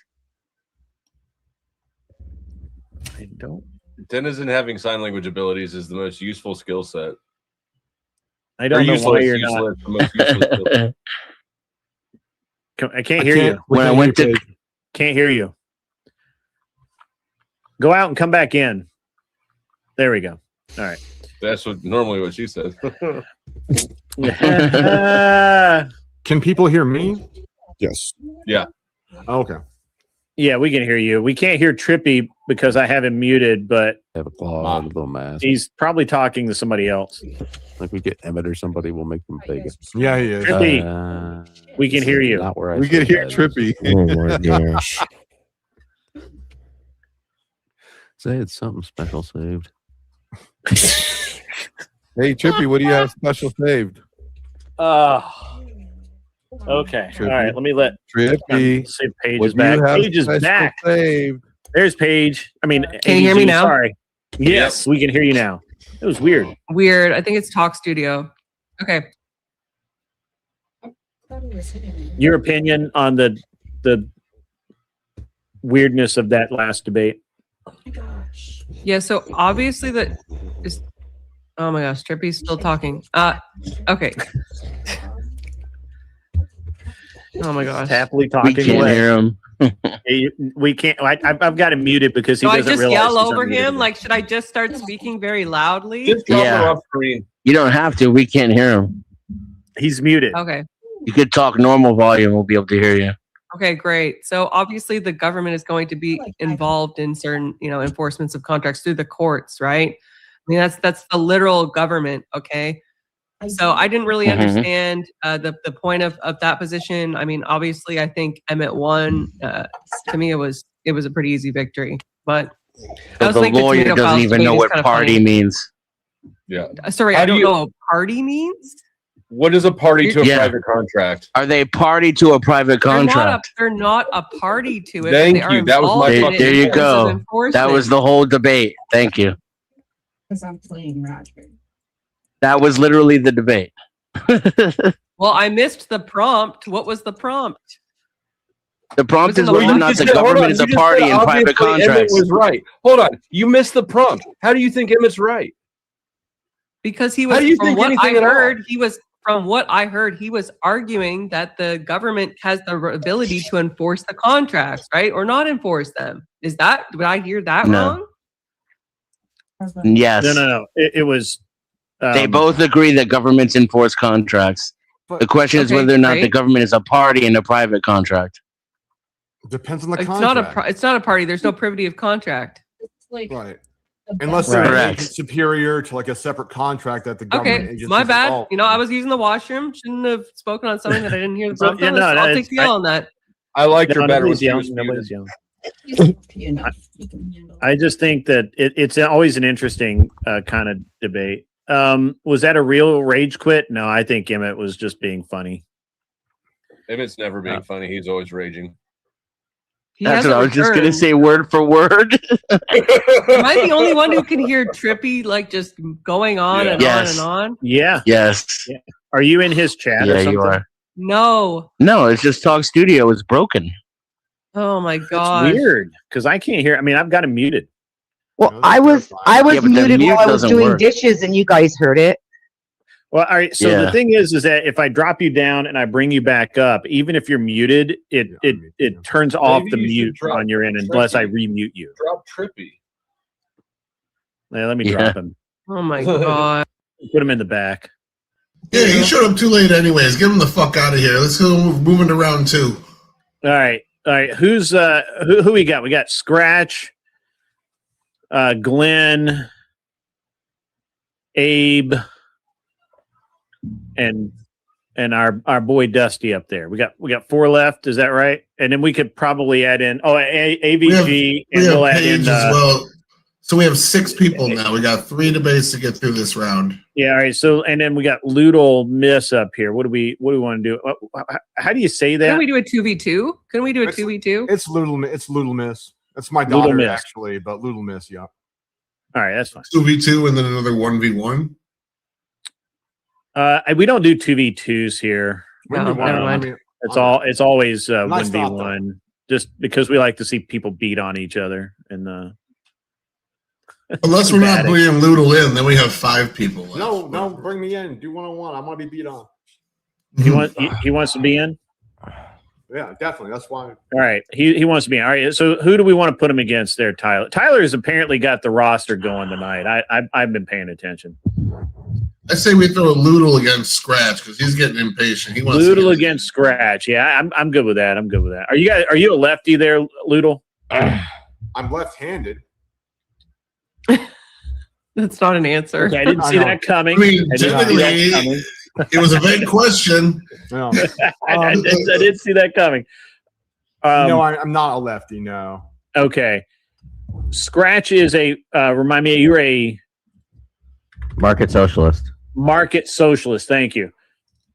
Could you want to debate a market socialist there, Loodle? Sure. Perfect. I don't have any Obvious. biases That's or awesome. prejudices. You guys can all go to the back now. Page bye. I don't know why I keep dick saying jokes. that. No dick and coconut jokes, Scratch. I wanted to debate. Here's a prompt. Okay, I wanted to debate. I believe that immigrants have rights under the Constitution. I don't know if Lou believes in that, including illegal immigrants, by the way. I mean, you've got to be more specific than that because they're like some Who's parts still they up do here? and some Chanel, parts yeah, they that don't. guy. So it's gotta be more specific than that. A specific right of a Say like specific visa holders have First Amendment rights, Fourth Amendment rights, Fifth Amendment rights, Sixth Amendment rights, and then legal immigrants have Fourth Amendment rights, Fifth Amendment rights, Sixth Amendment rights. So you're saying that? Let me try to get the prompt right though. You're saying that illegal immigrants have or should have the same rights as visa holders or permanent residents across the board? No. Are you saying that? Okay. So what are you saying then? Sorry. No, I just said like visa holders had like First Amendment, Fourth Amendment, Fifth Amendment, Sixth Amendment, illegal immigrants. Oh, and I don't know. Hold on. Let me just so I understand. Are you saying that illegal immigrants should have the same rights as American citizens under the Constitution? No, but that they have rights. That they have rights. Should have rights. What right? Yeah, what? Yeah, thank you. Right against reasonable search and seizure, right to due process. Well, those would be constitutional rights. Right. Yes, criminal and civil trials. Those would be constitutional rights. Right. So which rights should they not have? Maybe that's easy. What right not have? What? Yeah, what rights should they not have? That kind of amendment. Oh no, that's. Do we have the right to just like execute them on site? No. No? No. Why not? No. That wasn't one that you enumerated. Huh? You enumerated That's why you have the Ninth Amendment. Wait, I'll say that's why I have the Ninth Well, Amendment. you enumerate amendments, but what rights within those are you talking about? Because it bifurcates depending upon the status of the person. Well, I said right to against unreasonable search and seizure, Fourth Amendment, due process, Fifth. Thank you, Tyler. Big thank you to Tyler. Civil and criminal trials, Sixth and Fifth. Welcome in. Go Tyler. Unenumerated rights would be the Ninth. So I'm on murder. Grade One's debate show tonight. Okay, so hold on. They're trying to So you're figure saying out what visa debate they're holders, taking not right illegal now. immigrants. Thank you very much. I think visa Tyler, holders I and illegal appreciate immigrants it. have all of those. And illegal immigrants. Like and subscribe, Yes. ladies and gentlemen. Make sure you hit the like and subscribe. Welcome in, Raiders.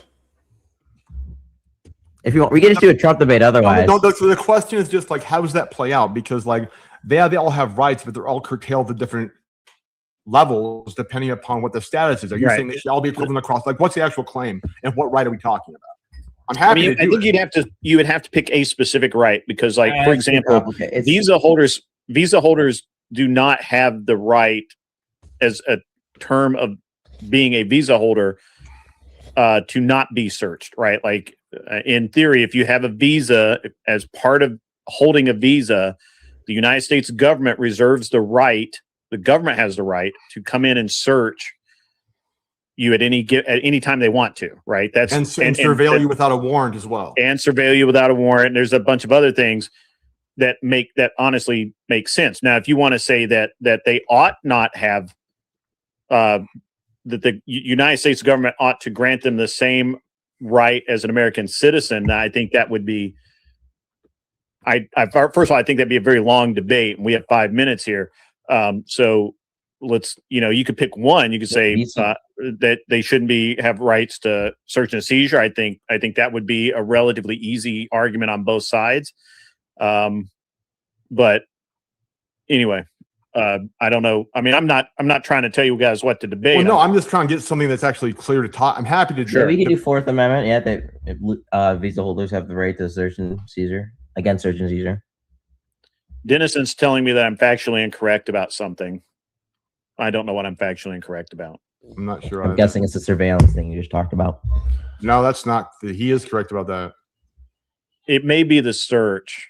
I don't know. Administrative warrant. Yeah. It would be a little weird for the Supreme Court to like give illegal immigrants the Fourth Amendment when it comes to like warrants entering homes and not the visa holders.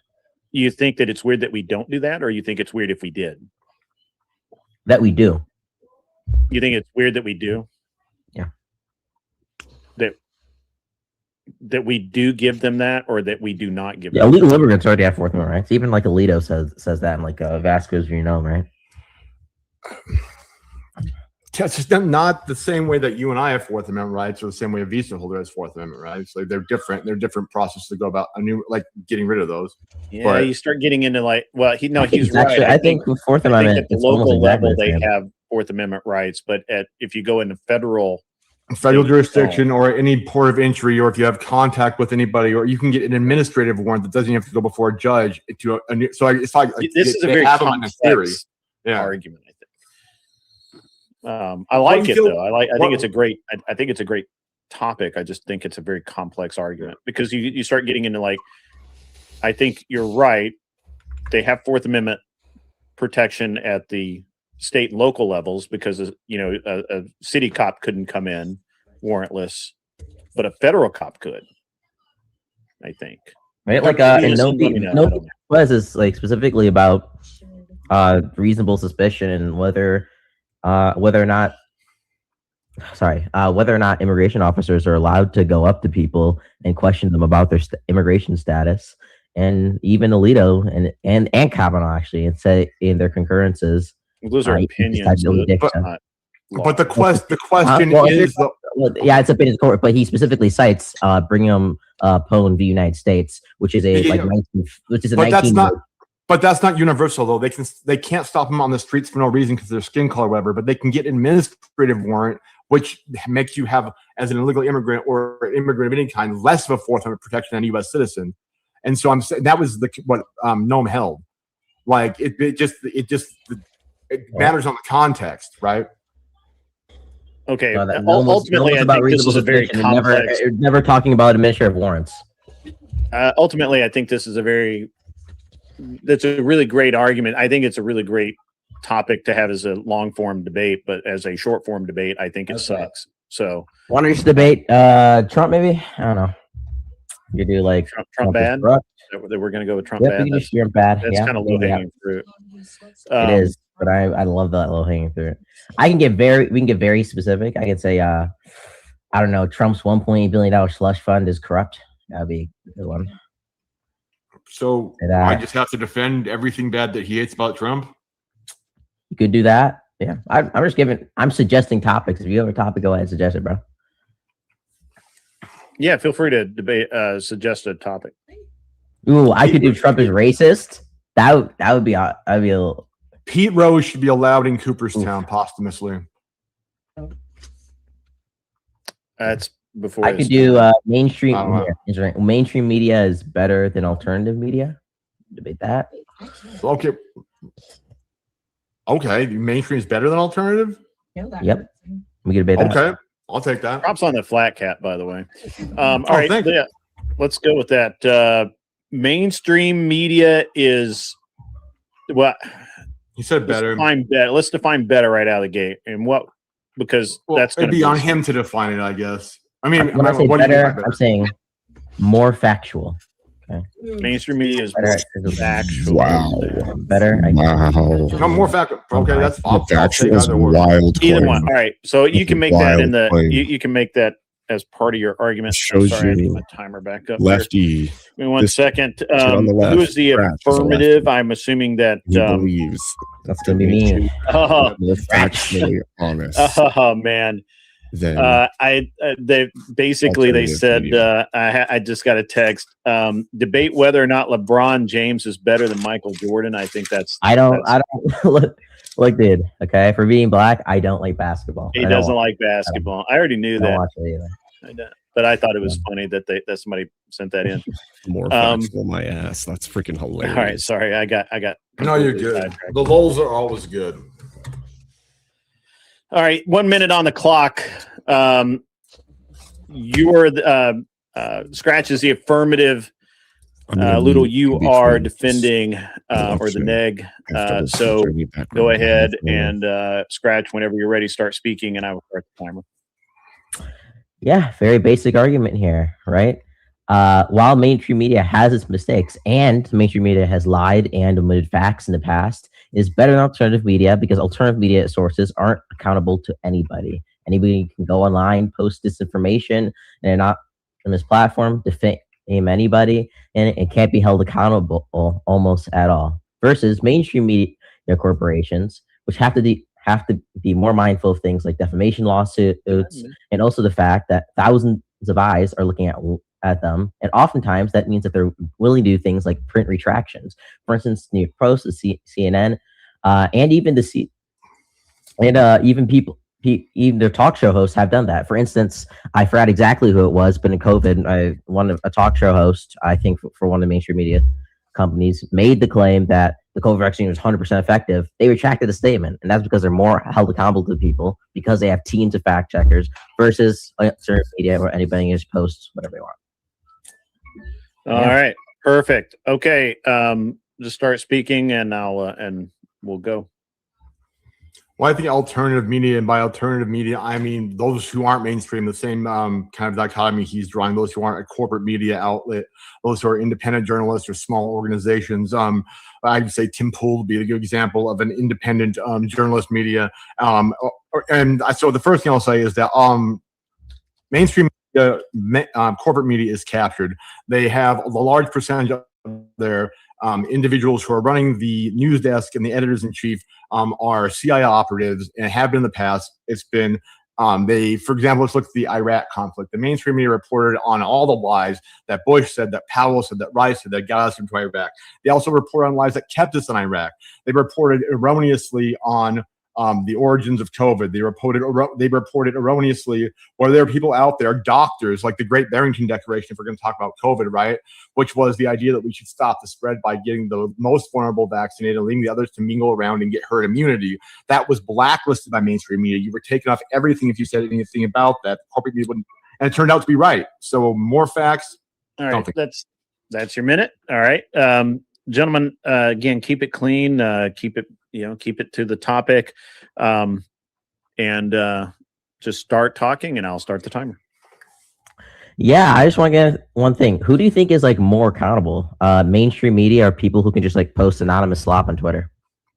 But people who are posting anonymous slop aren't independent media. They're just slop posters. I didn't ask whether. I asked who do you think is more accountable, right? Like who do you think has more of a priority of not like facing a defamation suit? Who do you think has more priority? Has fact-checking teams behind not facing a defamation suit. Media, or is it the independent media doesn't have a team of corporate lawyers behind them? Definitely. Yeah. So obviously, right, the mainstream media is going to be more accountable to the words that they say because ultimately they have a brand image that they need to keep up rather than random people on Twitter. And it was very interesting. You said that mainstream media was being paid off. Wait, do you not remember the fact that Tim Pool was taking Russian money? That was reported in mainstream media. That was completely disproven. The case was dropped. Wait, what was disproven about it? What was disproven? That it was that the company in Tennessee that the money was supposedly running through was not an existing company. The two people who were supposedly indicted don't even exist. It was a nobody ever was ever indicted on that. They're just fact checking that. I mean, thank you. Yeah, nobody was ever indicted on that. Please move on. The case was dropped. Wait, Tim Pool. Tim Pool wasn't indicted himself. That doesn't deal with. Nobody was. Nobody was. Nobody was. That's not true. Wait, there was literal indictments against them. I will go fact check it. Okay. Okay. Yeah, feel free. But the point. I'm sorry, I didn't mean to interrupt there. No, you're fine. It helps to keep things moving on. I don't normally, but that's just Tim Pool was at Occupy Wall Street. Tim Pool went to Venezuela and talked to cartel members. Tim Pool has been to Iran during a conflict, not the most current one. Tim Pool has been in the Syria war. Like, if you want somebody who's actually going to go put boots on the ground and talk to the actual people there and not give you a corporately digested CIA-prone message that's pushing an agenda, whether it's left, right, global, local, whatever, right? An independent journalist is your best source for facts. Again, your whole point about so I just want to be clear. So real quick. Okay. No, I need to get this. Wait, hold on. I'm gonna just because this will derail everything. I'm sorry. I'm just stop the time really quickly. The supposed Russian interference with Tim Pool, Lauren Chin, and her husband. That was never proven. If anything, that was an attack again on alternative media by we don't know what political machine that was because literally the agents were never prosecuted. Nobody's ever been prosecuted. Nothing. It was a news headline reported in the mainstream media. So I'm just factually, and I should not have done that. I apologize. I interceded, so I had to make sure that was checked. Continue on. I'm sorry. I'll make sure the time you have the remaining amount of time, the correct. Are you guys able to view my screen? I appreciate your fairness. Are you guys able to view my screen right now? I can see your face. Okay. We can. I think we can. You can share screen, and I can share it. I'm trying to share my screen. I'm looking at the indictment right now. I have it on my computer. I can send the link in chat. But it was dropped. That's the same article he's talking about. You guys, wait. You just said that they were never indicted. None of Tim Pool's people were ever indicted. I never said Tim Pool was never indicted. You guys said nobody was indicted. You just changed your claim. No. I said nobody from Tim Pool or the alternative media organization. I never said Tim Pool was indicted. I just said Tim Pool was taking Russian money. But that case it's not a crime. Wait, I never said it's not a crime for Tim Pool to take Russian money. But he's not. And he hasn't been. Where's that allegation coming? Okay, even if he does, what does that do to his credibility? Because if you're trying to say, if you're trying to apply that mainstream media is getting paid off by corporate media, and we have people like Tim Pool over here literally taking money from the Russians, obviously that's a little bit of a contradiction. It was never paid off. But hold on. You're trying to say that headlines that's part of the problem here. It's the headline in and of itself is misleading. It never went anywhere. There was never any prosecution. There's never been a court case about it. It just never happened. Go find where there's I'm sorry. I've got to do this. If somebody's indicted, there's a court docket. A judge has looked at it. If somebody's indicted, there's a court docket. You could go in court. No, a grand jury indicts you, but Tim Pool and nobody from Timcast universe was indicted. The two people that were involved, go find where they went to court. The Chens from Tennessee. You can literally look up Lauren Chen and her husband. They just happened to be near me, and it was local news for a while. I followed the case fairly closely. Tenant Media. They took Russia. The entirety of the case depended on not that the money came from Russia, but that these two people were supposed Russian agents that had not registered as not agents, but there's a term for the foreign lobbyists. It took me 2 seconds. Yes, thank you. It took me 2 seconds to find the document. What'd you find though? For the District Court of New York, I found the document for the court. Where it actually went to court. Find the court reporting. Find it. It never went forward. It just okay. If you're trying to say that the case, if you're trying to say the case got dismissed or the indictment filed, fine, that may be true. I don't know about that, right? But when the indictment is filed, on a factual level, when you file an indictment, right, there's going to be a court docket about that. A judge is going to get assigned. It's going to returns an indictment. You don't file an indictment. A grand jury returns an indictment. Yes, they returned the indictment. They filed it. It's in the court document now, right? They came to the probable cause that there was some kind of crime. Not about grand jury. About all. And the mainstream media misreported that Tim Pool and the gay guy. There were 3 others involved.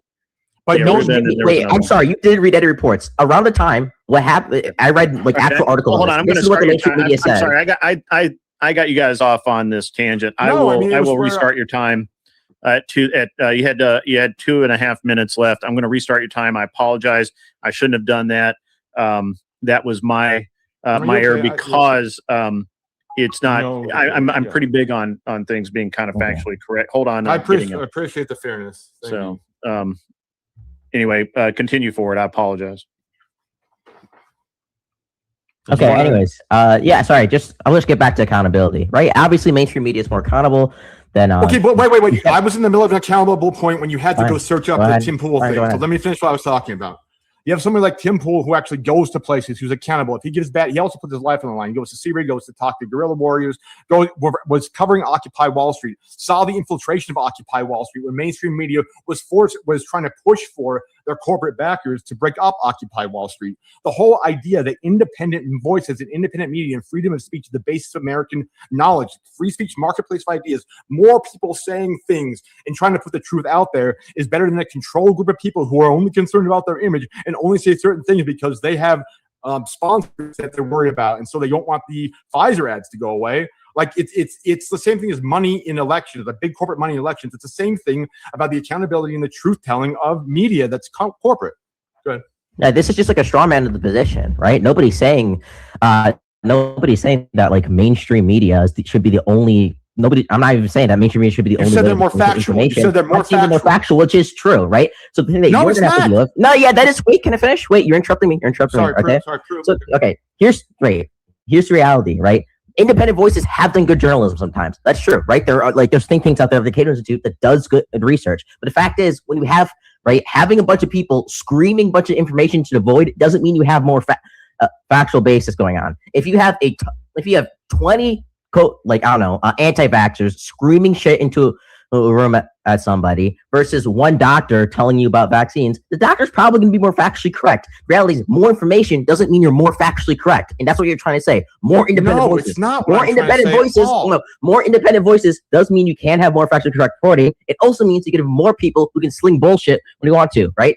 There's so many conspiracy theories about C-19. It's a complete straw man in the position. It's not the prompt you made up to say that all the shit posters who might be Russian bots or whatever on Twitter are the same as somebody who's doing on the ground real journalism and real reporting, who's actually doing media coverage the same way as a mainstream media outlet would. So your whole argument about shit posters on Twitter or a bunch of anti-vaxxers or whatever aren't even topical. That's not what we're talking about. We're talking about independent media versus corporate media. The idiots on Twitter posting whatever are not independent media. And if you want to call them alternative media is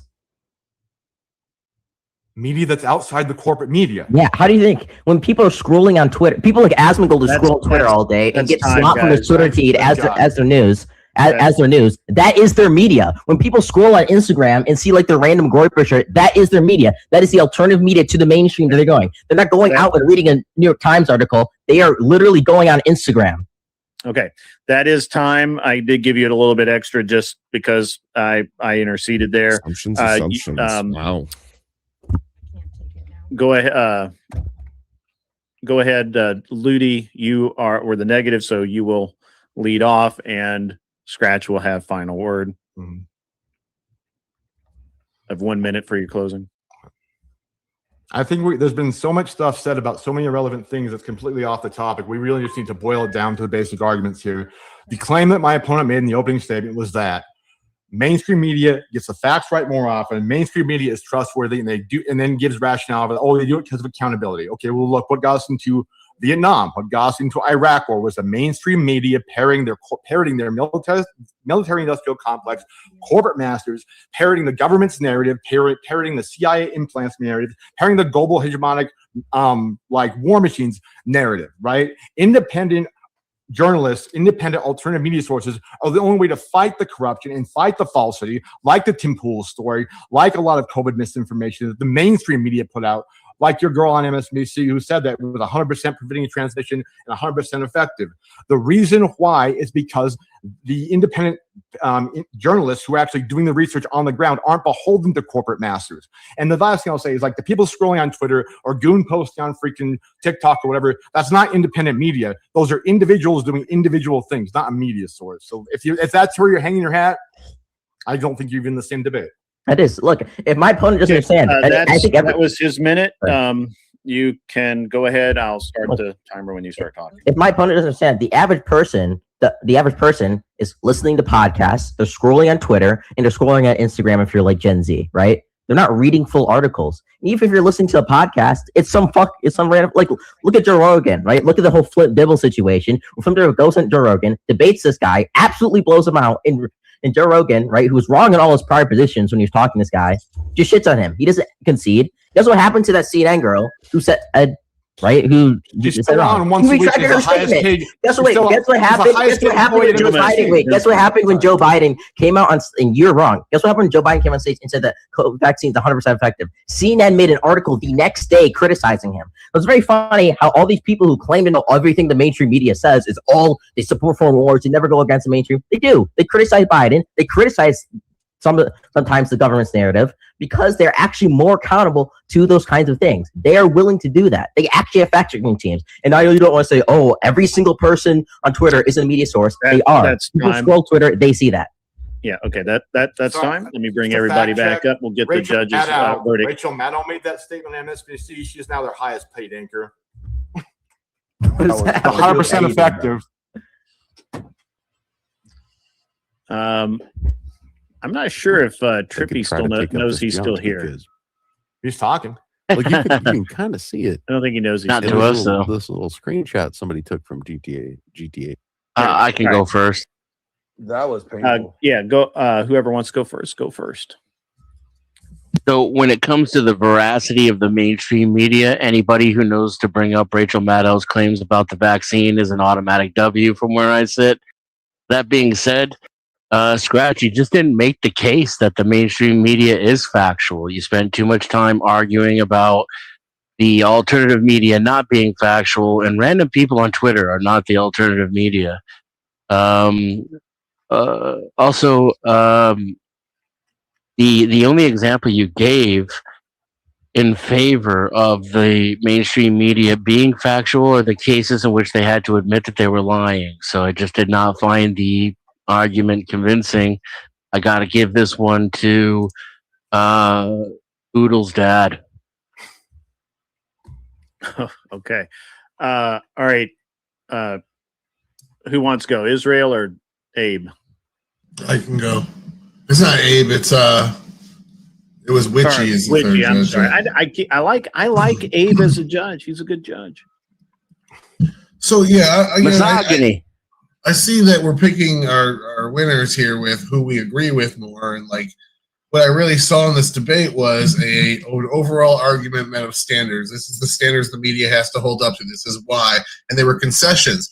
When Scratch was saying multiple times that the media has held to higher standards and giving examples, the rebuttal was, well, they don't have, independent media doesn't have a giant team of lawyers behind it. That to me is a concession saying, yeah, of course you have a higher standard of scrutiny because you have more tools to work with. Like that was a concession to the point, and that was really all I heard of it being addressed in that, like he's saying the mainstream media is bringing on a doctor, whereas when you have independent media with low standards, nobody checking, no corporations overseeing, blah, blah, blah, no PR team, all that. Without that, it's just a fire hose. You might get one independent outlet, and I heard him say this, you might get one independent outlet that does really great reporting, but for one independent outlet, you get 20 Candace Owens who make bullshit up the top of her head and that she saw in her dreams and use that to make completely false reporting. I wish he would have went a little harder on Tim Pool. Tim Pool hasn't left his compound in like 10 years. He's not a He's just takes mainstream media stories and regurgitates them. He relies on the mainstream media, and I wish that point was made. But even if I feel like Scratch's main argument wasn't refuted in a way that I thought was needed to take it down, so I gave it to Scratch 6-4. There was just a lot of fear mongering about things that I just thought were so relevant.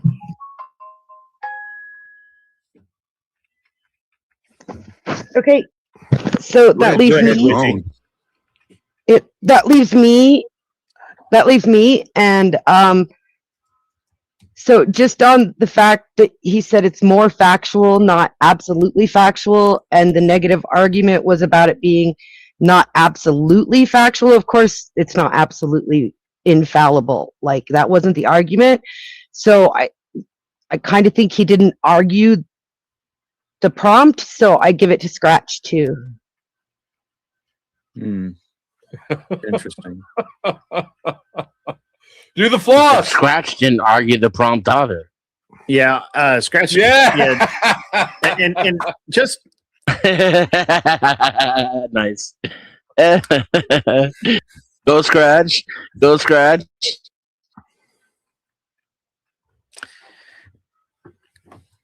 Every time I heard the corporations, I was like, okay, when is the shoe going to drop telling us that the corporations are now bad or infallible for some reason? It was just so much that had to be outside the argument. Well, the point I might agree with Denson here. That was not my best debate performance. The point, and I'm very tired right now. Well, the point about actually is superior Israel enjoy. The point I was trying to make best celebration ever, though, Scratch. About the team of lawyers and the accountability wasn't that they're more accountable because they have a team of lawyers. It's if somebody who's an independent journalist gets a defamation suit, they don't have a team of lawyers to defend them. So they will. So I was flipping his reasoning on his head because unlike a corporation, independent journalists don't have a team of lawyers, so they're more liable to be taken by a defamation suit. So it was the opposite of what. I mean, I think Alex there were Jones has entered the opportunities chat here. First of all, I agree with Dennison, which is shocking. We agree once again. However, there's a couple of things. First of all, I apologize. I derailed things because of the Tim Pool claim. The claim that Tim Pool took money from the Russians was absolutely ludicrous. And by the way, nobody's ever actually, even while they were indicted, nobody's ever been arrested, formally charged, gone to court. Nothing else. Hiding in Russia. Hold on. It was no, they're not hiding in Russia. They are. They're not. Not according to what I just looked up. It says they're just their whereabouts are in the U.S. somewhere. Also, Lauren Chin is still in Nashville. I mean, she could be arrested at any point. Lauren Chin is still streaming. Well, she is now, but we can get into that. The whole problem with that is that's actually it was exactly what it was framed at, and that was an attack on alternative media, alternative news sources by the government. That's exactly what it was. I just want to ask Scratch, did you get the vaccine? Did you get the jab? I don't know, bro. I think he doesn't. Little Misso. I think Little Misso definitely got the vaccines of how he did in the debate. Okay, not gonna lie, dude. I don't agree with the prompt at all. I don't agree with the prompt at all. I just feel like he made a better argument. Like sometimes it's not even about. He did though. He didn't make any argument at all for the veracity of mainstream media. No, he didn't. He literally just said, "It's right because I say it's alternative right." media is shit. Here's the argument. And then he used a bunch of straw men as examples as to why alternative media was shit. And he came up with if the argument is that mainstream media is more factual than alternative media, and I can prove that alternative media is extremely but you were included. But you're so in the mainstream media. That's the problem with your argument. The mainstream media lies all day, every day, 24/7. That's the problem with you just picking on alternative media. But that wasn't the argument he was up against. That's you arguing in place of the debater. No, it is the argument he was up against. His argument was whether or not the mainstream media is more factual. Yeah, and just saying something else is not factual does not make the case. You have to prove that it's less factual. Just showing that it's not factual, which he didn't do. He just kept saying it over and over again. It doesn't make the affirmative. We're going to have to do this again. This is going to be awesome. Yes, because that's correct. Why would I say something different? Like you haven't addressed my argument or my reasoning, and I'm correct. Yes, I'm addressing it right now. You're just repeating yourself, so you're filibustering. I love this topic. Thank you very much, Scratch. It's really good. I'm not filibustering. I stop after I repeat myself. I stop and let you make your point poorly again, and then I repeat my correct point. That's why he wanted to debate. You're wrong. I don't entirely disagree with that. I feel like I could have made a better affirmative argument. I can only hear one person at a time. I'm sorry, Scratch. What were you saying? I think that I could have made a better affirmative argument for mainstream media being more factual rather than just attacking alternative media versus saying less factual. But I still would disagree with Denz in the sense that attacking alternative media and saying it's less factual, right? That it's extremely unfactual to the point where, you can give some criticism of mainstream media, but compared to this, I do think that is still going towards proving the point. But if that was the prompt you wanted to argue, exactly like mainstream media. But if you got to make it the prompt and that's what you wanted to argue, why didn't you make that the prompt instead of saying you're going to argue that mainstream media is more factual and then just you could have said alternative media is horseshit, and we could argue that prompt. Okay, it wouldn't be a fun debate if I didn't go a little bit extra, try and push my. Those are effective tactics. Like he's got to just either prove X is dishonorable and Y is honorable, or Y is dishonorable. X, it's fine. Not dishonorable. You're less honorable. That's why you literally did not pay attention to the prompt, and you're still not paying attention to it. I see it. I see it. It's like a W to me. No, you're fine. Yeah. I look. Grid, who won? Well, I'm not a judge, so I'm not going to say who won. I'm going to say that I'm not getting into that Vietnam. I personally would not. I personally thought that, first of all, I think that Ludl could have made a much better debate, and I think he could have made better points. So I'm not absolutely. I'm not saying that he made a more effective. The problem is, I don't think Ludl made the right arguments for his position of alternative media, or that mainstream media is less accurate than alternative media, which I don't know that you could prove. I think he took the wrong tactic. I would have come into this with, I can't prove either of those things. I don't understand what you mean by more accurate. Literally, you can't pick up an issue of the New York Times without seeing retractions printed on the back 3 pages, because they literally lie first and then apologize later. That's a known tactic of mainstream media. That's only the shit they admit to lying about. Yes, and that's what they get caught and have to admit about lying about. They literally Right. lie first and then retract later. That's a known tactic. They've admitted When's to the it. last time He should have led with that.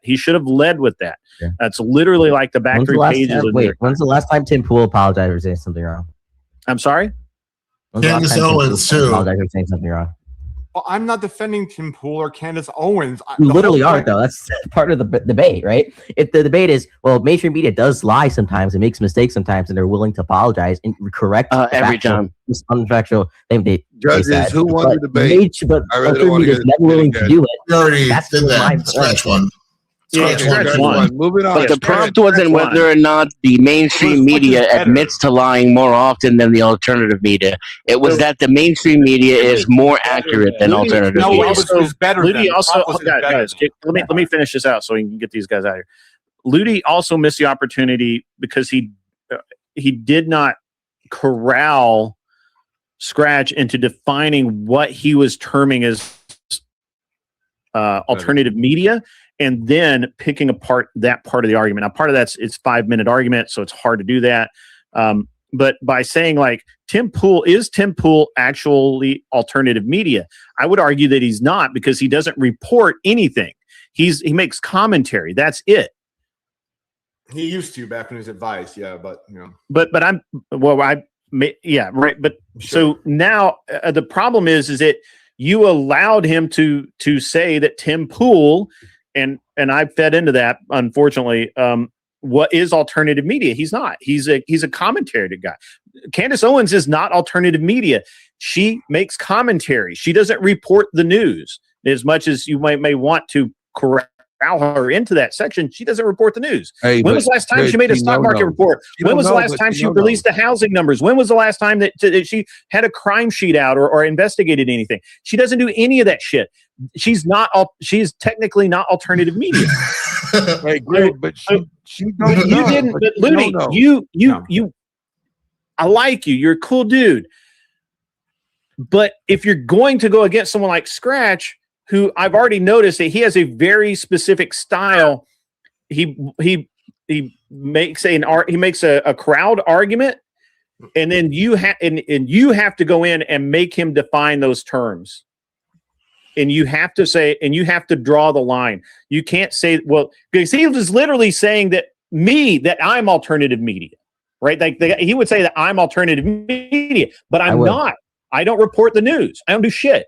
So you have to say, well, that's not. So you could say the Blaze, okay, that could be alternative media. The Daily Wire, which, by the way, has a better history of being correct than basically anybody else right now.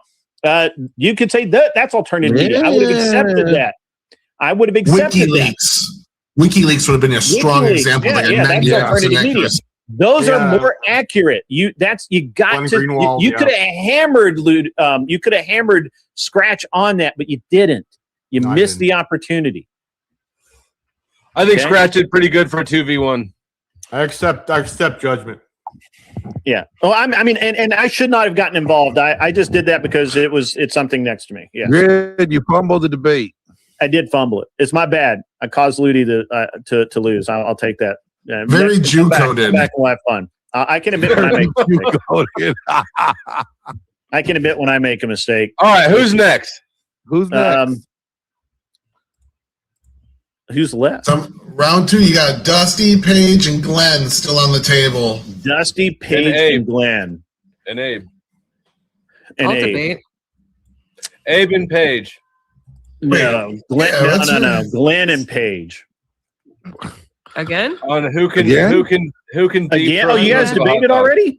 Oh yeah, we debated on polygamy. And it was, I don't care about that. I want you guys to. Yeah, first of all, let's all get our sunglasses on. Yeah, sorry, I didn't feel like. What's up, Grumple? Stillskin's alive. All right, nerd. If you guys aren't going to come up with it, I'm gonna. Glenn went twice. Yeah, but one was a fakie. It was a fakie debate. It's okay, Ghost. We know who's racking up the W's over here. Thank you. The white Shure microphone is the superior microphone to the black Shure microphone. I'm just kidding. Yeah, but how much of it can you fit in your mouth at one time? Oh, ow! It's the same microphone. It's just a different color. You know, I'm going to give you the debate topic. Thank you for your donation the other day. The stripper pole workout is better than any Pilates workout. Thank you, Anson Mills. Yeah, for that I'll one. take it. I'll take it. I'll take it. You guys don't understand the backstory. You don't understand the backstory. Paige will kill me. Literally, I'm glad she's in Canada. I'll take the affirmative on that debate. Okay. And he keeps dead naming you. This bugger. He keeps dead naming me. He assumes that I know something about stripper poles that I do not know. Like, I've never done a stripper pole workout. It's a great workout. I've never looked into the workout. I don't have any interest in doing so. Can Flo, don't you have a stripper pole? let it I did die have in a a stripper day? pole. I sold my stripper pole. All right. We will not do that. I'm so glad that she she's missed far, me far by away. a year. I'm so glad Come she's on. far, I far couldn't do away. anything. I wouldn't hurt a fly. Come on. Okay. But I Okay. Pick something else, Glenn. Think of something degenerate. You're my Why did I local ask you to degenerate. say degenerate? How did I lose Did I ask degenerate if he title? degenerate? Because Okay. you're about to degenerate? convert to Christianity, Flo. We all know that. He's already a Christian. Glenn is already a Christian. I'm not a Christian. Glenn's already won. Smelling a woman's hair in public is perfectly fine if nobody catches you. No, we it's have to do gross. a degenerate topic. I'll That's debate gross. fellatio. Yeah, I don't know. Man on woman. I don't know if I can get don't behind think that one. it's proper. What? You think that head is not proper? I don't think that men should have to please their wives in that manner. What if they want Hey, it? I'm with you on that. We know Brian is. I don't think you should be having to reciprocate that. I don't think that's. I don't that think you be should have to necessary. reciprocate it either. Okay, great. Makeup is a lie. Makeup is a lie. It is. Do you guys think that It is women a should lie. have to give dome? What is that? Is this? That's same thing. Same thing we were already talking about. Oh yeah, absolutely. Yes. Yes, I agree. Mandated? Unless the man doesn't want it, right? Like obviously, if the man doesn't want it, like You know what? What is the definition? No, forced BJs. Paige, you know what? AVG is out here husband maxing hard. it's just my belief. These are literally just my beliefs. My father told me. Now, no, does this represent the Orthodox Church's beliefs? In fact, there is a teaching with respect to connection in a sexual manner. Yep. To my knowledge. So Grid, this is you. You know what? I might convert by the end of the night if you guys keep this shit Oh up. my gosh. I told you, we're locking you in, Flo. We're locking you in. Hallelujah. I keep telling we're getting closer and closer every day to winning the soul of. Why didn't anybody lead with this? That's All not right, the come leading on, Paige. point. That's not the point of the church. Salvation, It's not smalvation. I don't think I Oh need my salvation. gosh. What I need is some head right now. this is a perversion of the doctrine, but whatever. I'm Hey, surprised based on who's Is initiating it. all right? So, but is roadhead condoned? Roadhead turns into cul-de-sac head because that's just how it works. How am I getting more viewers for this? This is bad. It's This is true. It's true. It's true. Because I said Hold on. roadhead. Roadhead turn. Glenn, so bad. back me up here. How How fast do you start looking for an exit?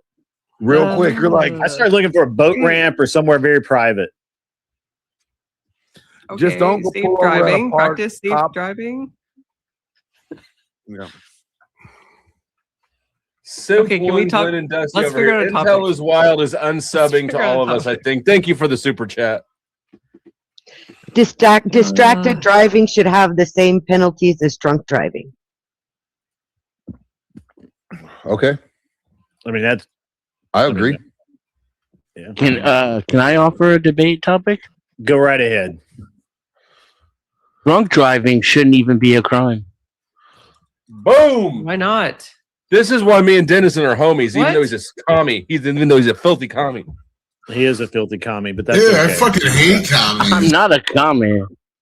Sorry, He's drunk commie driving adjacent, shouldn't but be- you know what? He's right. Correct. If I get loaded off my ass to where I can barely even talk, and I get in my car and I obey all the traffic laws and all the safety regulations, and I make it home and don't hurt anybody, why is there a crime? Well, it's only a crime when you get pulled over. I don't think it should be a crime. You shouldn't be able to be pulled over for it. Well, But you're not getting It's pulled a over huge for fucking drunk technicality. driving. Being pulled over for erratic Swerving driving. through the lanes. Do you know how many people like unalive? That's in that not true. process? Because People get pulled over drive? after they leave the bar all the time. Well, but more Well, people that's die fine. from it every year than they do from shooting. They also get pulled over for something like a headlight or something, and then the cop says, "I smell alcohol," so he can do whatever he wants to you. whatever. It You sounds like an excuse to be Mel Gibson That on a sounds Saturday like night. Dennison's had an experience. Hey, Mel Dude, Gibson. look how no, Mel I've Gibson never right been now. convicted of a crime in my life, but you can go fuck yourself. I like how stupid the analogy is in the chat too. That's like saying if you kill somebody and get home and nobody knows, it's not murder. No, it isn't. I'm saying if you don't hurt anyone at all, period, and the Yeah, only molested crime by you a commit cop. is drinking, that shouldn't be a crime. Drinking Hands shouldn't down. be a crime. He got diddled by a cop. If you drive like shit, if you don't obey the laws, if you drive recklessly or you get into an accident, that's a crime. Hey, bro, I'll be laughing hard too. All right. That's a good prompt. Grumple, I agree with no, Dennis on 10 this. is not full. We're not full up here. And actually, technically, Ludol should drop down because he lost his debate. Which, by the way, come back, man. You did well. I mean, I like you. You're a cool dude. So. Thank you. Yeah, if I had a little more sleep and was a little earlier, when does this happen? I'm sorry to be the newbie Saturday debater. night, I start at 8 Central Standard Time. Perfect. I'll be here next week, man. Yeah, man. More Absolutely. dumb shit from the chat too. Who said anything about killing a van full of Mormons? Hey, Bandcamp chick, great job with Ryan and Thank Sean. you. Very well done. Thank you, sir. Yep. I ABG subbed to your channel, Little ABG is Zach. actually really cool. Thank you. Hey, Paige. She Okay, doesn't how have a about Scratch, this? do you have a channel, Scratch? Hoorah, Loodle. Paige, how about this? Should national service be a prerequisite? Yeah, I do have a channel. I do have a channel. To prerequisite to what, Glenn? Vote. Yeah, I'll get behind that. Damn. Yes, I just I do debated have a the channel. topic. So Scratch 9258. Yeah, I think the only reason you should be able to vote is if you own property or you served. Ideally, if you're eligible for selective service. Service equals citizenship. I like that. Mm-hmm. I like Would you like to know more? responsibility. Served W. I look at it military, and women. responsibility. Responsibility is a prerequisite to vote. So you have to Agreed. demonstrate you're responsible with the said right. I got a prompt. A quicker path to citizenship. You'd have to define the would fuck out of solve that. a quicker path to citizenship would solve the immigration crisis. There's a topic. False. Ew. No. I wouldn't even disagree with that. No.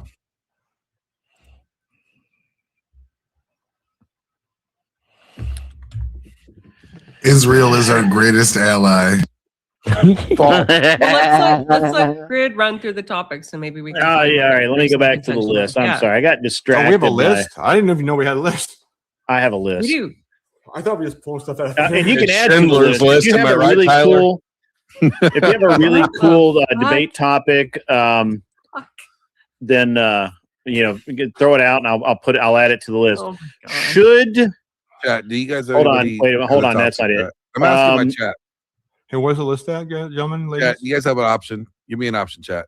Throw out the Discord link so that these guys can find it.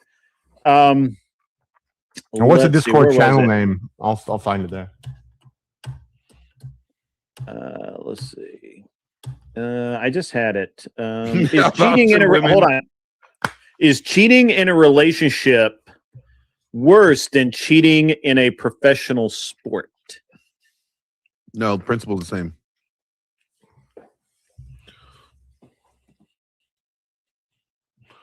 Glenn's in a cheating is cheating. Is it a aisle. Christian? Wait a sec. Is it a Christian like marriage sanctified by the church?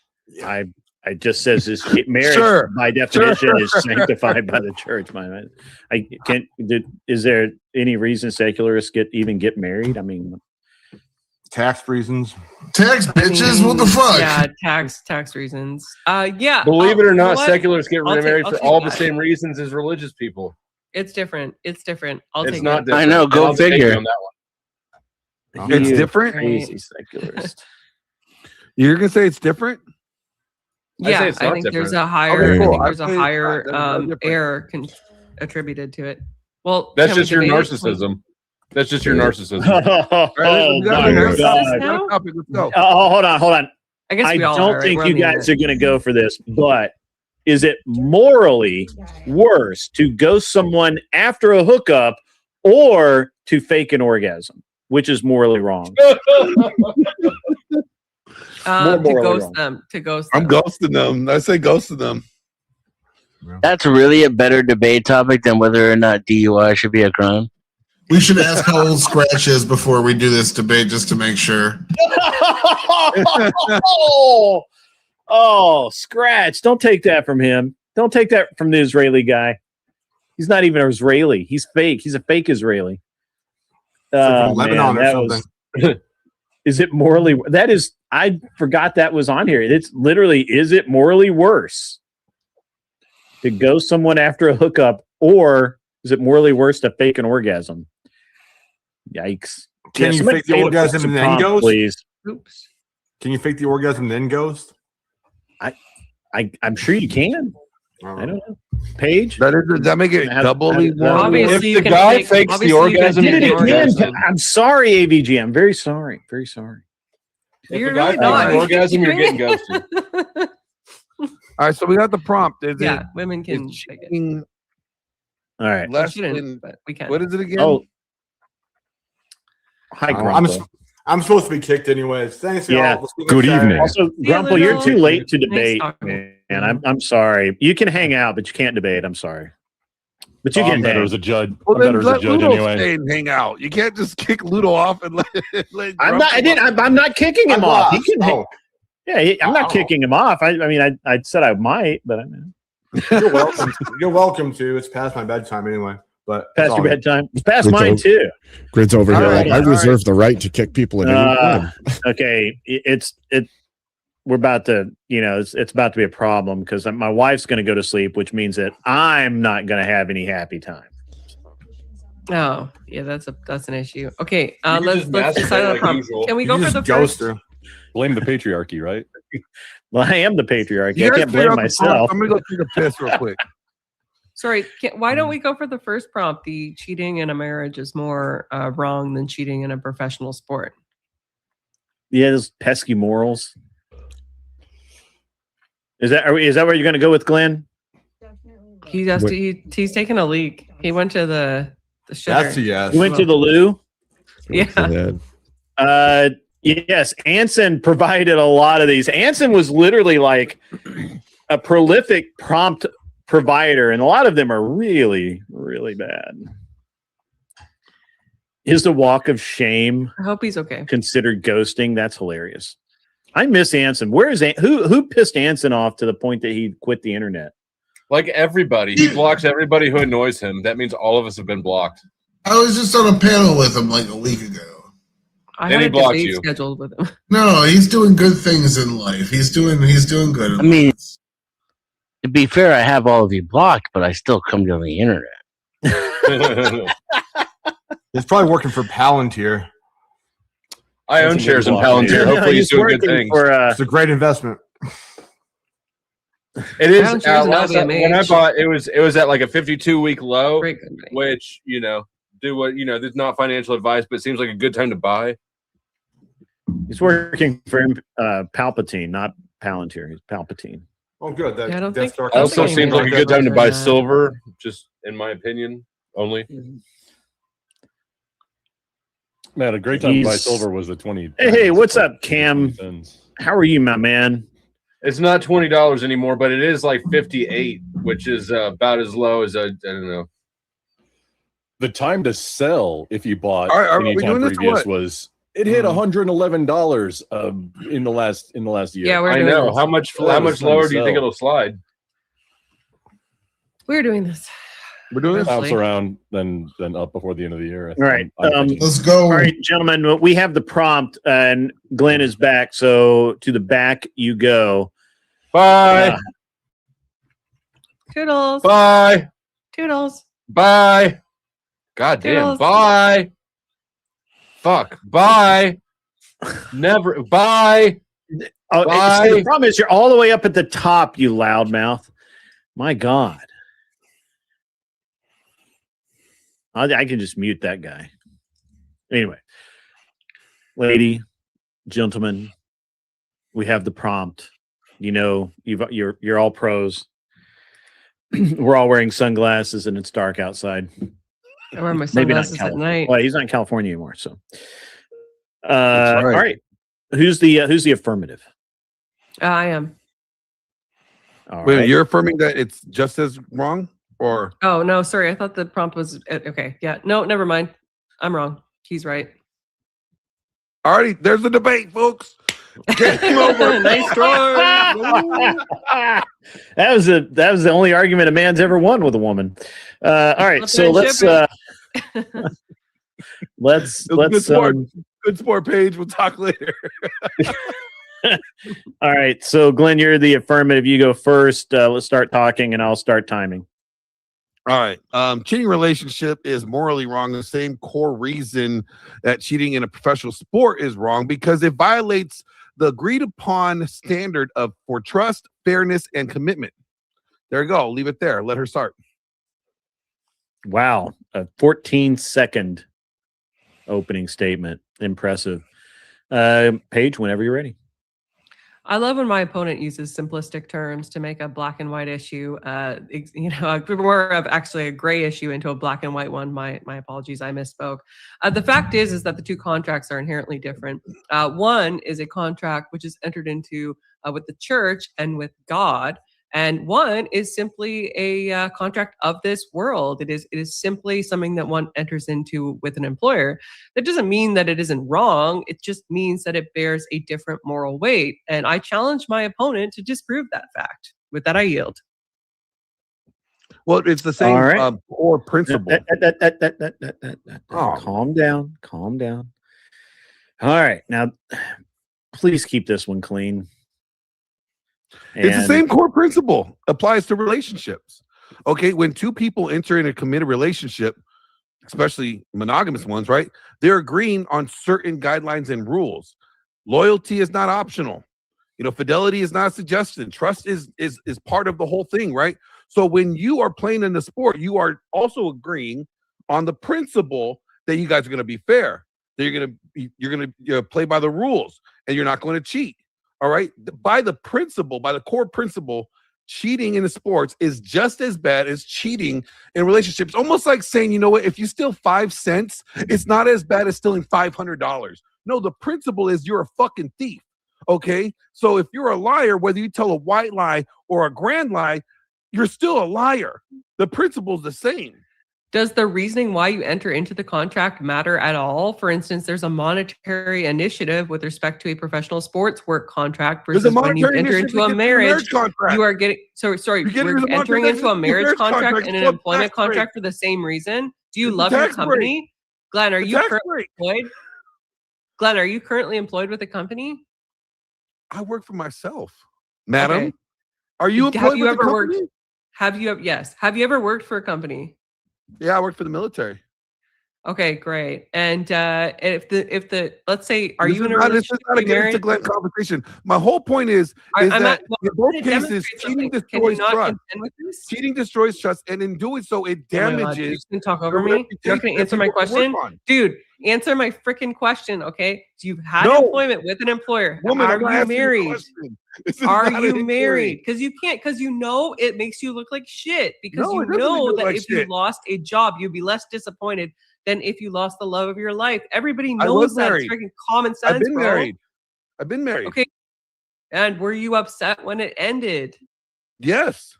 Would you have been as upset I was upset. I found out she cheated. She broke the contract. I was upset. I was also upset when my business partner stole money from me. Also upset. The principal, they both cheated me out of something. I was both upset at both of them.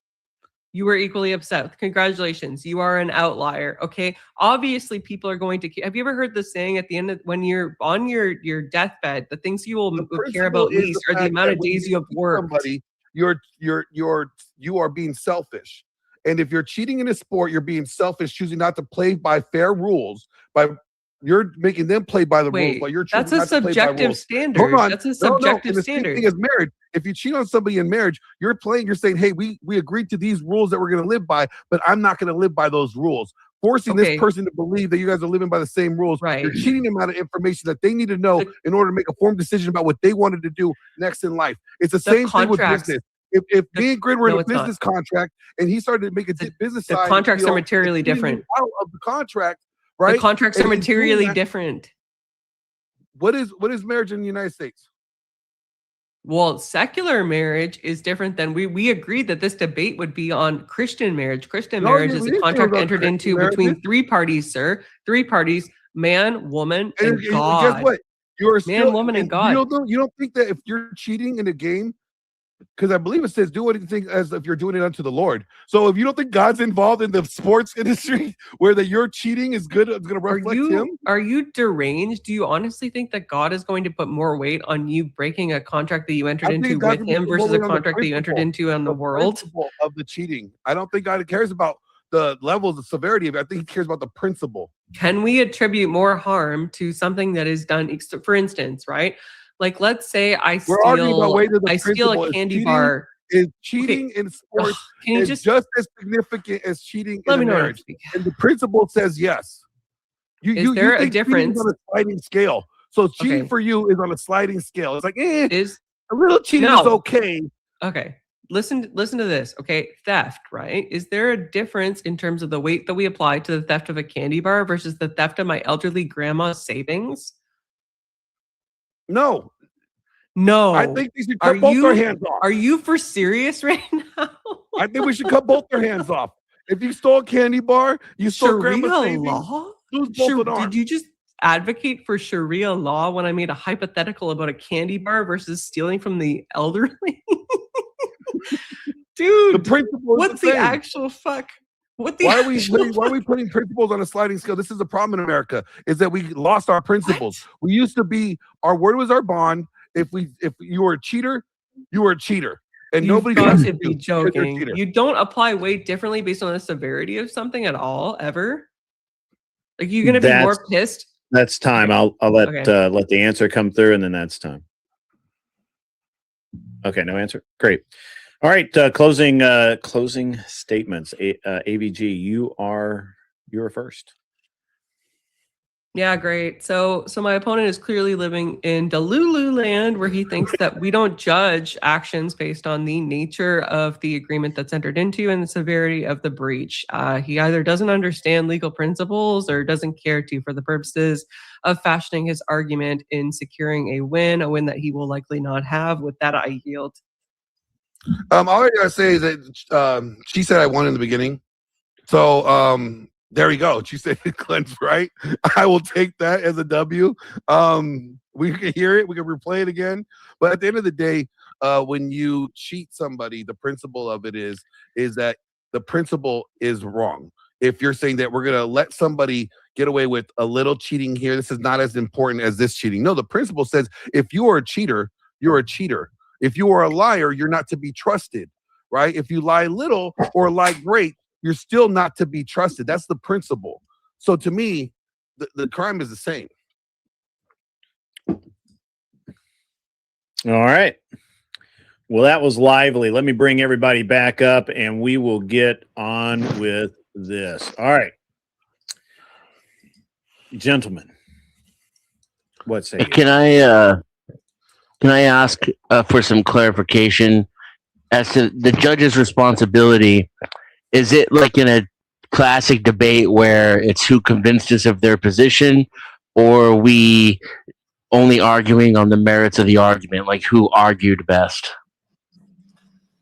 It's more supposed to be like a learning thing where we tell people what they did, how they can do better afterwards. So we generally just judge based on the tactic, how you handled X, Y, or Z, how blah, blah, blah, how you back and forth. 5 minutes is not enough time to convince you of anything. It's more about the effectiveness of the argument. I mean, I was convinced in one of the debates to change my mind, but what was the exact prompt on this debate again? I'll read it to you. Wait, I got to scroll down. Thank you, sir. Wow, I got to scroll further than I thought. Well, I closed that Tyler, page. it sounds like you're echoing a little bit, like you might not have the right audio device selected. Just FYI. It does that sometimes with the when I have the screen up. Sorry, I do apologize. Just FYI. I scrolled way far down. All right. Nope, that's not it. That's what happens when I close this sometimes.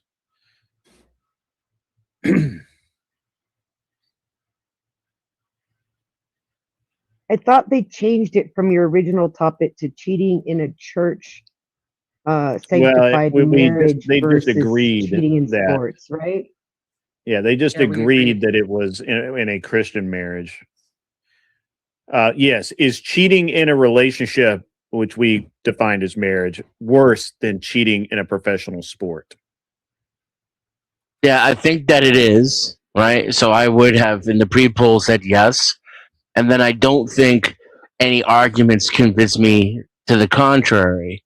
But at the same time, I think Glenn completely mocked Paige in this debate. Like the way he was able to argue for something that was so absurd was extremely impressive. So if that's the marker, I'd have to say he won. But I would like to say that Paige held her ground, being that reality was on her side. But unfortunately, she did a lot of arguing out of incredulity, and that just doesn't do it for me, right? He was already in somewhat of an incredulous position, and I think he did a fantastic job making the case for something that's kind of obviously unbalanced, right? Am I totally weirdo, odd man out on that? All right. Israel? Sorry, was that a vote for Glenn or me? Dennison, I believe he voted for Glenn. Am I correct in that, Dennison? Well, you know, I mean, I asked how I'm supposed to vote, and I didn't really get an answer. So, you know, take from what I just said as what you want to. It's a fine scale. If you met Anson, he used to vote based off of like a theme for the evening. Whoever had the best rebuttals and things like that. So it's not a bad scale as long as you know the intent. As long as you're consistent across the board. I think Paige was on the right side, and Glenn could not convince me otherwise. But he gave excellent arguments. He really, really tried as hard as he could. I'm afraid to debate him now because he obviously had the worse off position. Nobody wants to be cheated on in a relationship, but he made his case as much as he could. The side that you agree with shouldn't necessarily impact your judging of how good an argument was made. Right, but did the argument convince me? No, I thought the argument was excellent, but it still didn't go far enough to convince me. Well, there you go. So who is your vote for? I mean, whoever you want it to be for. Ambiguous. That's not how that works. When I asked how I'm supposed to gauge that, I was given an ambiguous description. So You were told clearly to base it on their performance, not whether or not they convinced you, because 5 minutes isn't enough really to convince anybody. Grid said that. He said based on their performance in this particular 5 minutes, not whether you were convinced to one side or the other. And then I was given two conflicting explanations as well. But according to that, Glenn won the debate. Okay. Israel? I think that Paige brought up 3 good points. I kind of paraphrase them as gradations, context, and scale. And I feel like the scale answer was answered with pearl clutching. Glenn clutched his pearls during that debate and said, "Oh, it only matters some is fine for you," when she never said anything like that. She was just trying to make a scale-based argument. Glenn's argument essentially, and I wish Paige would have honed in on this and given us an example, but it would have said, essentially, an 8-year-old that cheated at Go Fish with his 8-year-old friends is just as bad as a husband sneaking behind a wife's back, because he's only judging from the metric of, was it stealing or was it cheating or was it this thing, and ignoring every other piece of context that makes up the totality of the situation. So I think Paige did a very effective job at arguing that. Minus just an example. I had to give it to her pretty hard. And Glenn's trolley closer was just kind of told me he wasn't taking it that serious. All right, Witchy. So I want to commend you, Glenn, or no, not Glenn. Who was that? I'm bad at names. I want to commend the gentleman for. Glenn and I want to commend the gentleman for getting AVG to debate that there's a grade to sin, because that's what she was talking about more than anything, you know, like there's a level of sin that God cares about rather than just sin is sin. That was interesting that you got her to do that. But in the end, I feel like it was really close. Like, for me, it's like a 6-4 decision here, but I have to give it to Paige or AVG. Thank you, ma'am. All right. Maybe even 5.5 to 4.5. I too would have given it to AVG, and I'm gonna and the reason why is because even though I actually find Glenn's argument interesting, y'all don't have principles. He is willing, and that I was going to get to that, Glenn. Even though he was being tongue in cheek, I think Glenn really does. There isn't a level with him, like with most of us, you know, stealing bubble gum is not not the same level as stealing a car, right? But what Glenn is saying, that is in his world, it is the same. Now, maybe the consequence of that is not necessarily the same, but it is the same. So I commend him for sticking to his guns on that, and I don't think it's as lunatic a take maybe as some other people are. I think he made AVG in this debate. She went against what she would principally believe being a good Christian woman, is that, you know, sin is sin, right? But he got her to debate that there are levels of sin, and I love that. Well, actually, I gotta say, I don't think it was even close. I'm not gonna lie. I thought Paige like blew out. I'm not. I mean, I don't know. It was a blowout, but you don't even know who Michael Jordan is. You mean like Lord? Like, I know who Michael Jordan is. I just don't like to watch basketball. Yeah. He thinks he did extremely well. Okay. Wasn't sure. He's a baseball player. I don't think that Paige. All right, look. So I don't think that AVG admitted to levels of sin, because to do that, she would have to judge someone's sin, and we're not supposed to do that, right? So by saying sin is a sin is, I mean, that's a nice thing to say, but that's not really the reality of it, right? So did she just sin to win the debate? She did. I like it. I like it. Sin looks good on you, man. I'm not a judge of that. I don't judge that. What I'm saying is that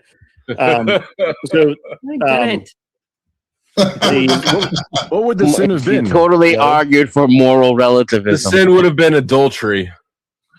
She did, didn't Did she do an adultery? She did, and we could clearly tell that Glenn doesn't believe what he was saying. He was just making the best possible argument. No, he does believe. No. No.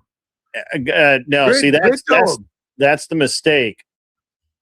Glenn, I've known Glenn a while, and he really does believe, at least at his core level, that stealing a stick of gum is just as bad as robbing a bank. This is why Christianity corrupts people's natural morality. Oof, that's retarded. He doesn't my believe thought that. here is that Paige being a good Christian woman, AVG being a good Christian woman, probably really believes that those two are the same. But she argued moral relativism, and it blew me away that she did, and I just feel like she did a better job. And I believe that's the problem that we have in society today. Where it's like, you know what? Oh, it was just a kiss. It wasn't like I fully stick my dick in her. So is that really that cheating? Like, we're gonna have a sliding scale on this.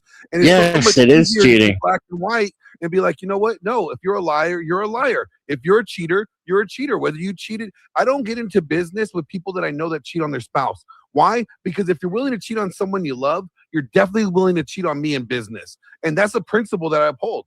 And that's the principle I stand on. I gotta ask an important question here. So we gotta do something a little different because we have 3 people left. So we put all 3 people into a debate together, and then the winner goes to the finals. We have scratch. What did they call that in the WWF? Scratch, me, AFG, and Abe. I can judge if you like, Grid. Well. So Dusty and Abe go next. Failing. Dusty and Abe go next, and then we have. I was gonna say Dusty and Abe haven't. Yeah, I was planning for the future, Dusty. I was thinking tomorrow. Yeah, that's the different. That's the Jew math. Yeah. All right, so let's get Abe and Dusty up. I got to get to bed some point tonight. Abe, thank you for the debate. It was wonderful. Solid work. I get where you were going, so I understood what you were saying. Nice for the final round, Grid. Think about it for the final round. I'm going to have to do a 3-way. Ahimsa is in the house. All sin is not equal. That's goofy. Mortal and venial sin are different, and that is not moral relativism as much as common sense. I mean, I'm not going to argue that this time of night. We weren't. No one was arguing that. I'm not going to argue it. That's for sure. All right. Talking about a sliding scale of the same exact sin. Yeah. All right, so you go to the back, Bandcamp, off to Bandcamp you go. Abe, you stay. Where's that federally? There he is. That guy and this guy. All right. Wait, hold on. That didn't work out right. Who's supposed to be up here? Dusty, I think. Dusty, that's it. Hey, the one time he was supposed to be up here, I put him in the back. Oy vey. I don't belong here. Oh, oy vey. There we go. Get him out of here. Get him out. Okay. What do you guys want to debate? I'm chill. That's not a debate. We're going to debate that that doesn't sound like a topic to me. I feel like I could debate that you're chill. Old Moon says if ABG is Orthodox, the Orthodox don't believe that all sin is equal. She was not arguing against her beliefs. That's true. But anyway, so man, what do you guys want to debate? I don't even know. Okay. What topics? Yeah, you just read some of your topics. It is really. We should legalize all drugs. It is wrong for someone to moderate and compete in their own debate. Agree. I'm just saying that because I don't do that. I'm just being a dick. I'm sorry. That was a dick move. That was dick-ish. Is flow chill? That could be a great debate topic. I would debate that if you want to. You say yes, you are chill? You say yes, you are chill? I feel like I'm fairly chill. Like, I could see both sides of it. I don't know that I'll debate it just for the set. If you want to debate that, I'll debate it. Let's do it. Let's do it. I did. Hold on. What did I do earlier? Oh, you debated and you competed in your debate when you guys were teaming up on Snap. Yeah, but I apologize for that. I was like, okay, Marte. Bad move. I was wrong, and I caused that guy. He could have won. I almost called Could scratch. have won, but I fucked snatch. him over. All right. You know what, Abe? I'll let you choose your side. Am I chill or am I not chill? I'll argue no. You're not Okay. chill. Well, I'll hold argue on. I've got more debate topics, guys. Come on, this is a good one. I think that we've got one that we agree on. You got one that you guys want to go with? All right, let's roll with it. I'm good with it. Okay. My position is that I'm chill, and I think I'm in the affirmative. Okay. All right. Let me get my. Do we need to even time this one? It's gonna be like a 30-second debate, but all right. You're the affirmative. Go. Yeah. I just want to say that I'm super chill. I've been streaming for 5.5 hours, and I'm just sitting here smoking my cigarettes, and I'm going to yield the rest of my time because that's how chill I am. That's pretty fucking chill. All right, Abe, let's roll with it. So I would say that Dusty's actually not chill. He acts like he's chill, but the truth of the matter is he's never actually chill. His heart's beating out of his chest, and he wants to rip into people as much as possible. He suppresses it, which is actually not chill. He wants to shred anybody who holds stupid viewpoints in his opinion. He wants to shred anybody who's stupidly religious for no good reason, who doesn't stand for what they actually stand for. I would say that that is not chill. It is acting chill in lieu of not being chill. Well, this is going shockingly well. I like this a lot. Let's roll right into it. 5 minutes on the clock. You guys start, and we'll get into it. Can you prove that I'm not chill? Yes. All I have to do is go to your streams and listen to each time somebody says something that you find stupid or offensive, and you will shred into them. I mean, you're sitting here telling me I'm not chill, and I'm not shredding you. That's because I haven't said anything you find stupid or offensive yet. Hold on, you're saying a lot of things about what I actually secretly think, but I don't know how you're going to demonstrate that. Well, but I'm happy to allow you to try. Do you think people should have sex before marriage?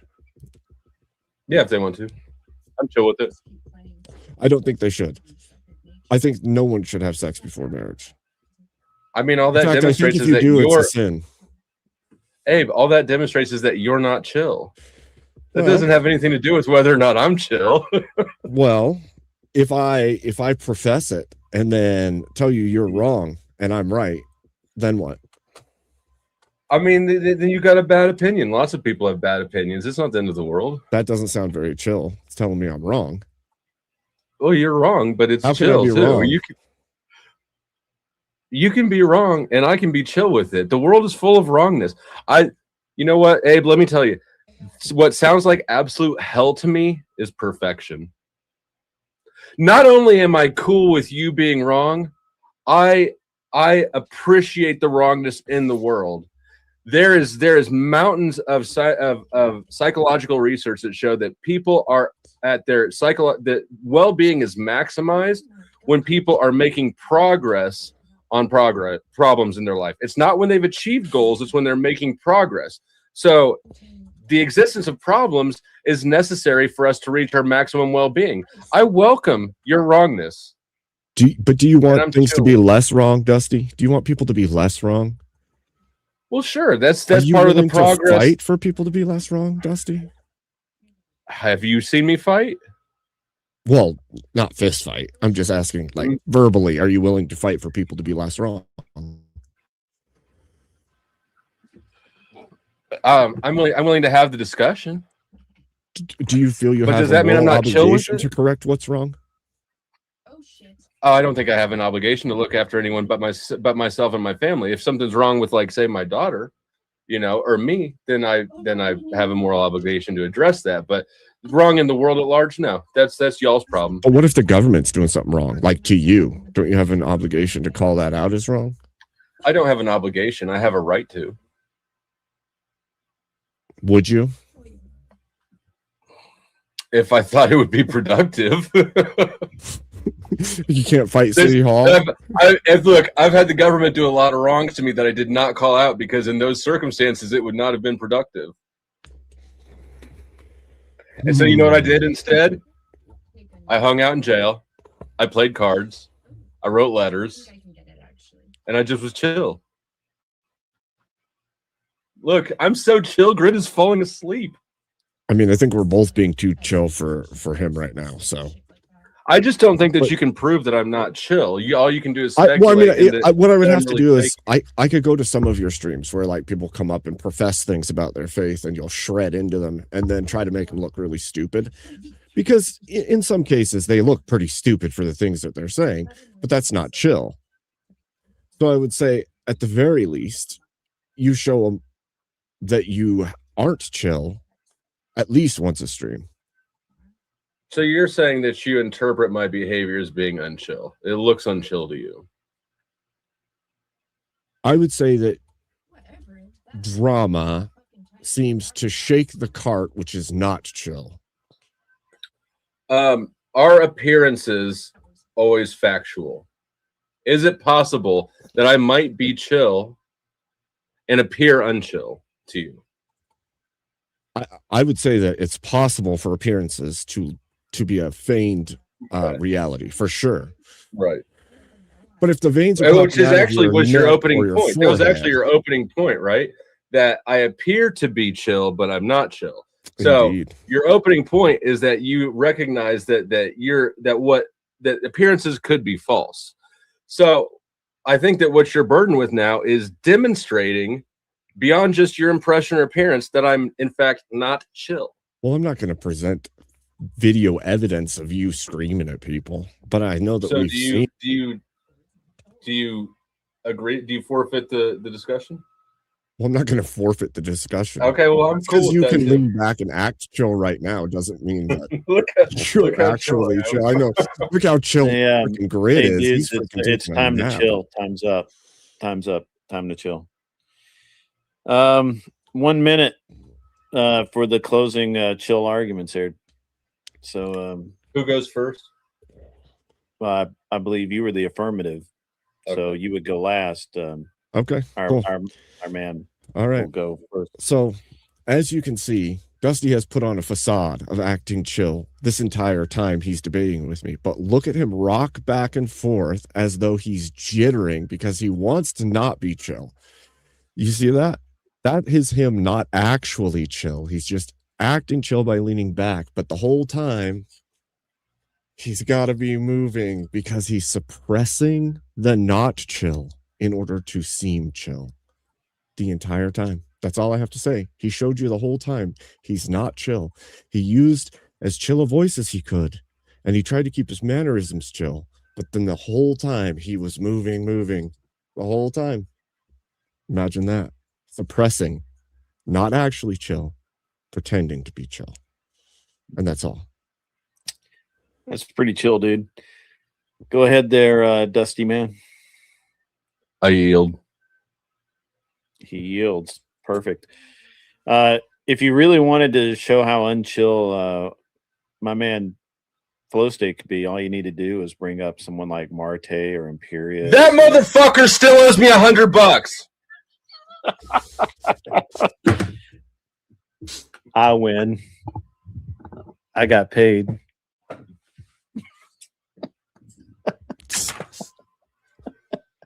That was awesome.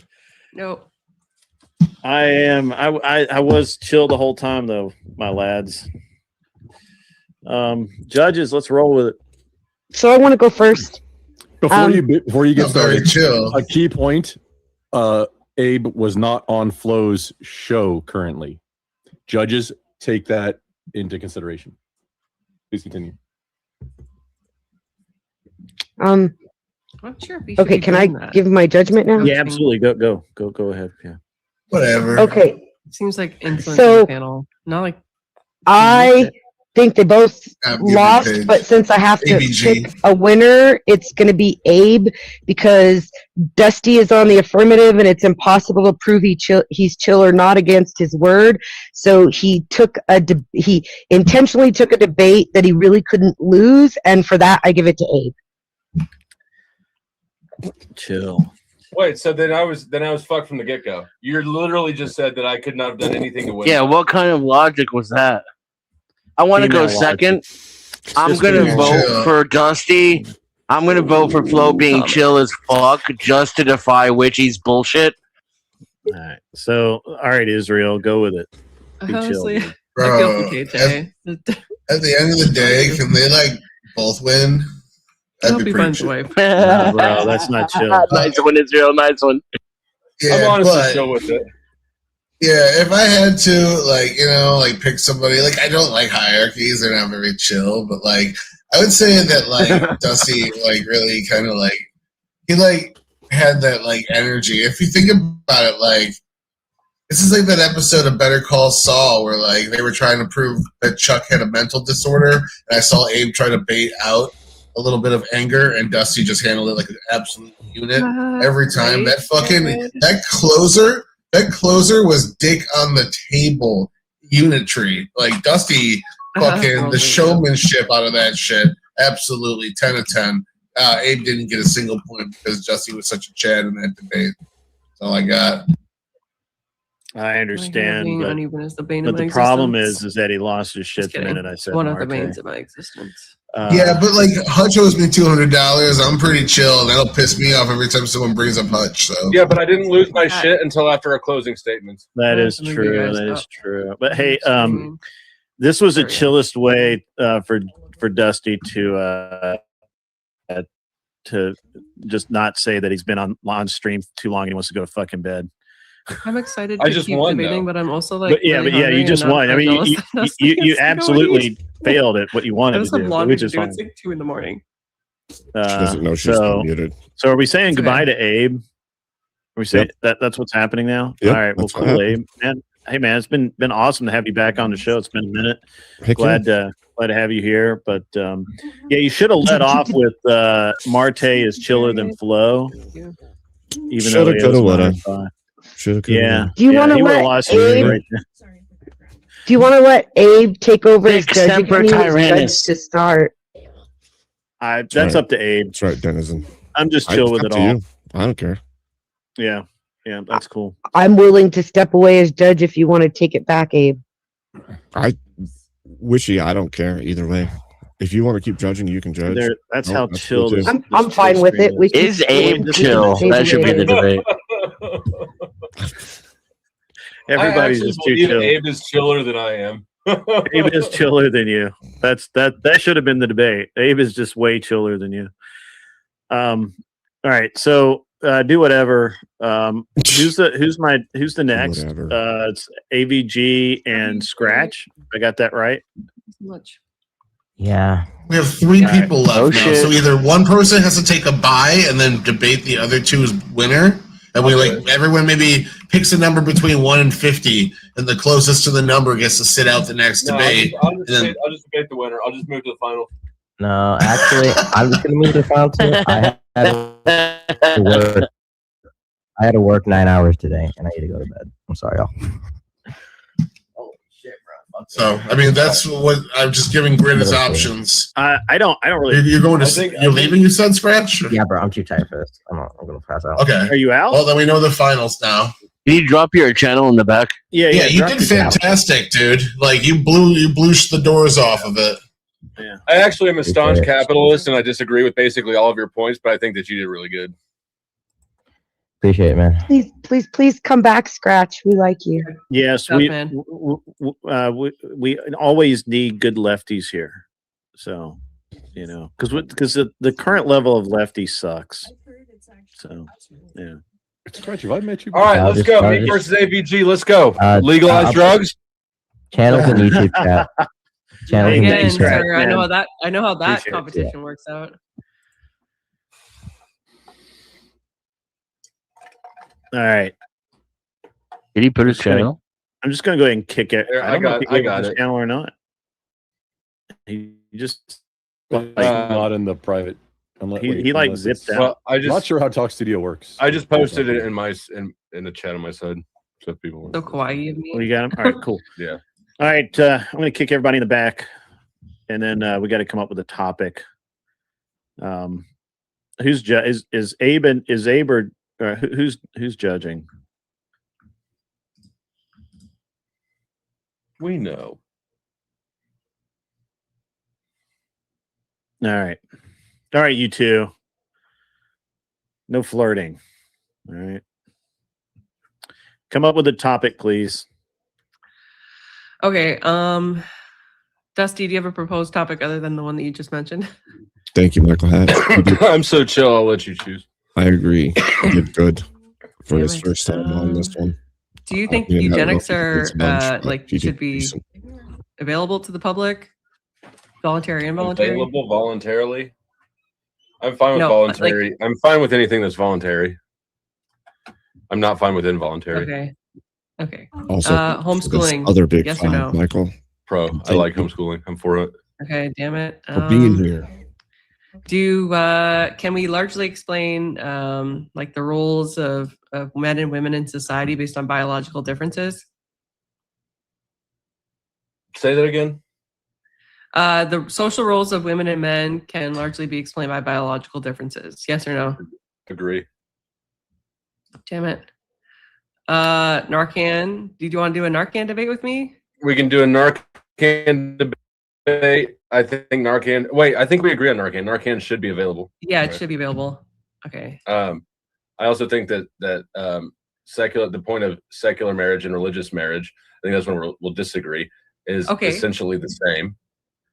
No, okay, I'll debate you on that. Yeah, no, I think secular marriage is useless to society. Okay. Okay, so you're the affirmative on that. Is that do you want that prompt the way that you just said it? Secular marriage is useless to society? Do you have a suggestion as to a rephrase? Nope, I'm happy with it. Oh yeah, it is very broad. It's not broad.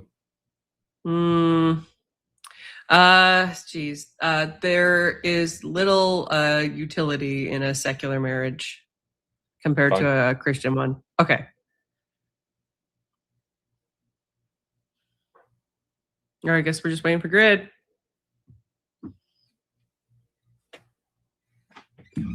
Thank you, chat, for being here with me this evening. This has been a lot of fun. All right. It's silly, mostly, but that's it's fun. something. Yeah. Yeah. All right, cool. There's little utility in a secular marriage compared to a Christian one. I like the just first affirmative. phrasing of it better because little is subjective, but I'm fine with the Debates. second one. That was a silly one. All right. Me versus Dusty on Sorry, I whether did. or not I he's had to go chill. piss off my Porsche. I've been It's sitting here just- a long time, so. Hold on. Why? I figured I didn't know what to debate on. AVG. So unless I think that the first phrasing was better because little is a subjective good night, Rage measurement, right?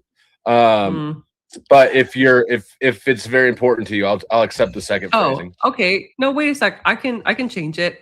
Christian or religious marriages are the only marriages that should be allowed in society. That's a Okay, steep. I'm fine with that. Oh, that's steep. All right, let's roll with it. Choose the affirmative. I'm the negative. Okay. Yeah. Then Probably Seth. whenever you're ready. Yeah, so obviously we know that Should have said that I guess not him going to obviously, jail but, is evidence I that know he's not personally chill. that Christian marriages hold a lot more utility than their secular ones. They have a lower rate of failure. They offer securities that secular marriages do not. For instance, you do in an Orthodox marriage go to your priest to nullify the marriage. There is counseling services and community services available to you for support through the church, which are not present in secular marriage. And there's really no guarantees in secular marriage. We know that the top reason for divorce is irreconcilable differences. What the fuck is that? That could mean a gazillion things. Christian marriages have the lowest divorce rates, are the most promising, and offer the most security absent the trappings of worldly things. Ergo, they are the best. W, Christian marriages. L, secular ones. Abolish all secular marriages. They offer no utility other than tax purposes. With that, I yield. Okay. I think that's All a little right. too far. Whenever you're ready. I think that. All right. So she said a lot of nonsense there. The very first thing that jumped out to me is that Christian marriages have the lowest divorce rate. That's wrong. In fact, they have the highest divorce rate. Evangelical Christians are the highest divorce rate in the country, not the lowest. The other thing is the prompt is that secular marriages should not be allowed. It's not that Christian marriages are better. So she spent this time, her opening statement, building this case, this false case for why Christian marriages are better. But the very first thing she said is that they offer more benefits, which infers that there are benefits to secular marriage, which if something is beneficial, it should not be banned. Marriage is beneficial to everybody involved. It's beneficial to families, to children. If you look at well-being rates for people who are in married relationships, much higher than people who are single. Marriage is beneficial to everybody, not just Christians. It should be for everybody in society. I yield. Okay, so secular marriage. Secular marriage has. Yep. Okay. Go. Secular marriage offers to my knowledge, as of current rates, 56% divorce rate compared to Orthodox Christianity at 9%, and Catholicism Orthodox compared to Orthodox. Yeah, that's a form of Christianity. Orthodox a form of Christianity? It is a form of Christianity. You don't get to pick and choose which forms of Christianity you want to count as Christians. Okay, so we need to include them. We need to include them all. We can't use one as an example of how. Correct. You cannot pick and choose the most conservative. What percentage of Christians in the West are Orthodox Christians? Is that even a representative survey? Well, the Roman Catholic rate is 12. 12 is still a great marker against 56. No. Don't pivot. Answer. What percentage of people in the U.S. Christians in the U.S. identify as Orthodox? It's a very small percentage, but Roman Catholic. It's a very small percentage. So why would you choose? Why would you choose the small percentage sample size? Why not look at evangelical Christians, which are a much bigger representation in the West, and have a massively high divorce rate? What about the statistics makes you think they're not per capita? Can I know? Well, you're the one looking at them. I'm just rolling off memory. I'm not looking at them. Actually, I just know them off by heart. I'm not allowed to use sources during this debate. So, what you're not allowed to do is you're not allowed to pick and choose a very small representative sample size because it fits what you're trying to say, and then apply to the whole. With Catholicism. So then contend with Catholicism. You want to pick and choose? Okay, Catholicism. They have a huge demographic in the United States. Why do they only have 12%? Why don't we just do all Christians? Why are we trying to choose? Why are we trying to exclude the majority of Christians from the Christian sample size that you want? Besides, the prompt is not Christian marriages are better than non-Christian marriages. It's that Christian marriages are the only ones that should be allowed. Now, how do you build that case? Yeah, because the divorce rate is over half. Would you get in a car tomorrow if you thought that you were going to get in a car crash at 56%? It's 56%, Dusty. The divorce rate is 56% in secular marriage. And most of those are evangelical Christians. Regardless, marriage is still beneficial. Marriage is still beneficial to everybody involved in it. A healthy marriage is beneficial to everybody involved in it, regardless of religion. For tax rates. No, for mental health, well-being, for families, if I'm the government, for all the reasons. The government, tax benefits are one of them. I'm the government. Why do I care about giving people more tax benefits? If anything, I want to tax them more. I want them to have a higher tax benefit, right? Outlaw those non-Christian, right? even married couples. I don't want them to get that benefit. Make greater income. Well, you want them to have a healthy functioning. You want to have a healthy functioning population, don't you? To make them you want to have fewer. You want to have fewer. You want to have less welfare moms, don't you? Because married families provide for themselves. I provide for my family. Grizz provides for his family. You know who provides for the single mother households that you're espousing? The government. They don't want to pay for that. Okay, so you're espousing single motherhood. You recognize that, right?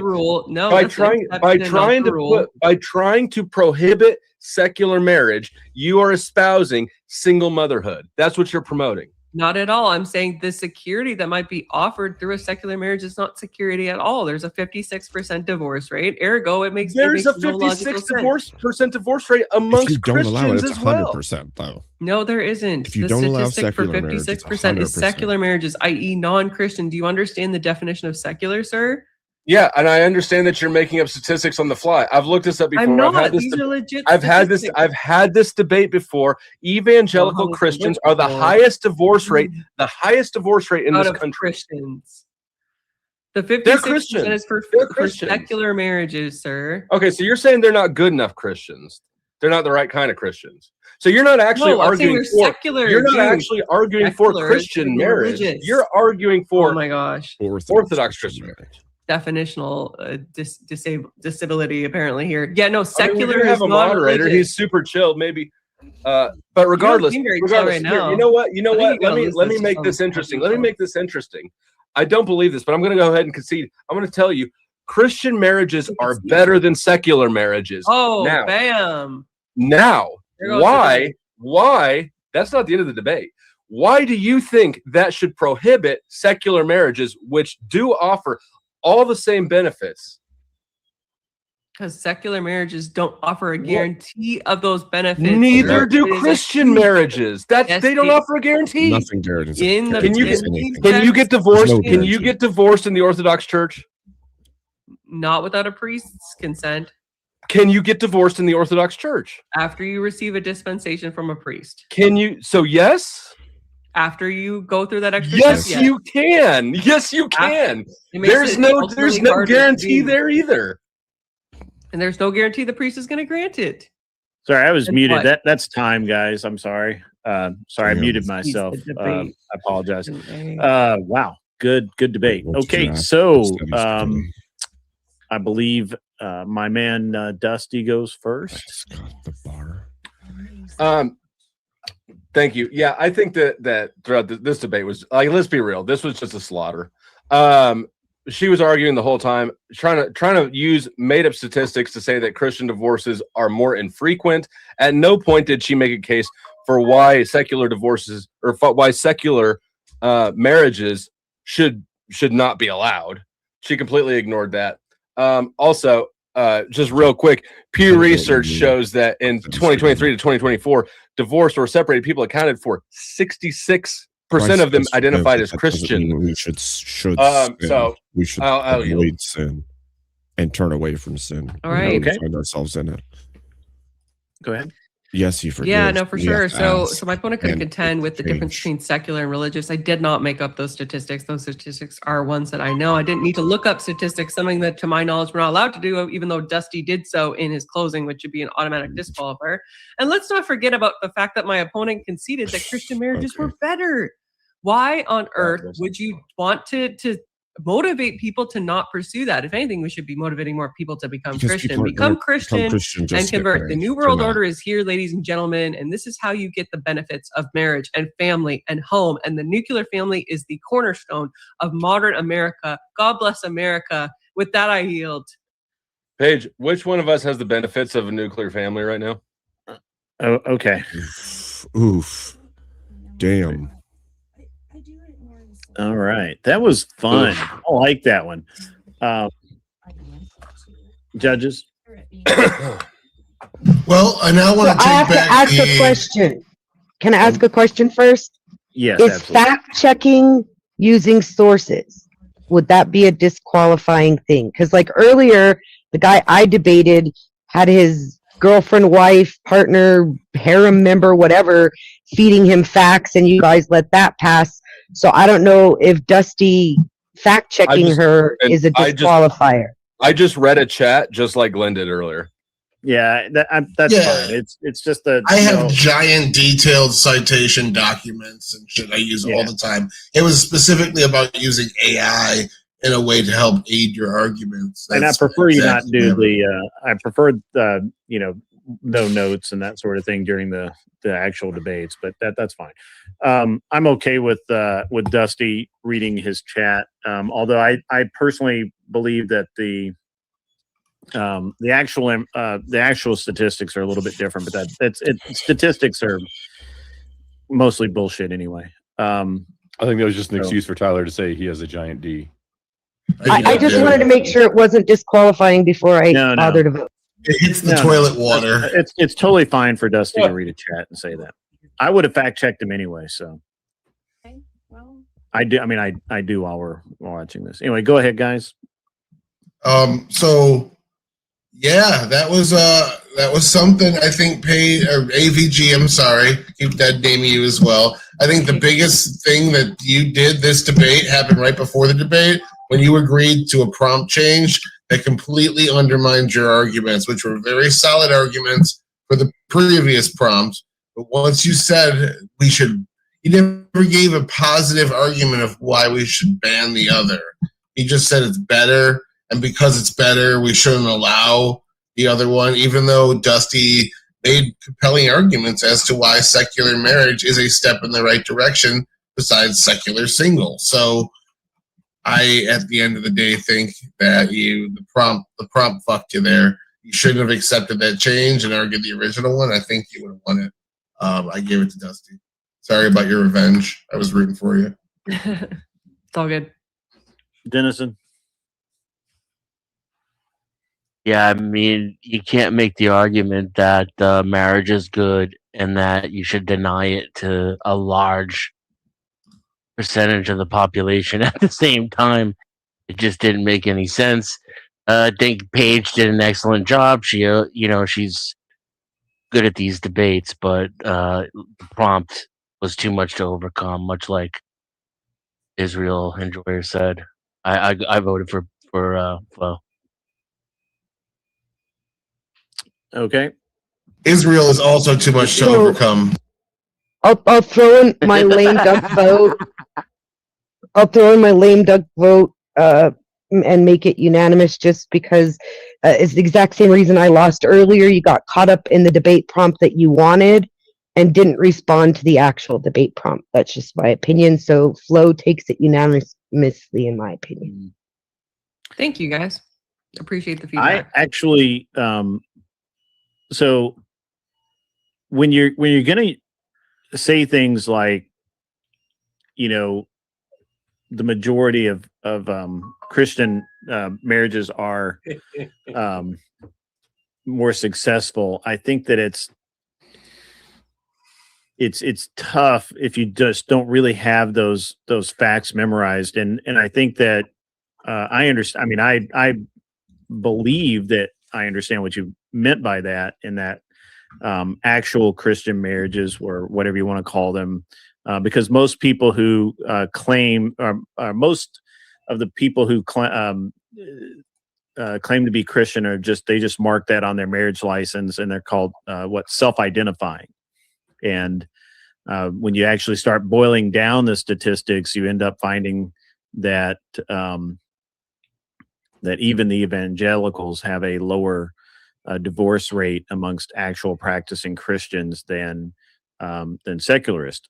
But no true Scotsman. You have to. Can I comment on that? Sorry.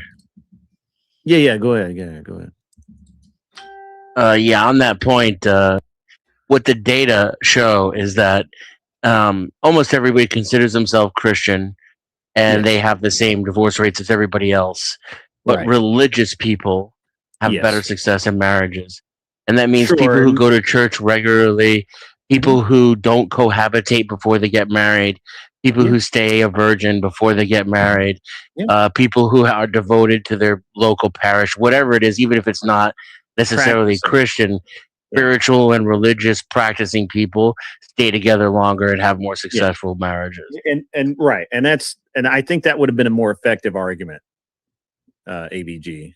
Well, it still doesn't support the ban. Like, I realized it in hindsight. It was a difficult prompt to kind of take on, and you still could have had it. No, really, you lose twice. Someday you'll beat me at a debate. I think you had it. It's just it's a very common trap, and Dusty's very well aware of it. Because most people identify as Christian out of habit, not practice, and it's a really you just have to make sure that you put that in there. And I mean, I've made the same mistake. I've done the I've just been overly general, and you can't do that with Dusty. Dusty, he acts like an idiot, but he's really a pretty sharp guy. He's not chill. So, he's actually not chill. He's actually not chill. And Abe won that debate in hindsight. Absolutely. I'm happy to give him back the money that he donated to me through a loss. Whatever, it's all good. I'll live another day, guys.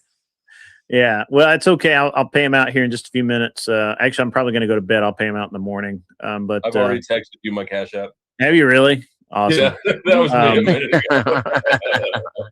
Yeah, I just preemptively telling you to come to bed because I almost did it at the very beginning of the stream.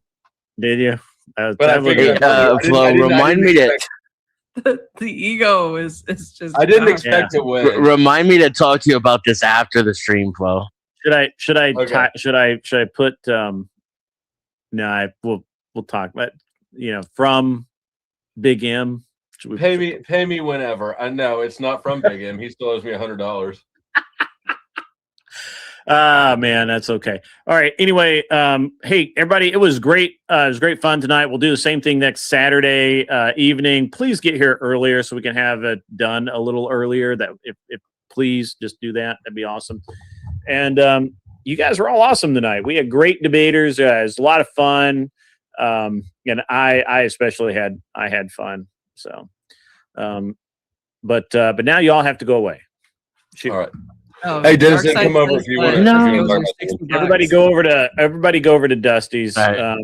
I would set up the raid, but I'm going to bed. So see ya. ABG. Good job to everybody. You were great tonight. Good job, judges. Good job, debaters. Everybody, you guys were all fun. Thanks, Grid. Yep. That was fun. Thank you, Grid. Yep. Bye. Sewer blood. Did you know if you put your top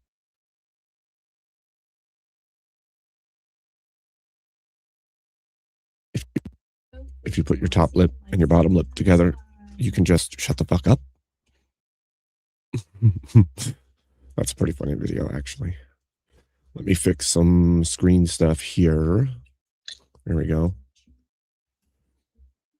Should I go over and troll on Dusty's panel? That's the question. That's the question. Yeah. I didn't even know he was live. I could go over and show that he's not chill. That would be funny. That would be funny.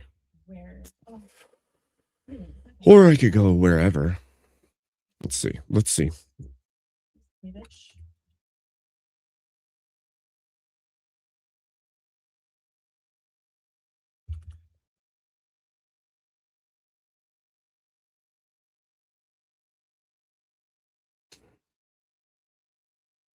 Let's look.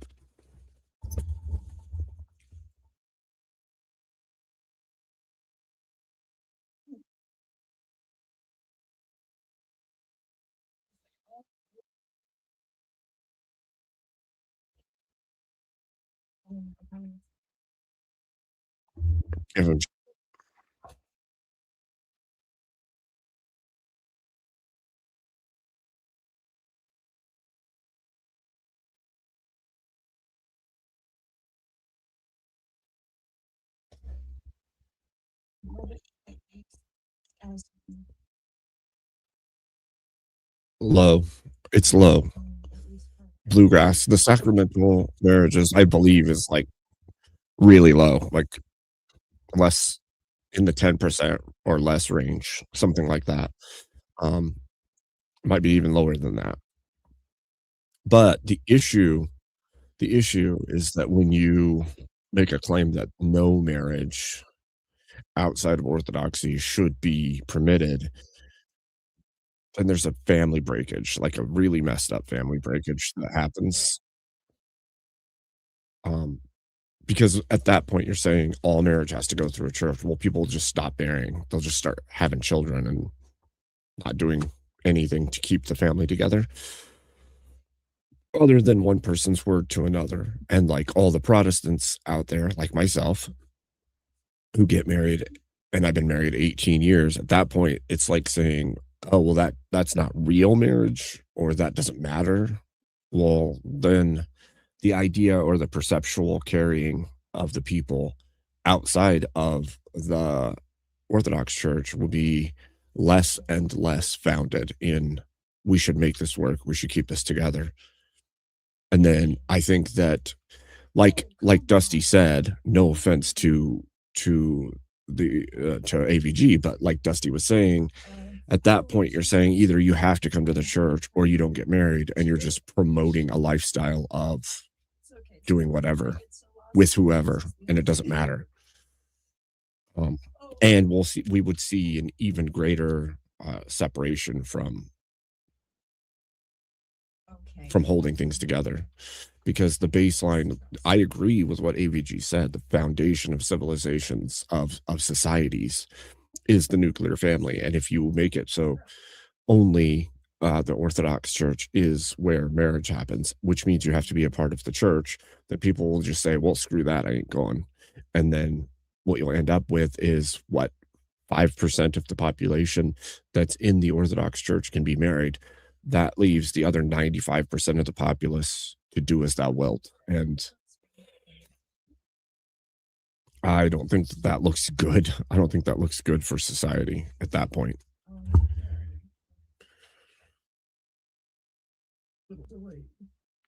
I had a chaplain in Iraq and I was a lay leader as well. I don't know if I've ever said that on stream. I probably have in my earlier streams, but I was a lay leader, so I would actually read scripture or do prayers with Marines before they went out, or I'd say the prayer for us as we went out.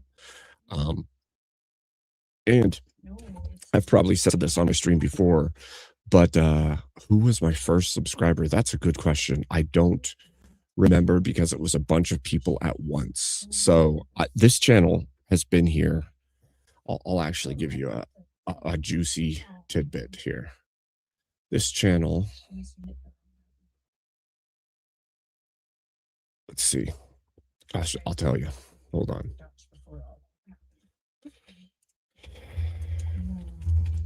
One sec. Give me a sec.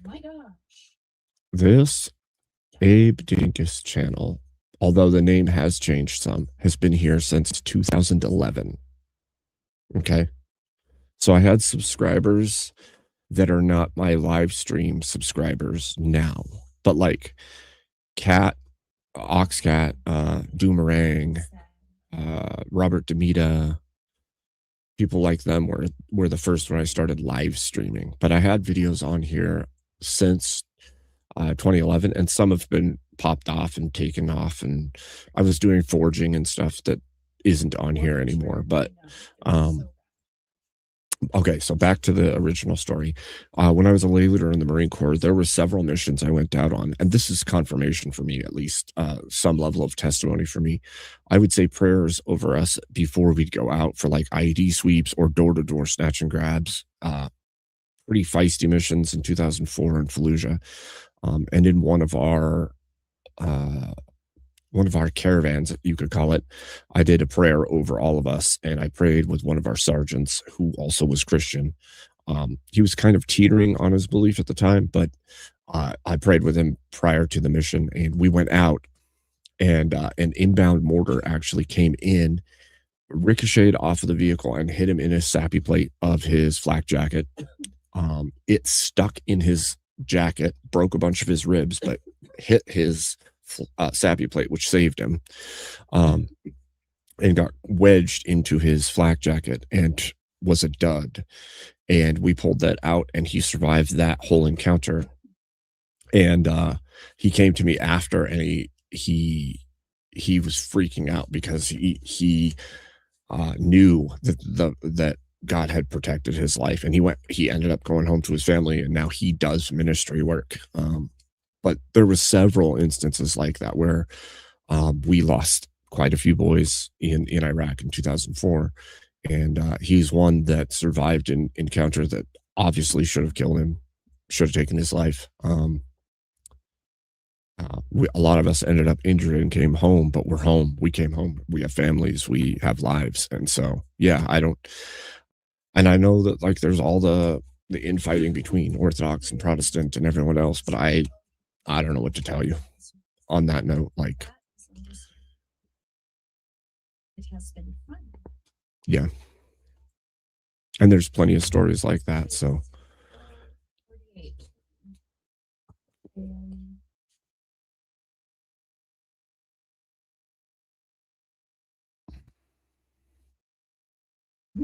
yeah. I mean, I've believed for a very long time, and I actually have some level of pastoral teaching training and theological training and such. I have Strong's Concordance. I have tons of books. I've done tons of studies, but I've had plenty of confirmation in my own personal life of God and His miracles in lives, and so I don't know. I know that I get into arguments here and there with some of the Orthodox Christians online. Some will treat you with, they're just people though. We're all just people, right? And so some will treat Protestants as though they have no belief. They're not Christian. They're just secular. Some will treat them with the respect and say, hey, you should go to liturgy. By no means will I say that anyone's of them are not Christian or that some group isn't Christian. I'll argue that I don't believe like a Mormon who has all the funky beliefs is Christian, but I can't say that I know their relationship with God or what's in their heart. I can't make a salvific claim, just like the Orthodox will say they can't make a salvific claim. So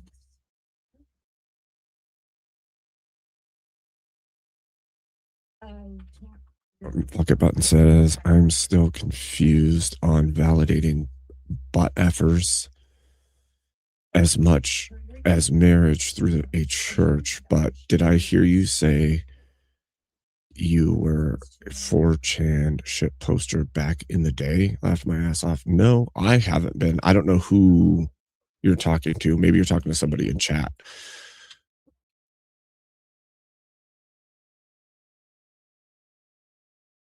Who cares? Because ultimately Christian principles is based around the worship of Jesus, not marriage. Yeah, I'm just, at this point, I'm just a Bible believing Christian, and that's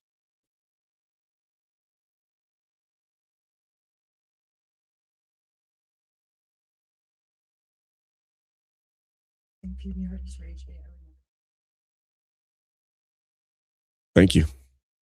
Thank you very much. Not one step back, Jared. I appreciate it. Ginormous $2 from Jared Speaks. Thank you. Thank you very much. Buddha Customs. I appreciate it. Yeah, look, we all go through crazy stuff in our lives, and people are going to make judgment calls based on their worldview, but not just their worldview. There's going to be a level of like, they've found what they believe is the right way, and they're going to be zealous in their beliefs, and they're going to take harsher stances in the moment because of that.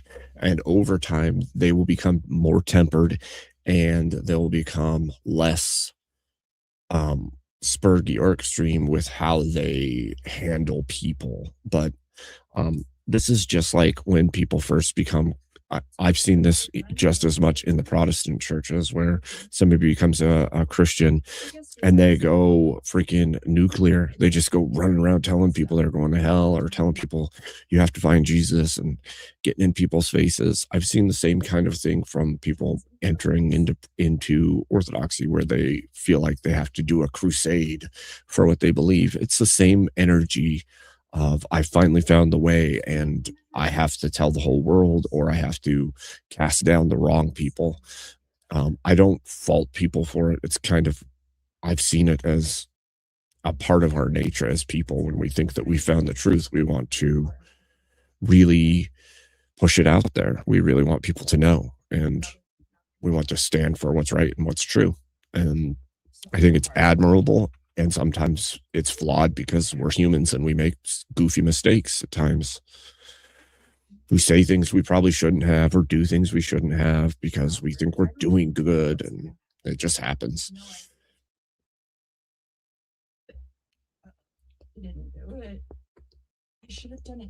I kind of agree with that, Sweater. Marriage with the state at this point is important because it's the only authority that can oversee both Orthodox and heterodox. But I have to be honest with my faith and say only an Orthodox marriage is sacramental and real. And I understand the viewpoint. I think that there is a truism to, there needs to be an authority to keep the marriage accountable. I would say I understand where you're coming from, and I think that the Orthodox Church has probably got a better basis for the authority in which marriage operates, and is held accountable within the church. I don't think that means every other marriage is not valuable, but I do see where you're coming from. Yeah. I wasn't even thinking of him.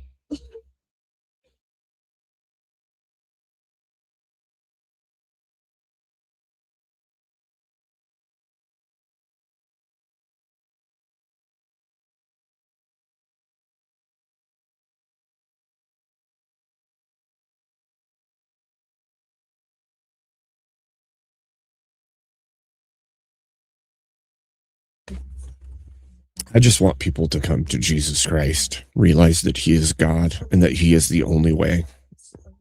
Jesus is the way, the truth, and the life, and no one comes to the Father except through him. Now, I have said this before, and I know that there's viewpoint differences for sure between me and some. But yeah, I don't know. It's a sincere hope in my heart. I'll say that they do.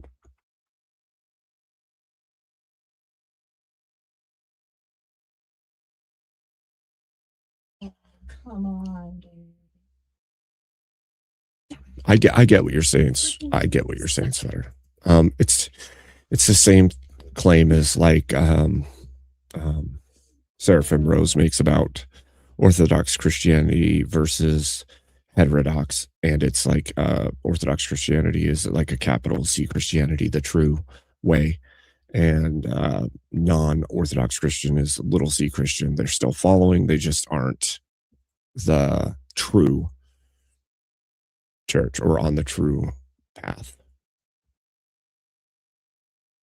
And I understand the sentiment, as much as it's easy to think that somebody outside couldn't understand it. I think that I do, at the very least. And or how weak they are, like don't even have to. It's kind of easy. So The playing.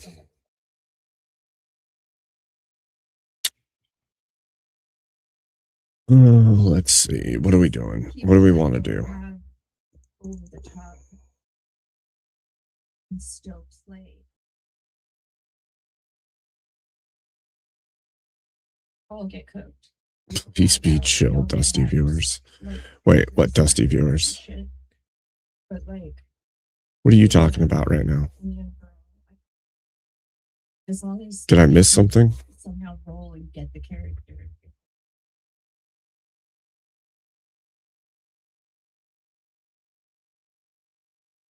Did I miss something? Ladies and gentlemen, what happened? Did Dusty just raid me? Is that what happened? Oh, welcome in, Dusty viewers. I don't know how much longer I'm going to be here. I didn't know he ended, actually. I was randomly chatting with my chat about different topics you guys just talked about, or we just talked about on the debate show, the marriage topic, and that I was saying that I think that marriage is a valuable institution, regardless of whether or not it's in the church. I think that the church is a better way to go about it, and that it should be through the church, but also that marriage is still, even outside of the church, valuable because it keeps families together. When Paige said 50-something% divorce rate, I was thinking, well, yeah, but if you take that stance, what you do is you say, okay, everything that's not Orthodox Christianity doesn't have marriage, and those unwilling to go to the church for marriage, that's a 0 rate. Then the other, whatever it is, 90% of people then have no access to marriage. So then you have not a 50% divorce rate, but just everyone stays divorced from one another. And there's no authority that holds the accountability between the married parties at that point. And as much as, like, yeah, obviously marriage courts and everything else is screwed up, there's no fault divorce, all these things, at least there's still some modicum of authority and importance in what marriage is, at least enough to keep about half of marriages, even secular marriages, together. So, yeah. So that being said, I don't know. Let's see. Do we want to do like a open panel for a little bit here? We can do a little bit. I can stay on for a little while longer. See if people want to come up and chit chat, bullshit, something. There. I don't know if anybody wants to come up, but you're welcome to. Dust Bunnies Raid. That's funny, Ahimsa. Welcome in, Dusty Raiders. Welcome in. Welcome in. I don't know what else to talk about. That was an interesting show for sure. I thought the debating Dusty on him being chill was funny. I did have several thoughts during the debate that I didn't bring up. I did think about when he brought up his, jail time. I was like, well, your incarceration proves that you're not chill. Or I didn't think about bringing up like Marte specifically because it just meh. And I don't think that he would have bought it either, by the way. I think he's clever enough that I would have brought it up and he'd be like, whatever. That guy's whatever. And then right after, then he would have spurred because he does have that modicum of self-control that we all do. At least enough to say, I'm going to chill on that until after the fact.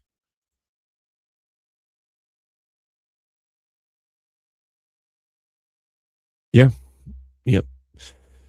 So,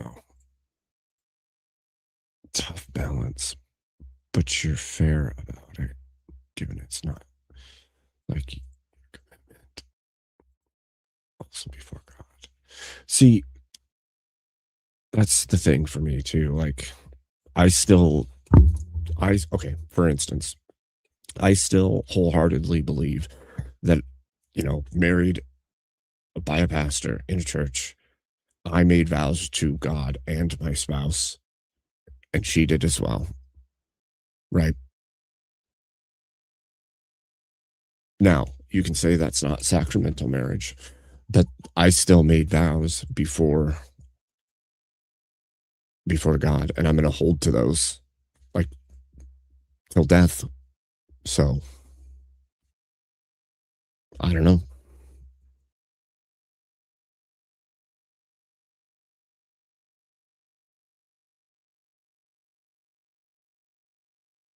I don't know. Bastardization of marriage through the state. Well, it's not even that. Like, there is a grossness to the way that marriage currently functions between two parties on a contract to the state. I agree with there's a gross, like a dirty grossness to that existence, right? Because it's such a diversion from what marriage ought to be. But at the same time, that doesn't mean I want people to not get married and start families and hold the families together, right? So, like, it's a weird in-between place to be. Like, yes, if I want people who love each other to actually bind themselves to one another and protect those children and raise them and give them.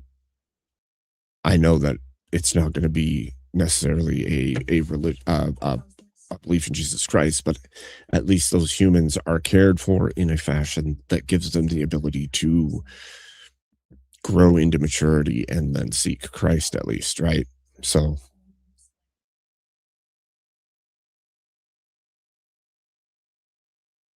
I'm just saying from the viewpoint of plenty of people, just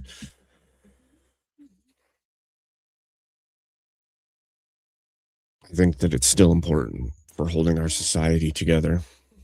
And I think that also what people miss is like marriage is a chance at which people may come to find God, right?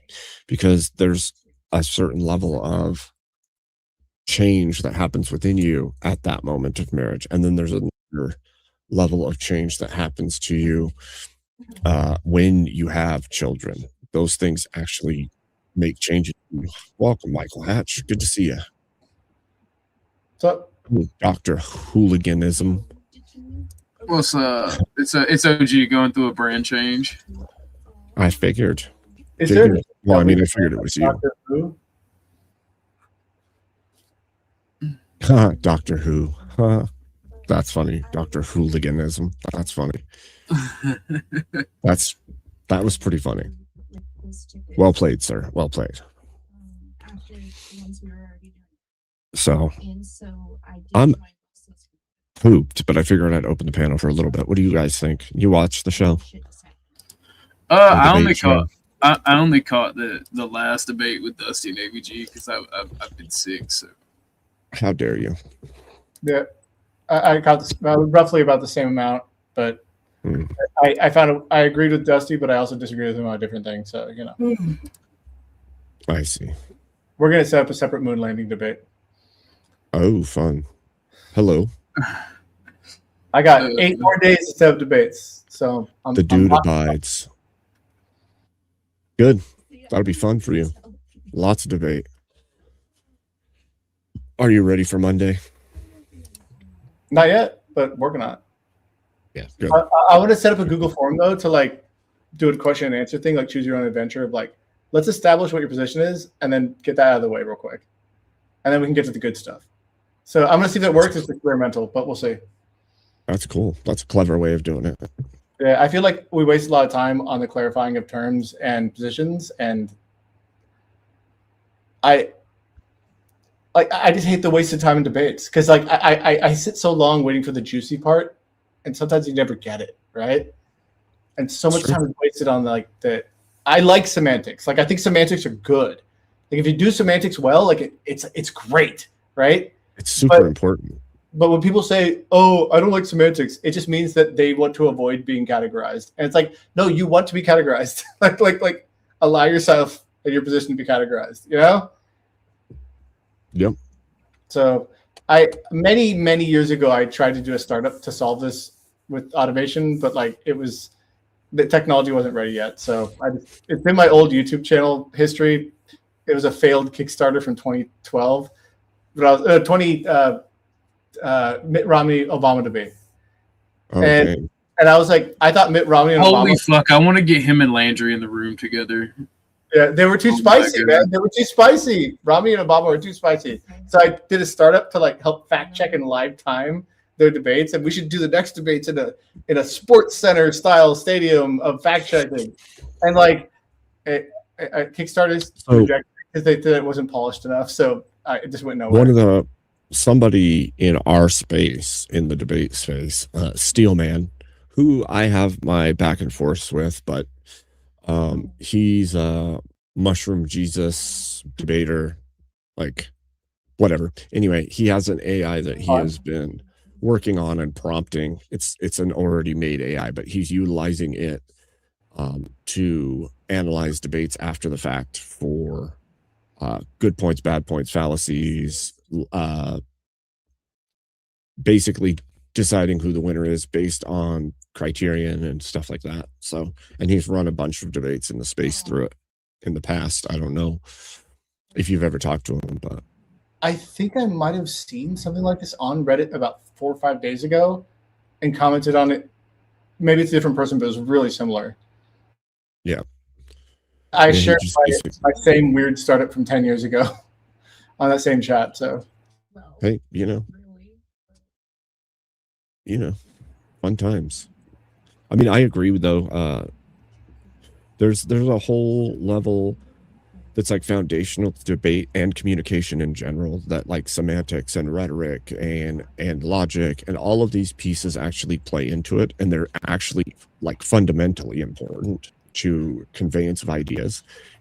And too often we do get caught in weird places because of, I don't know, maladaptive communication, because we have certain ways of communicating in the world that we wouldn't utilize to break down ideas, right? We're communicating back and forth, just talking to each other. It doesn't function. That doesn't function the same as trying to break things down to their fundamental base parts.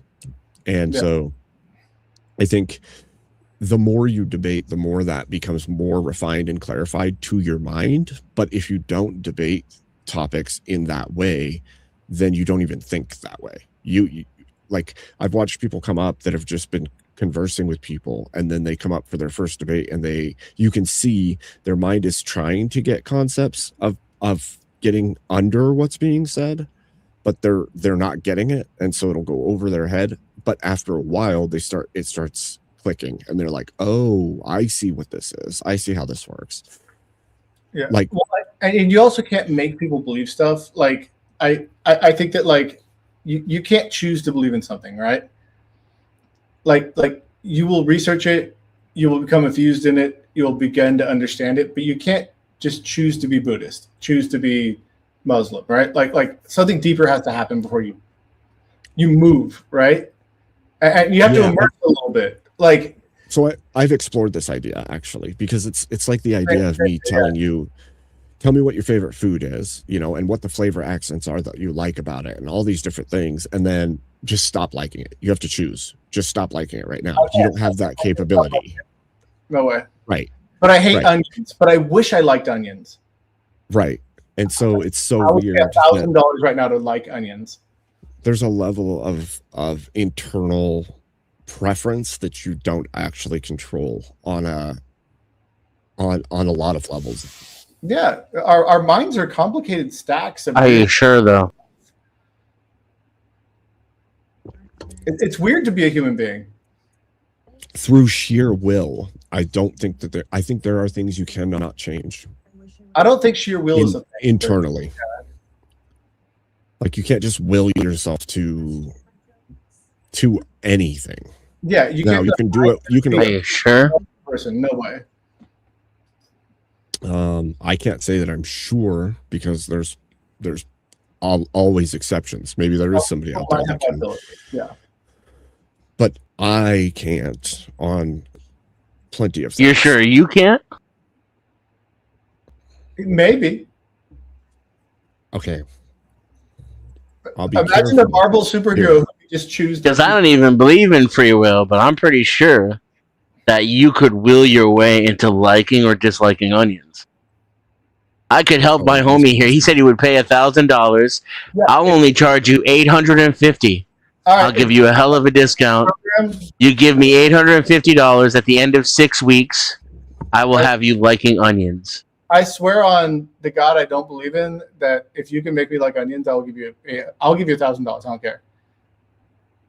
Like, yeah, I mean, Instagram and I followed my check my avatar is my channel name. Sub up, hit up my Discord, join the Discord, and we'll talk. And I will have you liking onions.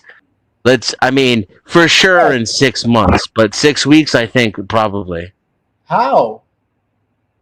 Oh, sorry, we got off topic. You're fine. I'm good. Because almost everything in this world is complete subjective acquired bullshit. I wrote a paper in high school, and on the cover as a piece of artwork, I said that all my papers are bullshit, but I wrote it in cursive on like a flowing document, like it looked like cover art, and I didn't think my teacher would read it. And it said, all my schoolwork is bullshit. This is all bullshit, right? And I was like, high school. And he read it, and he said, "You got good job, B+ on your paper. I enjoyed your cover art. I read every word." That's funny. I was like, what up, Wild Art? So it's true that bullshit is a part of how we understand things, but so not all bullshit. Let me reinstantiate what I've said. Okay. Denizen, because I don't think that you can will it like an immediate willing, right? Like just instantaneous change of a thing. However, I think you can train it out of yourself. Yes. I think you can use association. You can with sheer will through neuroplasticity and stuff. But it's not like I've decided I no longer do this or like this or what have you. Now, the training of the change you can, I think. What if that's pretty much everything, though? It's like everything in your life, you make a choice, and then you lean into that choice, and so then it becomes objective or a belief. because you don't want to lean so Right. hard rigidly that you can't pull out. This book. Yeah, definitely. If you're not wearing a condom too. Have you seen this before? What is that? What is that? Magic. I see the word magic. The Structure of Magic. Yeah. What's that? It's a book by Bandler and Grinder about it's about neurolinguistics. So how words affect the central nervous system and how you can retrain behavior and associations and the like in your mental framework, basically. It also goes through a whole bunch of behavioral stuff that's used in like CBT and Gestalt therapy and all kinds of stuff. So Did you guys ever see the Neil Gaiman, the game thing, all that? No. yes. A game about Yeah, I do. I remember that. Yeah. Yeah, so I got assigned to read that book. I was working in Hollywood in a production office, and my boss ended up being one of the producers on a movie called it's like a Scrooge, a Christmas Scrooge movie, but about dating. I'm forgetting the name, but they made the movie. But I had to help research. You mean Scrooge with Bill Murray? No. This was like 2009 Christmas. Okay. It's like the Christmas Carol, but you're dating. Matthew McConaughey was the star. I'm forgetting the name. But early on, in the Scrooge, it was through all his past relationships on Christmas. Yeah, but like this was like it was a book about a guy who's a player, but he was the Scrooge because he was a player.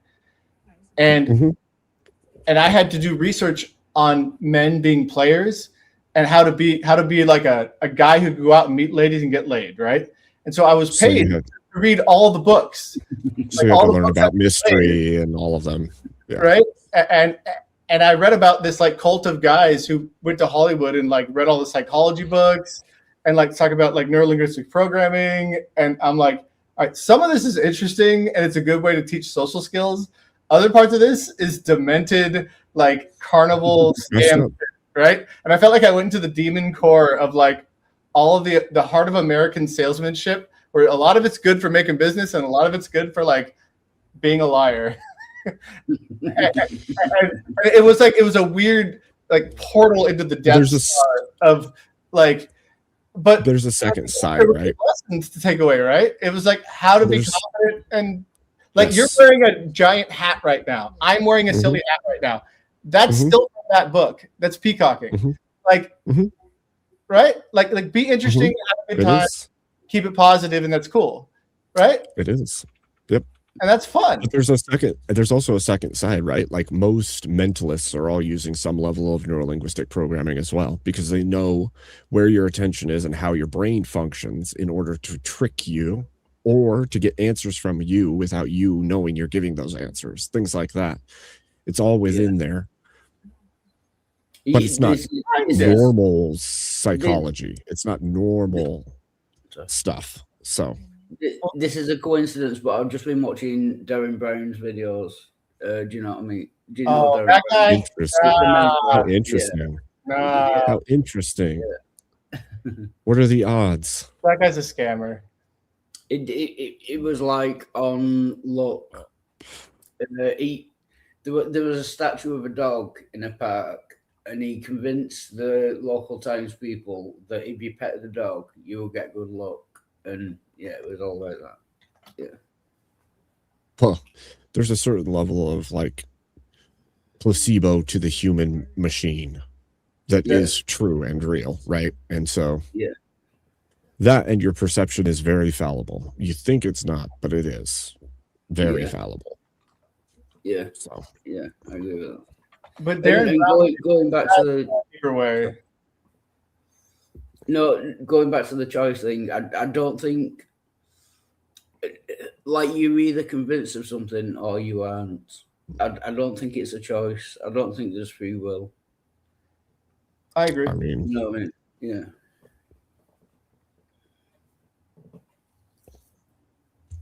I mean, I've heard the argument a lot of ways. I remain fairly convinced there's at least some level of free will that exists in people. Obviously, you're going to be swayed by prior events and preferences and all kinds of things. But in the end, you still have the capability to choose opposite of what experience tells you, or opposite of what, all the different things. You could have those all be set against you, and you could still take a choice that's against everything that you feel inside that's telling you to choose one direction. So I think that's At harder. least some level is kind of already a capitulation that there's free will. At that point. Well, it's right. Well, it's really hard. One could to still say argue that you're being deterministically set up to choose the opposite of what you feel too. Right. And that's usually how it's presented, right? To me, is that, something internally that you can't codify in some meaningful way is still going to press you a direction absent your choice. But to me, as the functioning creature, it seems as though it is my choice freely. Right? Sure. That I would agree with. We definitely operate under the illusion of free will. Sure. Yeah, I think the thing you mentioned about time as well, it's not Pascal's wager, but I think Pascal came up with it. It's like if you try to convince yourself all the time, you can choose your beliefs, but it's not like a on and off switch. You know what I mean? You can't choose your beliefs like automatically. I don't think. But over time, if you can, you know what I mean? Like if you try to believe and do it for long enough, then you can believe something. Right. You can train it. Yeah. You can build patterns, right? Right. Yeah. Well, what fires together wires together, right? There's a certain level of neuroplasticity that habitual use of certain circuits in the brain will strengthen those circuits and allow for what not used to fade. And so, yeah, absolutely, you can change it. But if I'm hungry, again, I'm buying pizza, But if I shop when I'm full, I'm going to buy salad. Like you can build habits. Right. Yeah. And like navigating the fourth dimension of your own personality and instincts and stuff is like a lifetime project. Yeah. They say you should never go shopping when you're hungry because you'll just buy it. Yeah, you shouldn't. You know what I mean? But like there's a lot of stuff like that in life that we all sort of have to develop our wisdom slowly. And a lot of our wisdom is going to be like custom for ourselves, right? Because we're all so different. Yeah. Yeah. Yeah, but my own individuality is so hard. Yeah. And I'm hungry until I go shopping. Sad. I just got hungry for After food. I buy the food, then I get full. Okay, so the trick for that is drink a whole bunch of water first. Is that what that hat is for? If you drink a whole bunch of water, it'll fill your stomach, or at least expand your stomach so you don't feel hungry. And that way, when you shop, you don't have the hunger pangs. I can't drink the tap water out here. It's poison. No, I got to shop for it. Fluoride's good That's not my fault. Get that fluoride. The hat has many powers. The last time I drank, Nobody it's knows. been like maybe 20 years since I had tap water, and even then it wasn't tap water, it was well water. So delicious. Oh my god, just ice cubes and water from a well tastes like fucking cocaine. But I ran out of bottled water one time in that 20 years, and I drank out of the faucet and I got sick.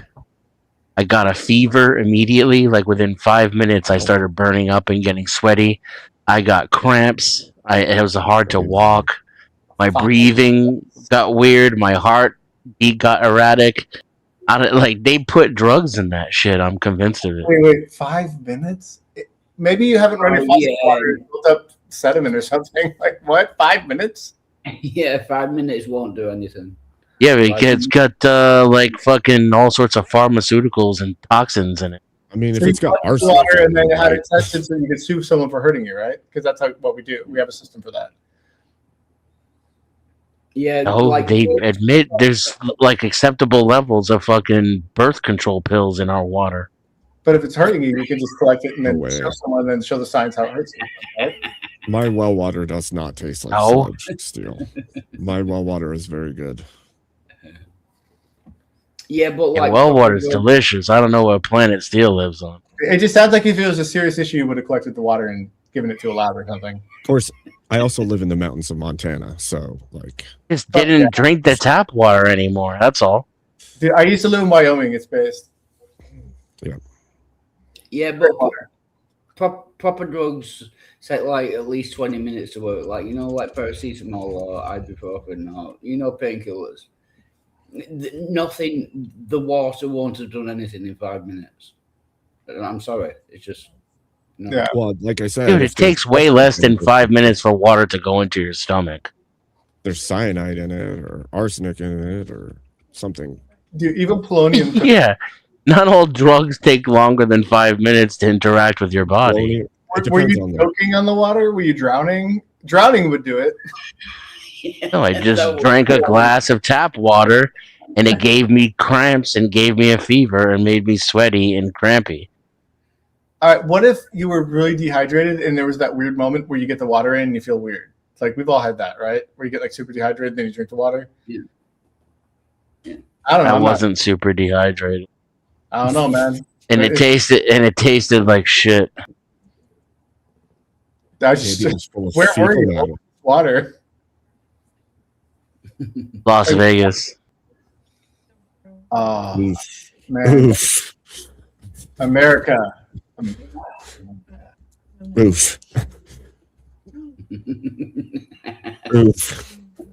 And here's the thing about the human body. If I just drank tap water all the time, it probably that effect would go away. You know? Yeah, and your teeth would be strong from the flora. Yeah. And it's just from the like not drinking tap water for like dozens of years that like probably left me so susceptible, whatever that crap is. Yeah, you might just not be used to it, but that doesn't mean that it's harmful in itself. Yeah. You know, if you were used to it, then it probably wouldn't have got on those conditions. And if you're interested in hydrology and like how water works, like you could get a degree in that at AA or something, and like be a water expert and help people have healthy water. Like you could learn about how the molecules and atoms are in water. Like you could get after that, dude. You could be a waterman. Yeah, if you're passionate about that, chase that down. Let me go become a hydrologist. Oh, look, I can just buy a bottle of Nestle for 0.3 cents. Okay. Dude, a lot of cities need water experts to look at their water, man. You can be that guy. Yeah. Check the wells. You could be out in nature checking wells, like backpack on, hiking, checking water.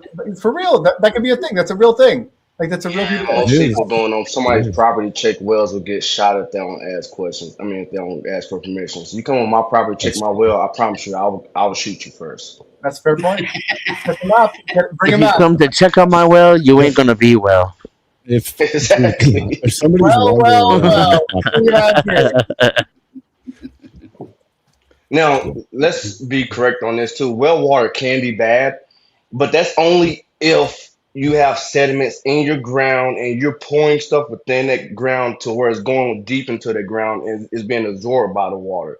That's the one way that it can. Or if you have some chemical flush downhill from you and it's being flushed towards your property. Now, that is a possibility, but most times, unless you got harsh chemicals within your ground like calcium, all the stuff that will put a muck into your pipes to where you have to spend more money in the future.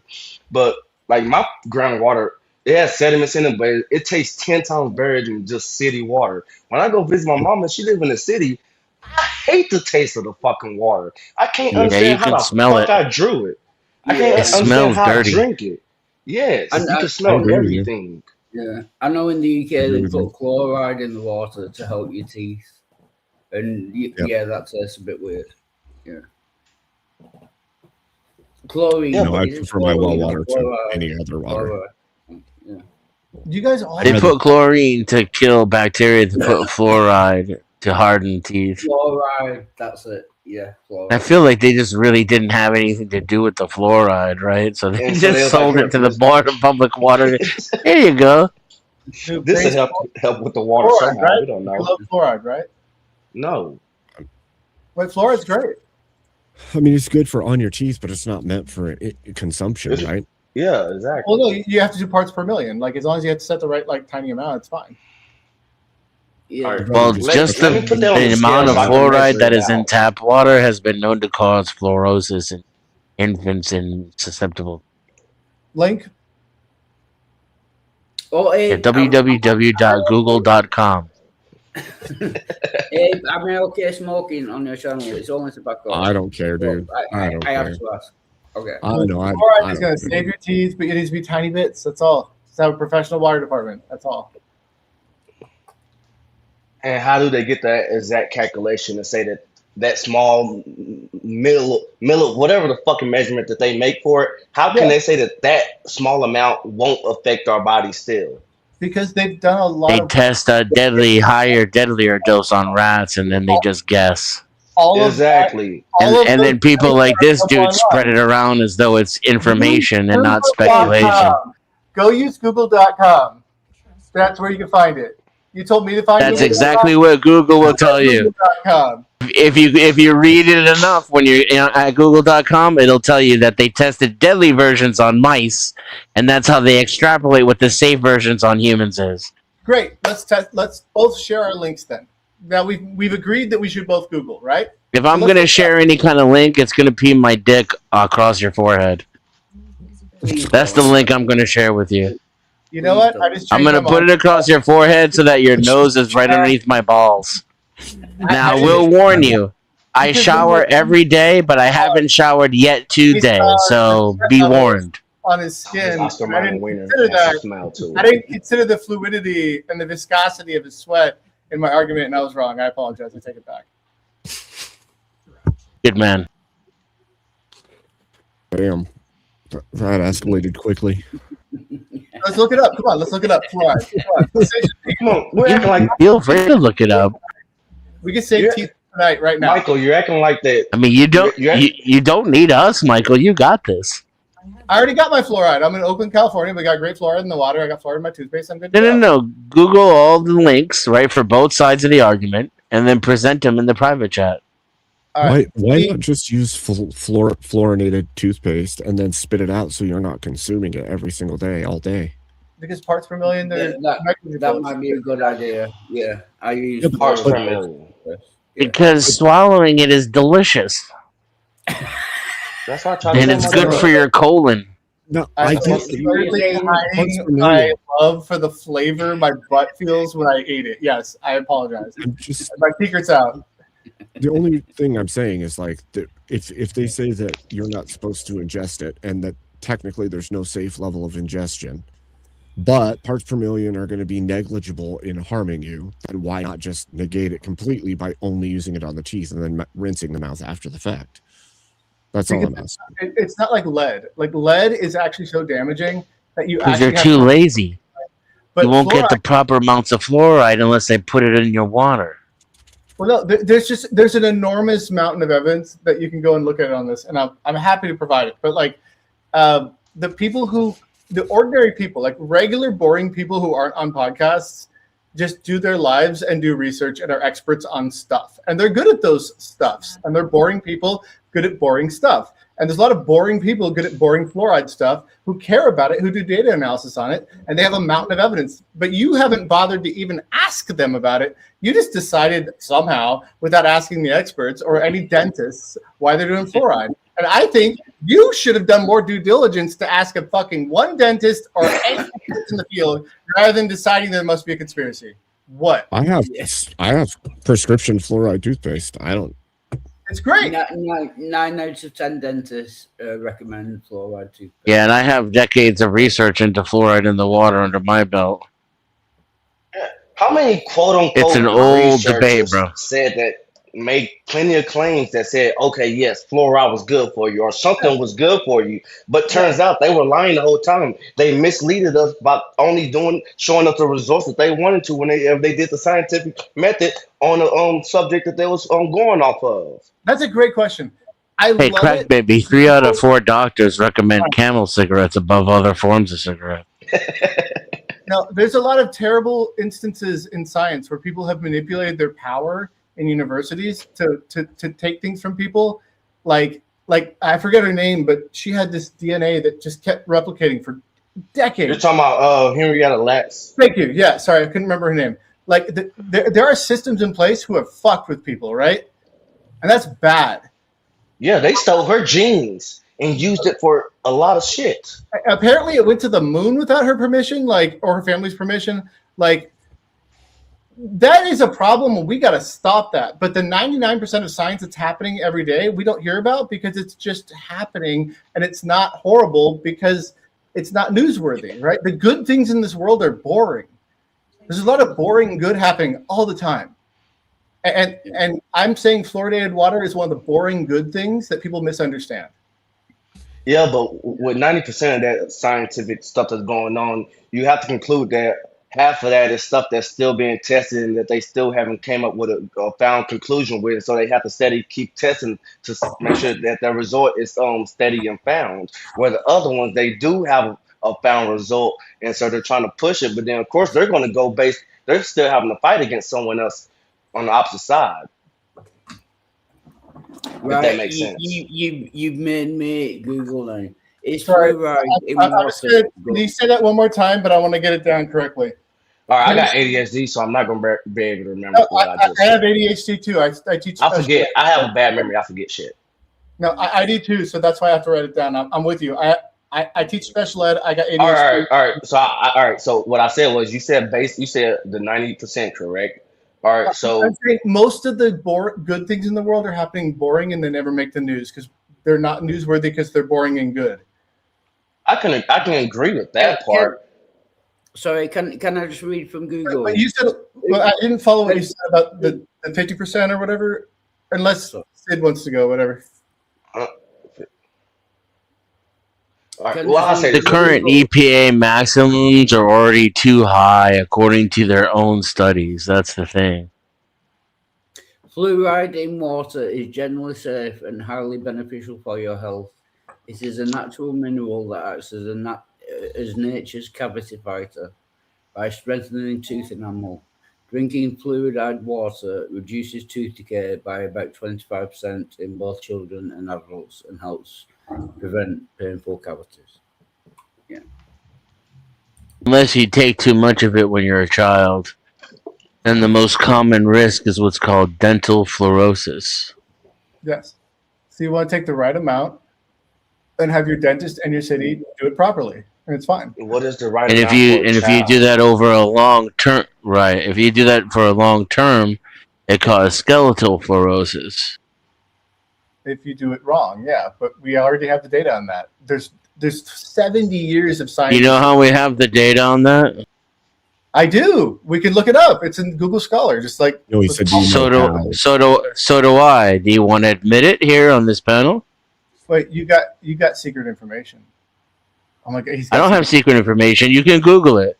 All right. It's how we figure out most things in America because corporations are not held accountable for when they hurt people. It's by poisoning people. That's how we find out.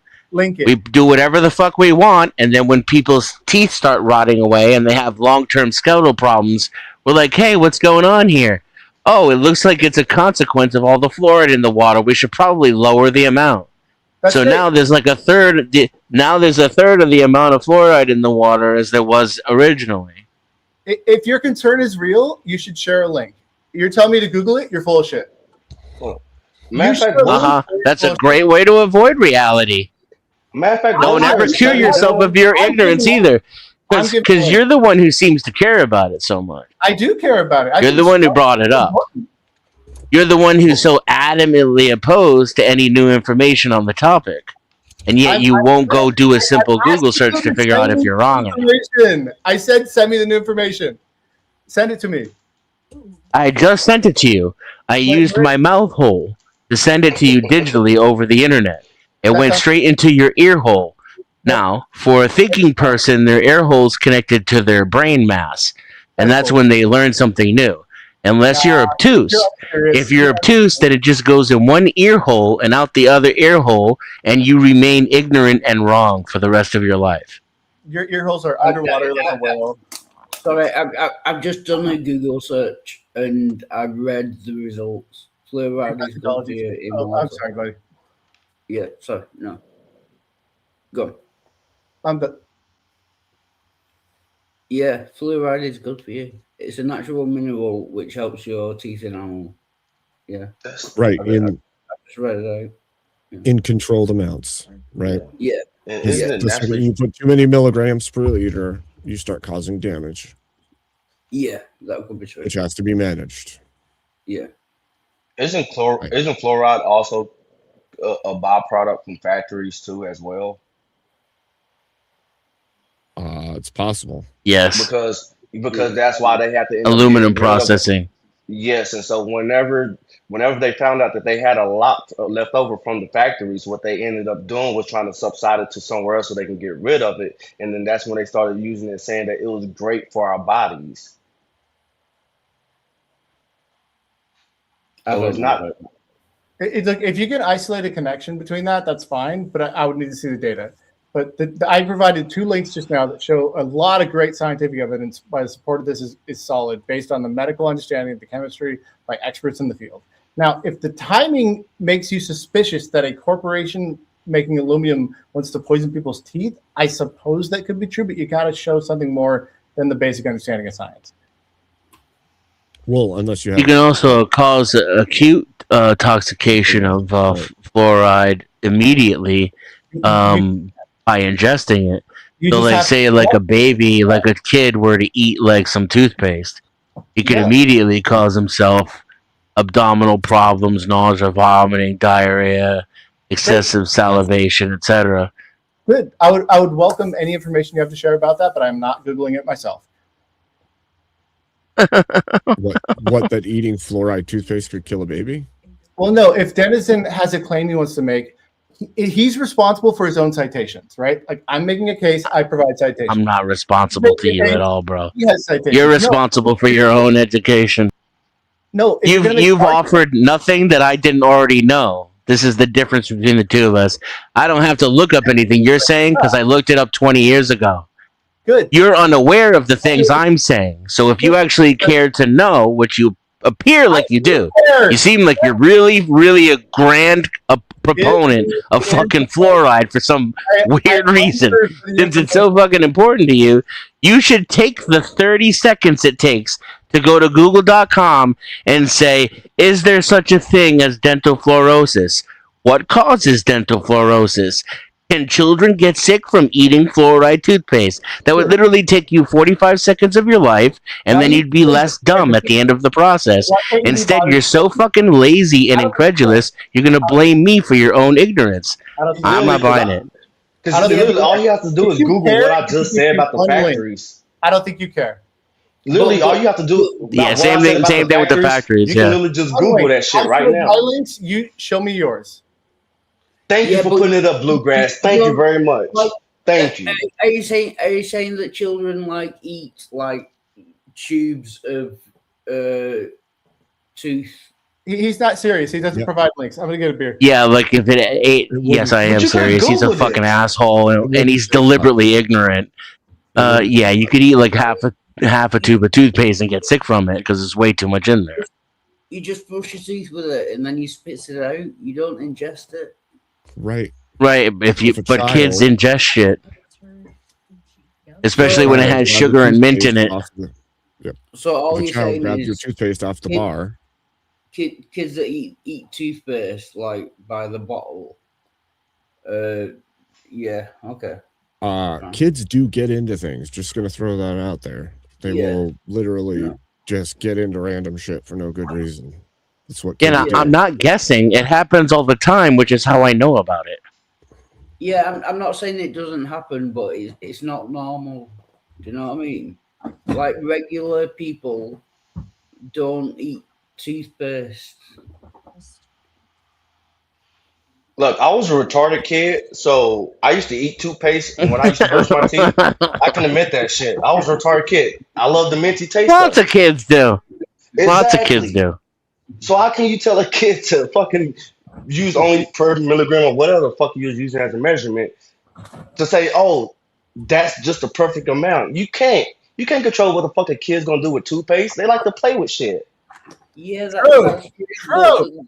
The same is So true then, with water. you prove my point then. If you gonna say true. If you drink too much water, you will die. It doesn't mean that water is bad. It just means you're fucking shit. Not you. I mean, it just means the person that is drinking too That's much not a water. valid comparison. Yes. What about halfway? What about half a tube? Bleach isn't necessarily bad either. But if you drink bleach, you can kill yourself. All right, so I don't need to do this. Okay, gotcha. So don't be stupid enough to drink bleach. Yeah.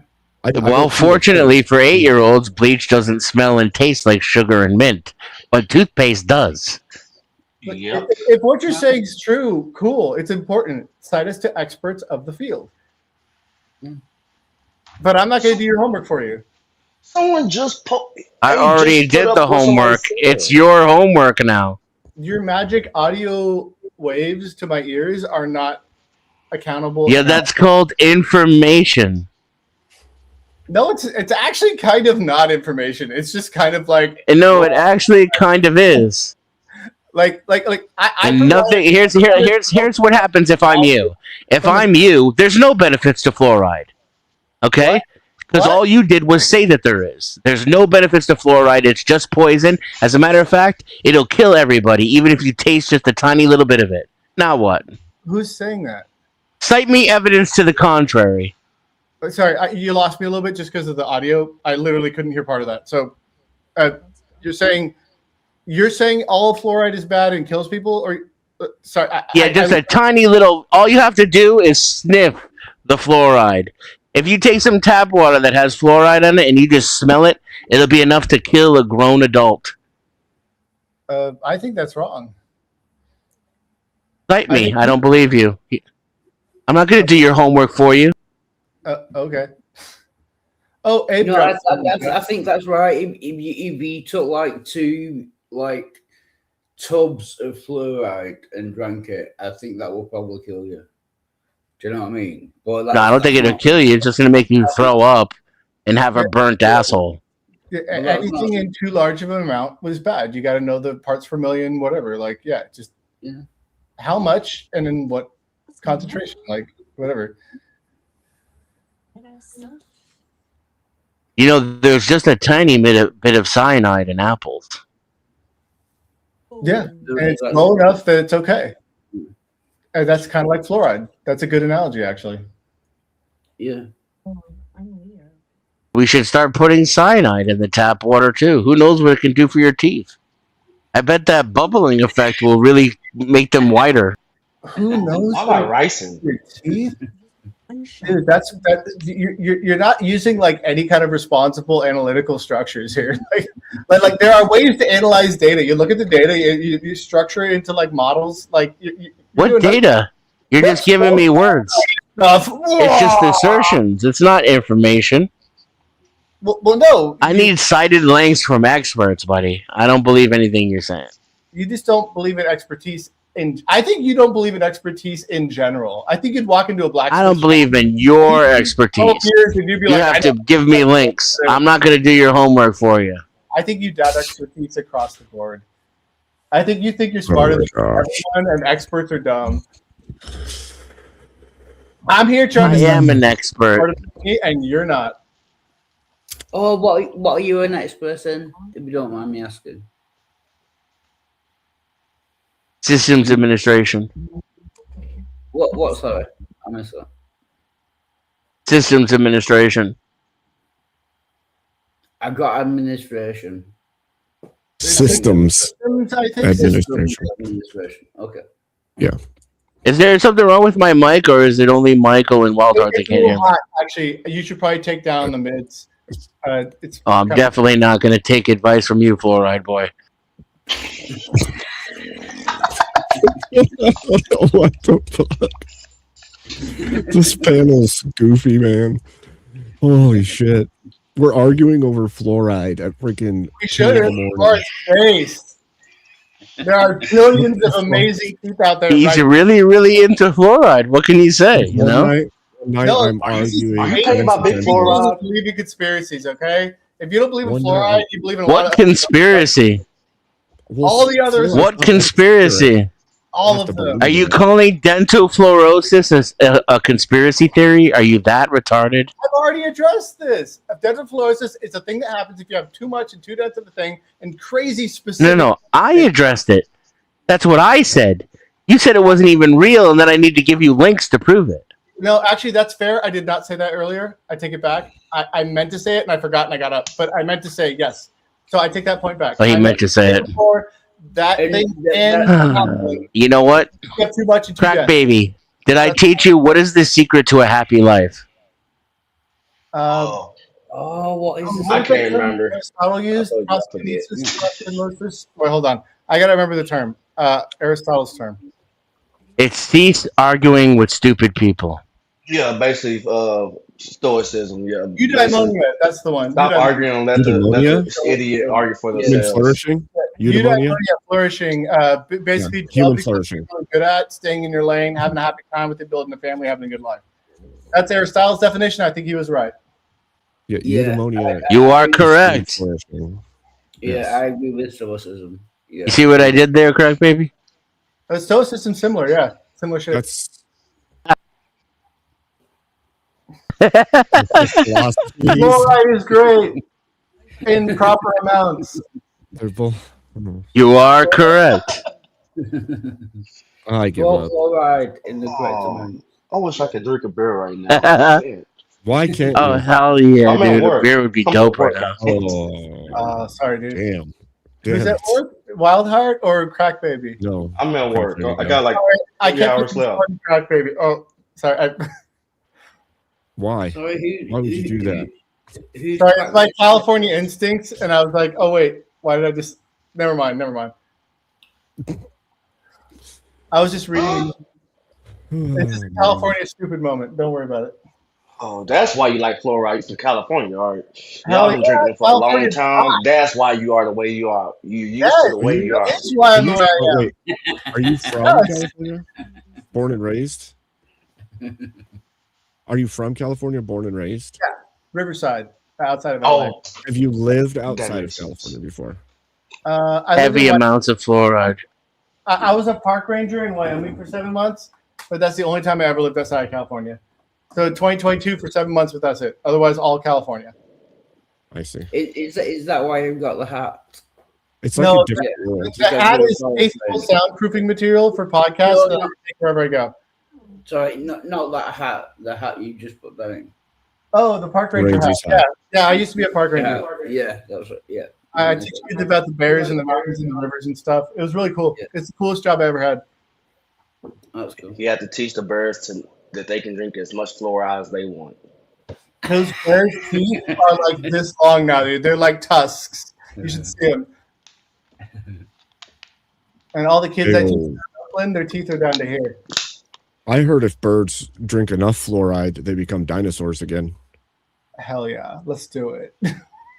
Oh, if you give pigeons, what is it, Pepto-Bismol or Alka-Seltzer. Anti-acid, Alka-Seltzer. It's Alka-Seltzer. It'll make them blow up. Yeah, they blow up. Yes. Dude, their stomachs are totally different. I get it. Yeah. They used to do it to seagulls on the coast. You throw Alka-Seltzer out there, and the seagulls would eat it and blow themselves up. Yeah.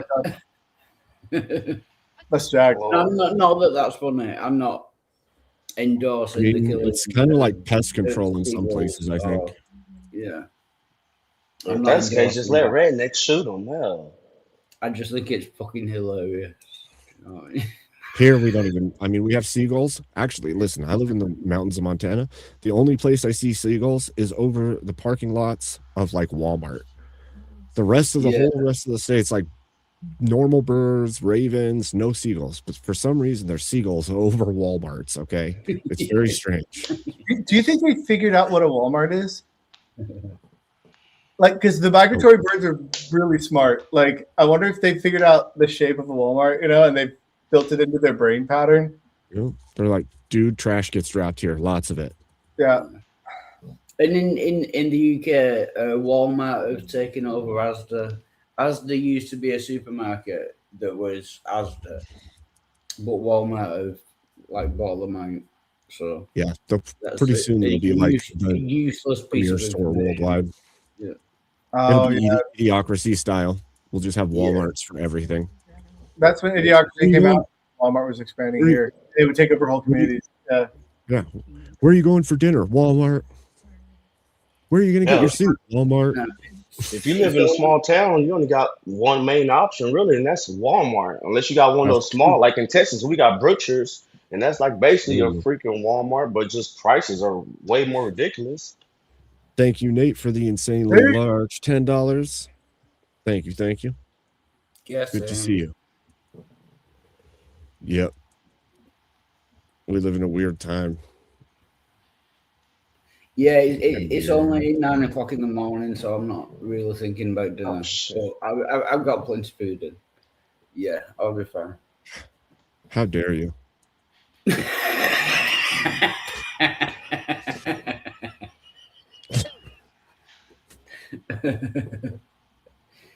So what's going on in Texas at like 2 in the morning or whatever? Yeah, in Texas, yeah, it's about to be 3. I told you I'm at work, so I don't get off till 6 o'clock in the morning. That's what I mean. Governor Abbott don't let like. Oh, fuck him. Fuck Hot Wheels. People work It's overnight. like you're in a government office or something. Like, is there an emergency? I'm private security, so I do. Oh, private. Sorry, I thought it looked like a government office. No, I just work for highly deep pocket people. I got you.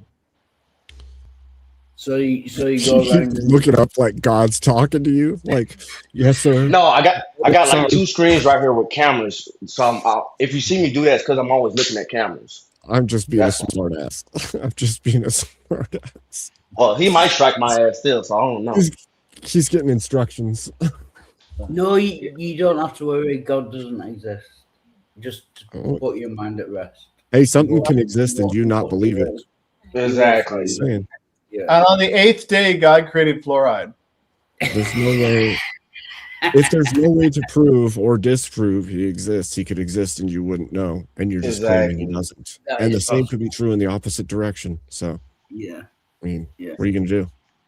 It just seems like people who are bad at figuring out the universe are going to hell, and like some people are just bad at figuring out the universe, and that seems unfair. Yeah. I guess it depends on what you mean exactly. Figuring out the universe. Well, we get born into this world, right? And then we have to figure out what is our reality and what is our moral shit, right? And those are both difficult things that we all spend our lifetimes figuring out. And like, I don't know, if you get the answer wrong, you shouldn't be like sent to hell for it. I mean, Seek technically, truth and find purpose. That's what I would say.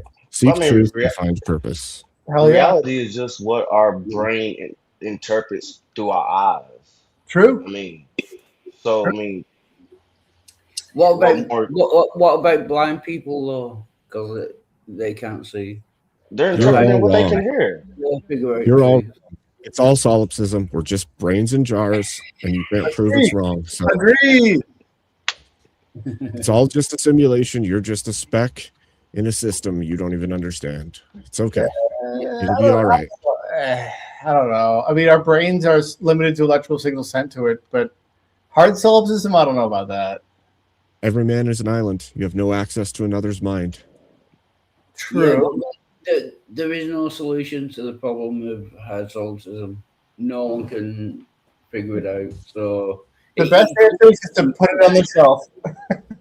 yeah, I don't believe that it's true. Oh, I don't know. Like, A lot of times you I've had can't disprove it. It's like a lot of times I've had God debates, and they've brought up the opposition's brought up solipsism. So I'm just going to buy in. We're just, none of us are real, and nothing actually matters. So do as thou wilt, right? That's fair, but I would say that it doesn't affect anything else. You could put it up there and be like, that changes nothing. Like whether or not we're brain in a jar or not doesn't change anything about how we should live our lives. Oh, it would change everything. How? It would change everything because it There's means nothing's there's consequential. No new information. It would mean that nothing has consequence. It means none of this is reality. What? And if none of this is reality, nothing you do matters. So you But might as well do everything you enjoy it's still your simulation. Yeah. So at that point, you should just do everything you're doing. And don't worry about anything else. You're doing that anyway. I do what I want to do all the time. If you knew that solipsism was definitely true, then you wouldn't do anything because there would be no point to anything. Do you know what No, I mean? I don't think that's true. That's not true. There is no point to anything, and I still do it. You feel pleasure, you feel ecstasy, you feel these things, so you would still seek all the pleasurable good things. You just wouldn't seek hardship or struggle or strife. We're What just would be the seeking for point? the feeling of it. Most likely, we're just seeking for the feeling, the enjoyment that we get from what we do or what we receive from that thing. What would be the point of purpose? But If Abe, everything is Finding about it. pleasure. Abe, do you think that people would Finding it and creating your own purpose. But if you knew that you were burning the vat and solipsism was true and you were the only mind, why would you bother doing anything? I don't understand. But you couldn't know it. Like, how could you even know it? No, I know you can't. know. If you did. But I'm saying if you did, Neo from the Matrix, right? Yeah. And there's no way back, and you were stuck back in our world, right? You got like 5 seconds of like outside of time, and you got back in, and you got to see God for like 5 seconds, and you realize, oh, it's all simulation, right? Yeah.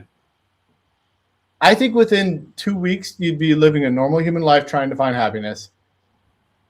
If you still knew you were going to die, if you still knew you could build a family and be happy, you would do the same shit. We would all build meaning in our lives. I think you might be right. Yeah. I agree with Fluoride Boy. Yeah. Yes. Yeah. You still need to live. I don't know. like, I think that you would. as we live like normally. I think you know? that if it was the case that you saw it across the board in all of humanity, you would see an unshackling of plenty of peoples in a very dark direction. Yeah, but only the Christians. So not just you, well, but a lot. Everyone sees A lot. the Matrix, right? I think the same would happen in like all the third world places. I think it would happen in places where there's some level of cultural controls and belief systems that keep people in line. If they knew, Some of us are already strong anti-theist existentialists. Great. This is You'd be doing is just admitting that you're playing in our world, which you already are. You're just not admitting to it. No. It's different. I never mind. I don't know how to explain it in the way that I'm thinking of it. No, I think you're right. I think you're right. Unshackling. I think some people, they really need Jesus, and if you take it away, they have nothing, and they'll go completely chimpanzee. That's not even what I'm saying. I'm saying some level of even like the governing parties of law and order and goodness and kindness to others. No more faith in those either. Definitely a percentage of people that if those things are fake because reality isn't as they've been shown, and all bets are off. I agree. The shackles go flying. I agree. I'm just telling you, some of us already are aware of that reality. Yeah, Your institutions are corrupt from the inside out. They're meaningless. They're built on lies, and most of them are operated by corruption. Never mind susceptible to it. Your knowledge. I'm confused. You know, I think I have to put my balls under his nose again. Citations for your claims. Basic high school writing. Provide citations for your claims. Basic high school writing. I dropped out of high school because school is for retards. Thank you for proving my point. When some Christians say, like, if I didn't believe in God, I would go out and rape and... Yeah. That didn't prove the fucking point. It didn't. I don't believe them. I think it will be basically the same. Yeah. That's just my thoughts. Sorry, Wallheart, can you repeat that? He said he thinks it would be basically the same, even if solipsism was true. Yeah. Yeah, but a lot of people would lose their shit though. Well, if you gave everyone a dose of the Matrix and they came back down into the reality, but they're still stuck in the Matrix bodies, they can't do anything. So they're Yes, going to they build can. parts of meaning. Yeah. Yes, They're they going to can, hold because it barbecues on a doesn't. Sunday. Like they're going to do that. You got to deal with. Okay. reality. Let's step back. Let's just step back for a second. Take that back for just 1 second. Think about this. All of the Islamic world where women are held down, wearing burqas and all this stuff, and fighting for their freedom and stuff, but they can't convince others to. They get a glimpse of outside the Matrix and realize that this is all bullshit. They're going to keep doing that. They're just going to keep doing that. They do, by the billions. They haven't seen outside the Matrix. They haven't realized outside that You that think if you have isn't an real. airplane dropping flyers showing Murphy Brown episodes, it'll all pop off? We tried that with the Arab Spring. No, I'm saying no. We just said if you stepped outside of the Matrix and you saw all of it was bullshit, that solipsism Sorry, we're in equals true. Islamic solipsism. I just have to reorganize my brain. I love this question, but I have to make sure I'm answering it correctly. Like culturally, right? There's a buy-in for the belief system, for the structure that you're within, especially say, everywhere. Okay. They take a step outside of the Matrix. Do they continue to just be oppressed the way that they are currently? Or do they say, none of this is real anyway, I'm done? No, they make massive scale. trade-offs based on their family groups and relationships, and based on their risk tolerance in generational families and all that stuff. They have to figure out where they're going to be at. And a lot of people, I think, have good intuitions about what's going to make them happy. They're like, I'm going to stick with my religion here in my island, my place. I'm a grandma now, and I just found out that there's just other religion for the first time because a cargo plane in World War II landed on my island. I'm still going to stick with my local religion because I got too much invested. People are going to make risk analysis, and familial bonds of love are going to be a part of their analysis, and tribal bonds are going to be a part of their analysis. People, if I can put it a different way, say a woman from an Islamic country, she'd only known being repressed and all that, and then she came to the UK or the USA, and she lived there for 10 years, and she learned something new, that she wasn't a second-class citizen. Do you think she'd change her mind about things? Yes. Yeah. I think if you put a society that accepts all religions, you realize, it's chill here. My buddy's Catholic, my buddy's Protestant, my buddy's Jewish. We're chill. We're hanging out. We're in the PTA group together at the elementary I just want to say there's also studies that show that excessive amounts of fluoride lower your IQ. I'm just saying. Yes, too much. That's the whole because it is a neurotoxin at the right levels. Can we get off fluoride? In fact, there was a town that I believe they did. I don't know. think it Can was we? in Texas, and they found out that the Here's whole a water question was for you. polluted with fluoride. Here's a question for you. Does fluoride breach the blood-brain barrier? There's a question for you. You'll have to explain the blood-brain barrier to me. I don't know what that means. How does the fluoride expert shrug at that? Let's look Your it up. blood. I don't Your know. blood. I'm not an expert, but I think this is a great opportunity to look it up together. I'm So going to while show you your how. blood, Do you want to blood go with me, or do you carries- want to show me how you carries look it up? I can Well, screen. your How come you didn't want to look up the other shit that I said together? That's an interesting double standard. Lazy, and you don't care about accountability for your claims. So let me explain it to Wildheart real quick. Wildheart, your blood carries all kinds of things in it, right? Like your medications, all kinds of stuff goes into You your just blood. blamed your But not ignorance on everything- me again. but That was not everything brilliant. that enters your Can blood you can shush? get to He's your trying to explain something to me. Can you not just shut everything. up?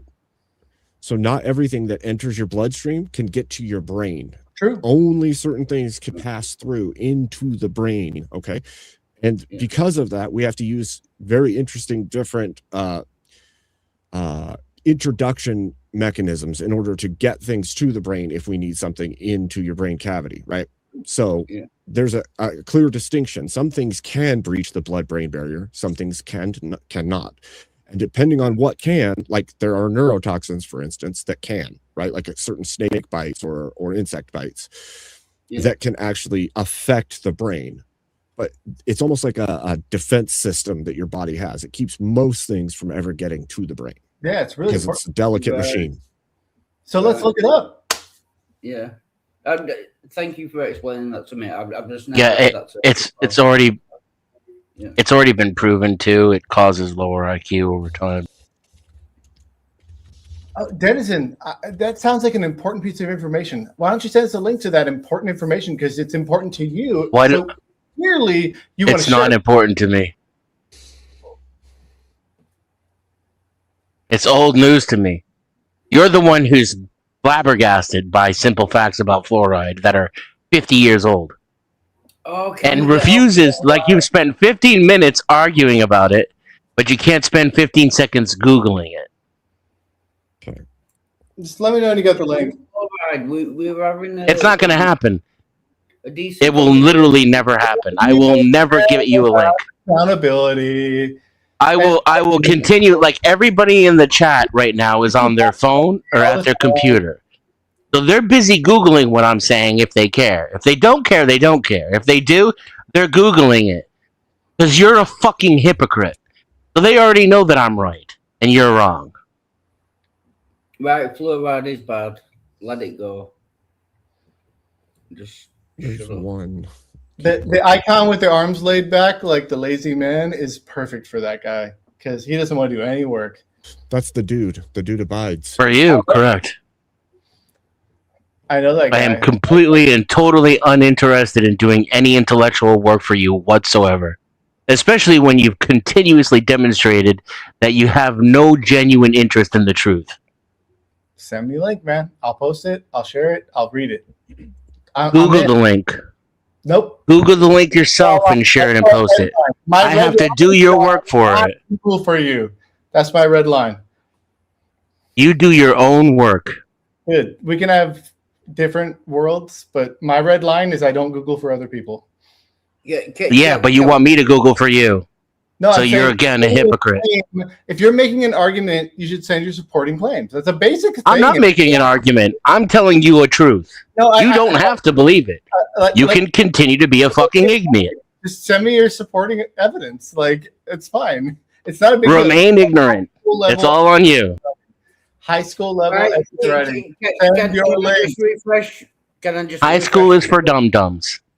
Can I just refresh Please people? use, I read this trial 10 or minutes trial. ago. Fluoride in water is generally safe and highly beneficial for your health.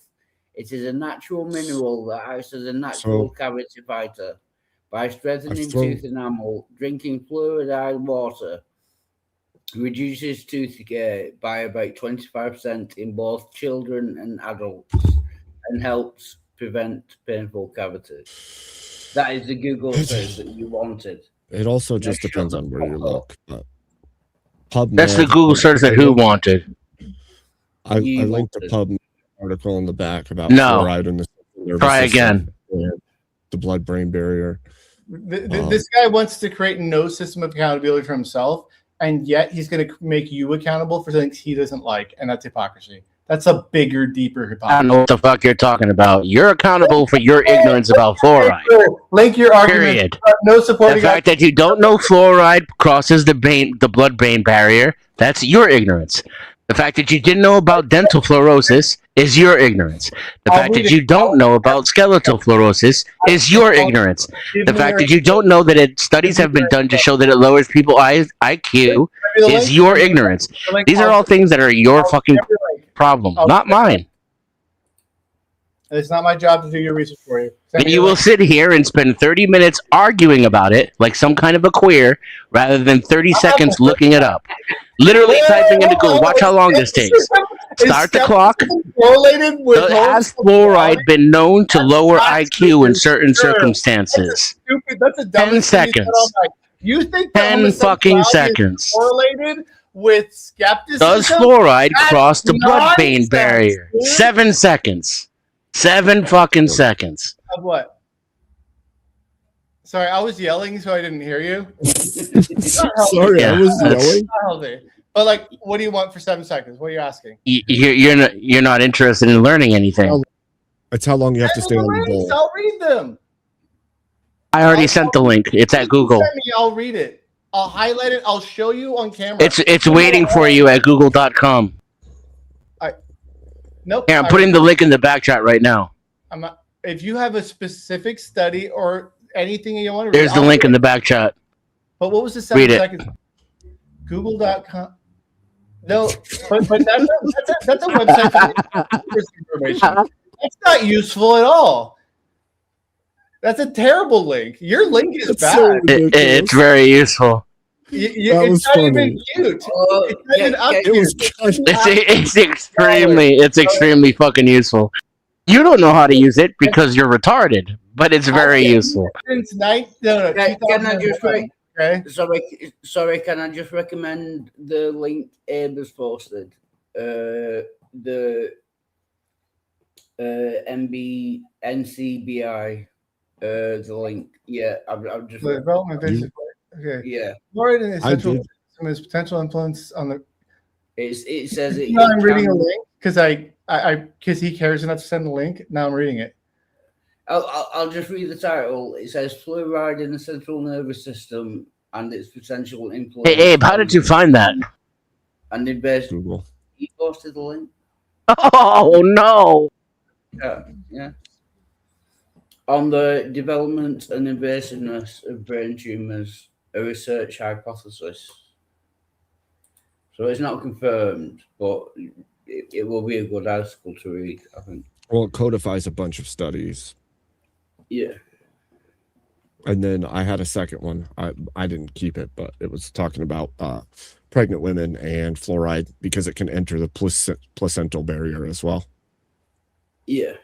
Yeah, so the results were, among children with fluorosis, beginning brushing before the age of 2 increased the severity of fluorosis significantly. And the other thing we talked about, eating, other factors associated with the use of fluoride toothpaste, such as eating or swallowing fluoride toothpaste, and higher frequency of use, did not show a statistically significant increased risk for prevalence or severity of fluorosis. Sorry, your microphone's still really hot. Conclusion, fluoride toothpaste, it's worked just fine. You're just an idiot. Fluoride toothpaste used before the age of 6 years is a risk indicator for fluorosis.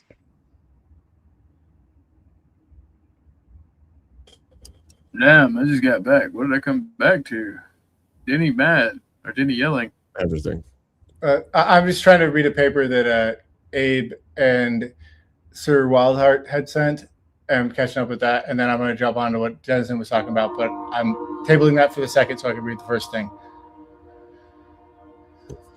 Talking about fluoride and it's whether or not it's good for us or toxic. Brain tumors. Well, I mean, is chemotherapy good for you, or is it toxic? We got to do this one thing at a time. These are complicated issues, and I would say it's good for you if you got cancer because it can help cure cancer. If you've not got cancer, then chemotherapy probably is bad for you. Yeah, it depends.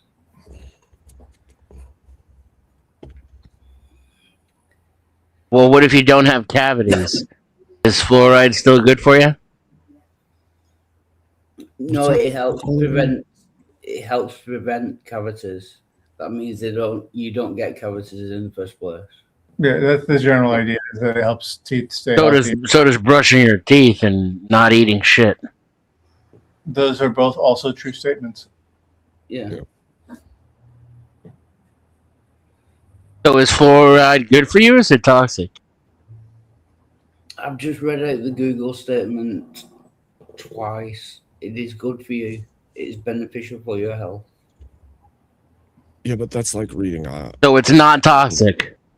You just told us headline. You just told us to Google stuff, and I Googled it, and I read out the results, and you're disappointed with that because it goes against your opinion. I'm not disappointed at all. I asked you a question. I don't know why you're being a big pussy like the other guy.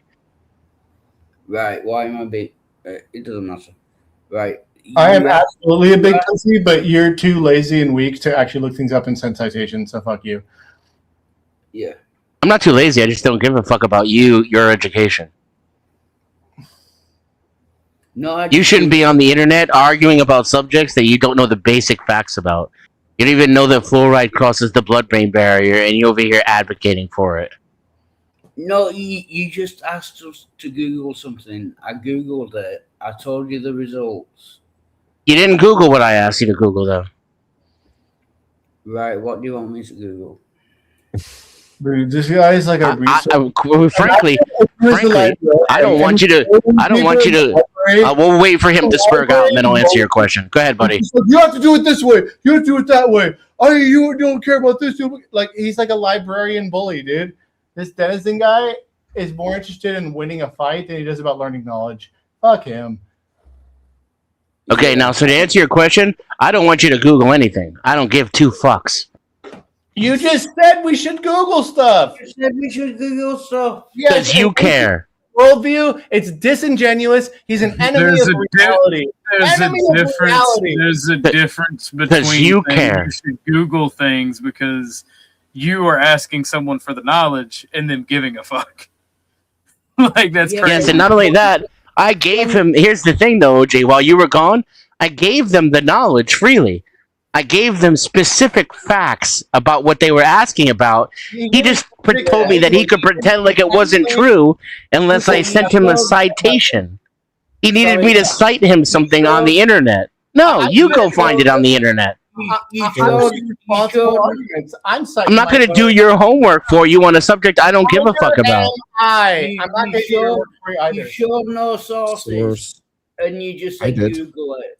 I posted my Yes. Do you want to know what to Google in order to figure it out? Yeah. Because I told you before. I can tell you again.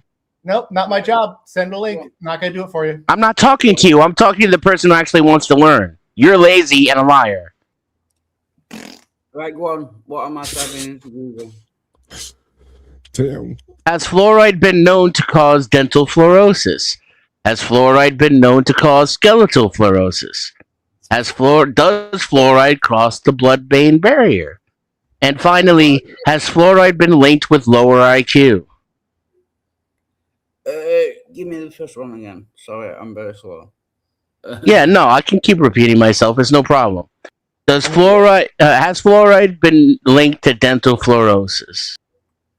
Being linked to dental fluorosis. Linked to. Yeah, you can phrase that any way you want, right? Does it cause it? Blah, blah, blah, blah, blah, blah. How do you spell fluorosis? Blah, blah, blah. Oh, no, I think I read it. Blah, blah, blah. That's his argument, blah, blah, blah. Yes, dental fluorosis is directly caused by consuming or ingesting too much fluoride over a long period while permanent teeth are still developing under the gums. So, yeah. And those levels are much lower for children. You can Google that if you'd like. No. Also, there's skeletal fluorosis as well. I don't disagree. If you take too much fluoride, it's probably bad for you. Of course. So is fluoride toxic? Just write down the amount. So is fluoride toxic? Part of the problem, Yes, though, is that in large amounts, yeah. right, but part of the problem is. Oh, was that really hard to say? Why was that so hard to say before you used Google? We already said that like an hour ago. Like 2 No, you go back and literally watch yourselves refuse to say it 10 fucking minutes ago. No fluoride. You know what? This is why Denizen bullies you in quotes. Because you're a fucking liar and an idiot. And idiots piss me off and liars piss me off even more. I'm sorry about your feelings. You're not being chill. Yeah. You're not being chill, Dennis. Yeah, I'm not chill. Are you angry? I agree with you. I'm aggravated by retards. Fluoride in sensible amounts is good for you. Fluoride in, like, if you take too much, that can be damaging to your health. We Is don't a sensible have a disagreement here. Yeah. So Wildheart is a sensible amount for a baby in a womb or a newborn or a 2-year-old the same as it is for a full-grown man? No, I would say no. So what do you think the delineating issue with that would be if we I don't know. make the concentration in the water based on babies in a womb, or should we make it based on adult people? And does it even have a beneficial effect if we make it for babies? I Wildart, genuinely part of what I said too was the EPA's own recommendations are above the levels that cause fluorosis-related illness. Send a link. Link it. Yeah. You can Google it. Lazy won't link it. Lazy won't link it. You're literally talking about yourself. You only have the motivation to say link it, when it would take you less time to Google it your fucking self. Not my job. Your gaslighting's not going to work on me. It might work on your girlfriend or your mother. It's not going to work on me. You could have been Googling away this whole fucking time if you gave a shit, but you don't.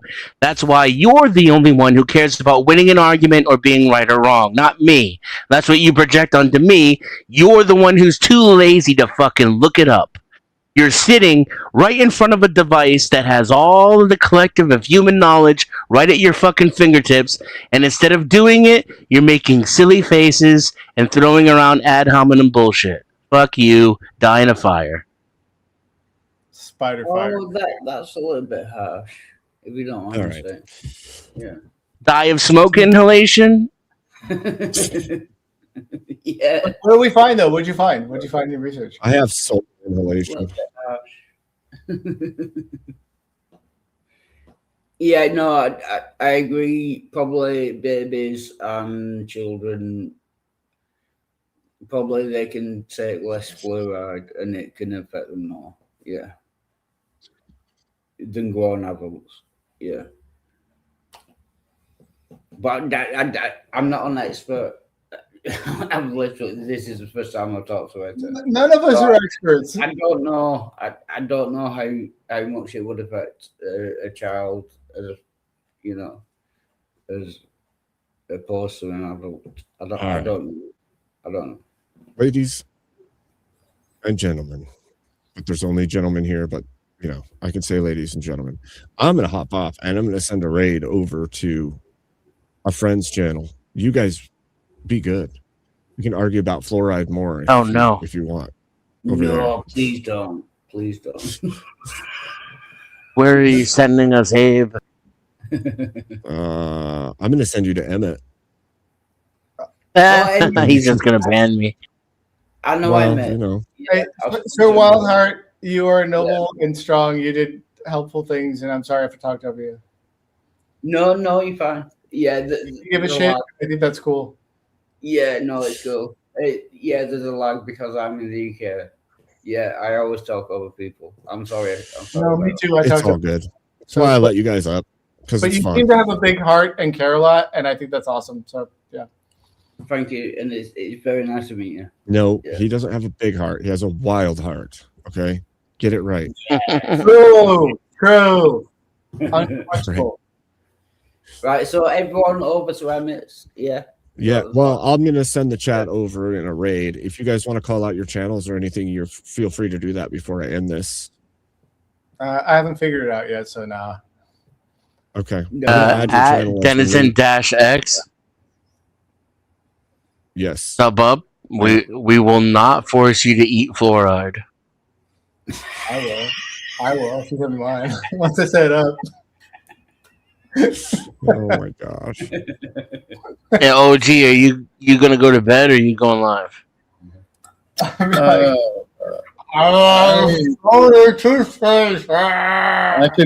go live. What's that, Abe? Are you ending? Yeah, if you're gonna go live, I'll send it to you. Can you give me? Yeah, because Emmett won't let me participate in the reindeer game. I'll go live. Denny, you hold it down. I got something I got to do, but I'll go live. Oh, sorry. Alright.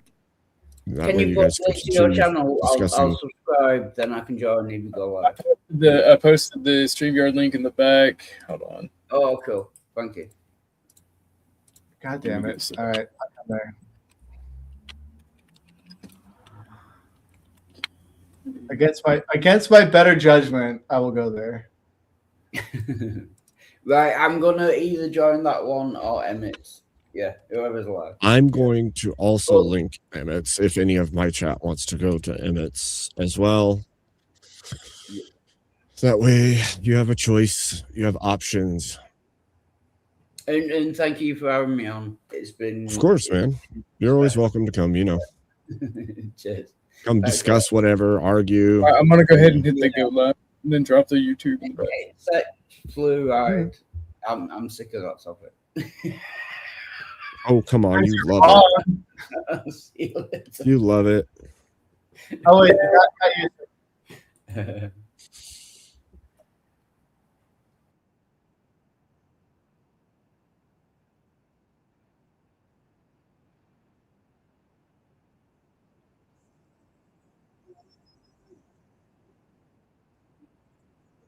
Okay. Here you go. Here you go, Abe.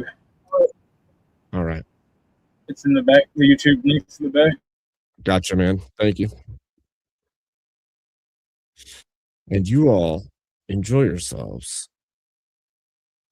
And to my chatters, God bless you all. Have yourselves a wonderful evening, morning, whatever it is for you guys. And I will see you all on Monday, I think. Yeah. I don't know if I'll be on tomorrow or not. We'll see. And thanks for coming up, Michael. We'll see you next time. If I don't see you tomorrow, I'll see you Monday.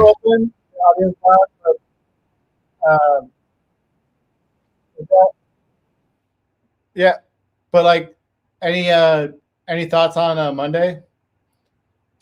I will send you on Monday. I've already got it scheduled, so Monday I'll send you a link for the StreamYard again, and we can do like pre-setup stuff if you want, like communicate and make sure everybody's mics are good and discuss what we want to do, and then go live from there. Cool. Well, I'm super flexible. Probably. I'm on total summer vacation, so I can move around times whenever's needed. So, all right. Yeah, we'll do it like yeah. Yeah. Oh, sorry. I was going to say we'll do it like 15 or 30 minutes prior and get set up, and then. So I'll set an alarm then for like an hour before, like 8 o'clock before that. Then. Okay. Cool. And then anything else you usually do? I think I got you the image, right? Yes. Yep. Cool. Yep. Any I already have it all scheduled out. For someone, I know you do this like full time, but like for someone who likes every few months to jump back in just out of passion and have fun with it. What'd you ask me? Any tips, any advice? I don't know. For myself, I usually just have all my stuff pulled up and ready, like for the debate specifically. So like I'll try to estimate where they're going to try to go with the argument and bullet point it all out so that I have things that I'm ready with, stuff like that. So, all right. Just go with how your brain works, I guess. That's usually, yeah. Well, I feel like with Connor, it'll be an honest interlocutor. I feel like our vibe will be good on the exchange, do you know? Yeah. Yeah. Versus I do. Just 4 or 5 minutes ago. So true. Cool. All right. Well, have a great night. I know you're tired. Thanks for Sir. Have yourself a wonderful night. Of course. Cheers, man. Cheers. All right, chat. God bless you. Have fun. I'll see you guys on the other side. Have fun over there.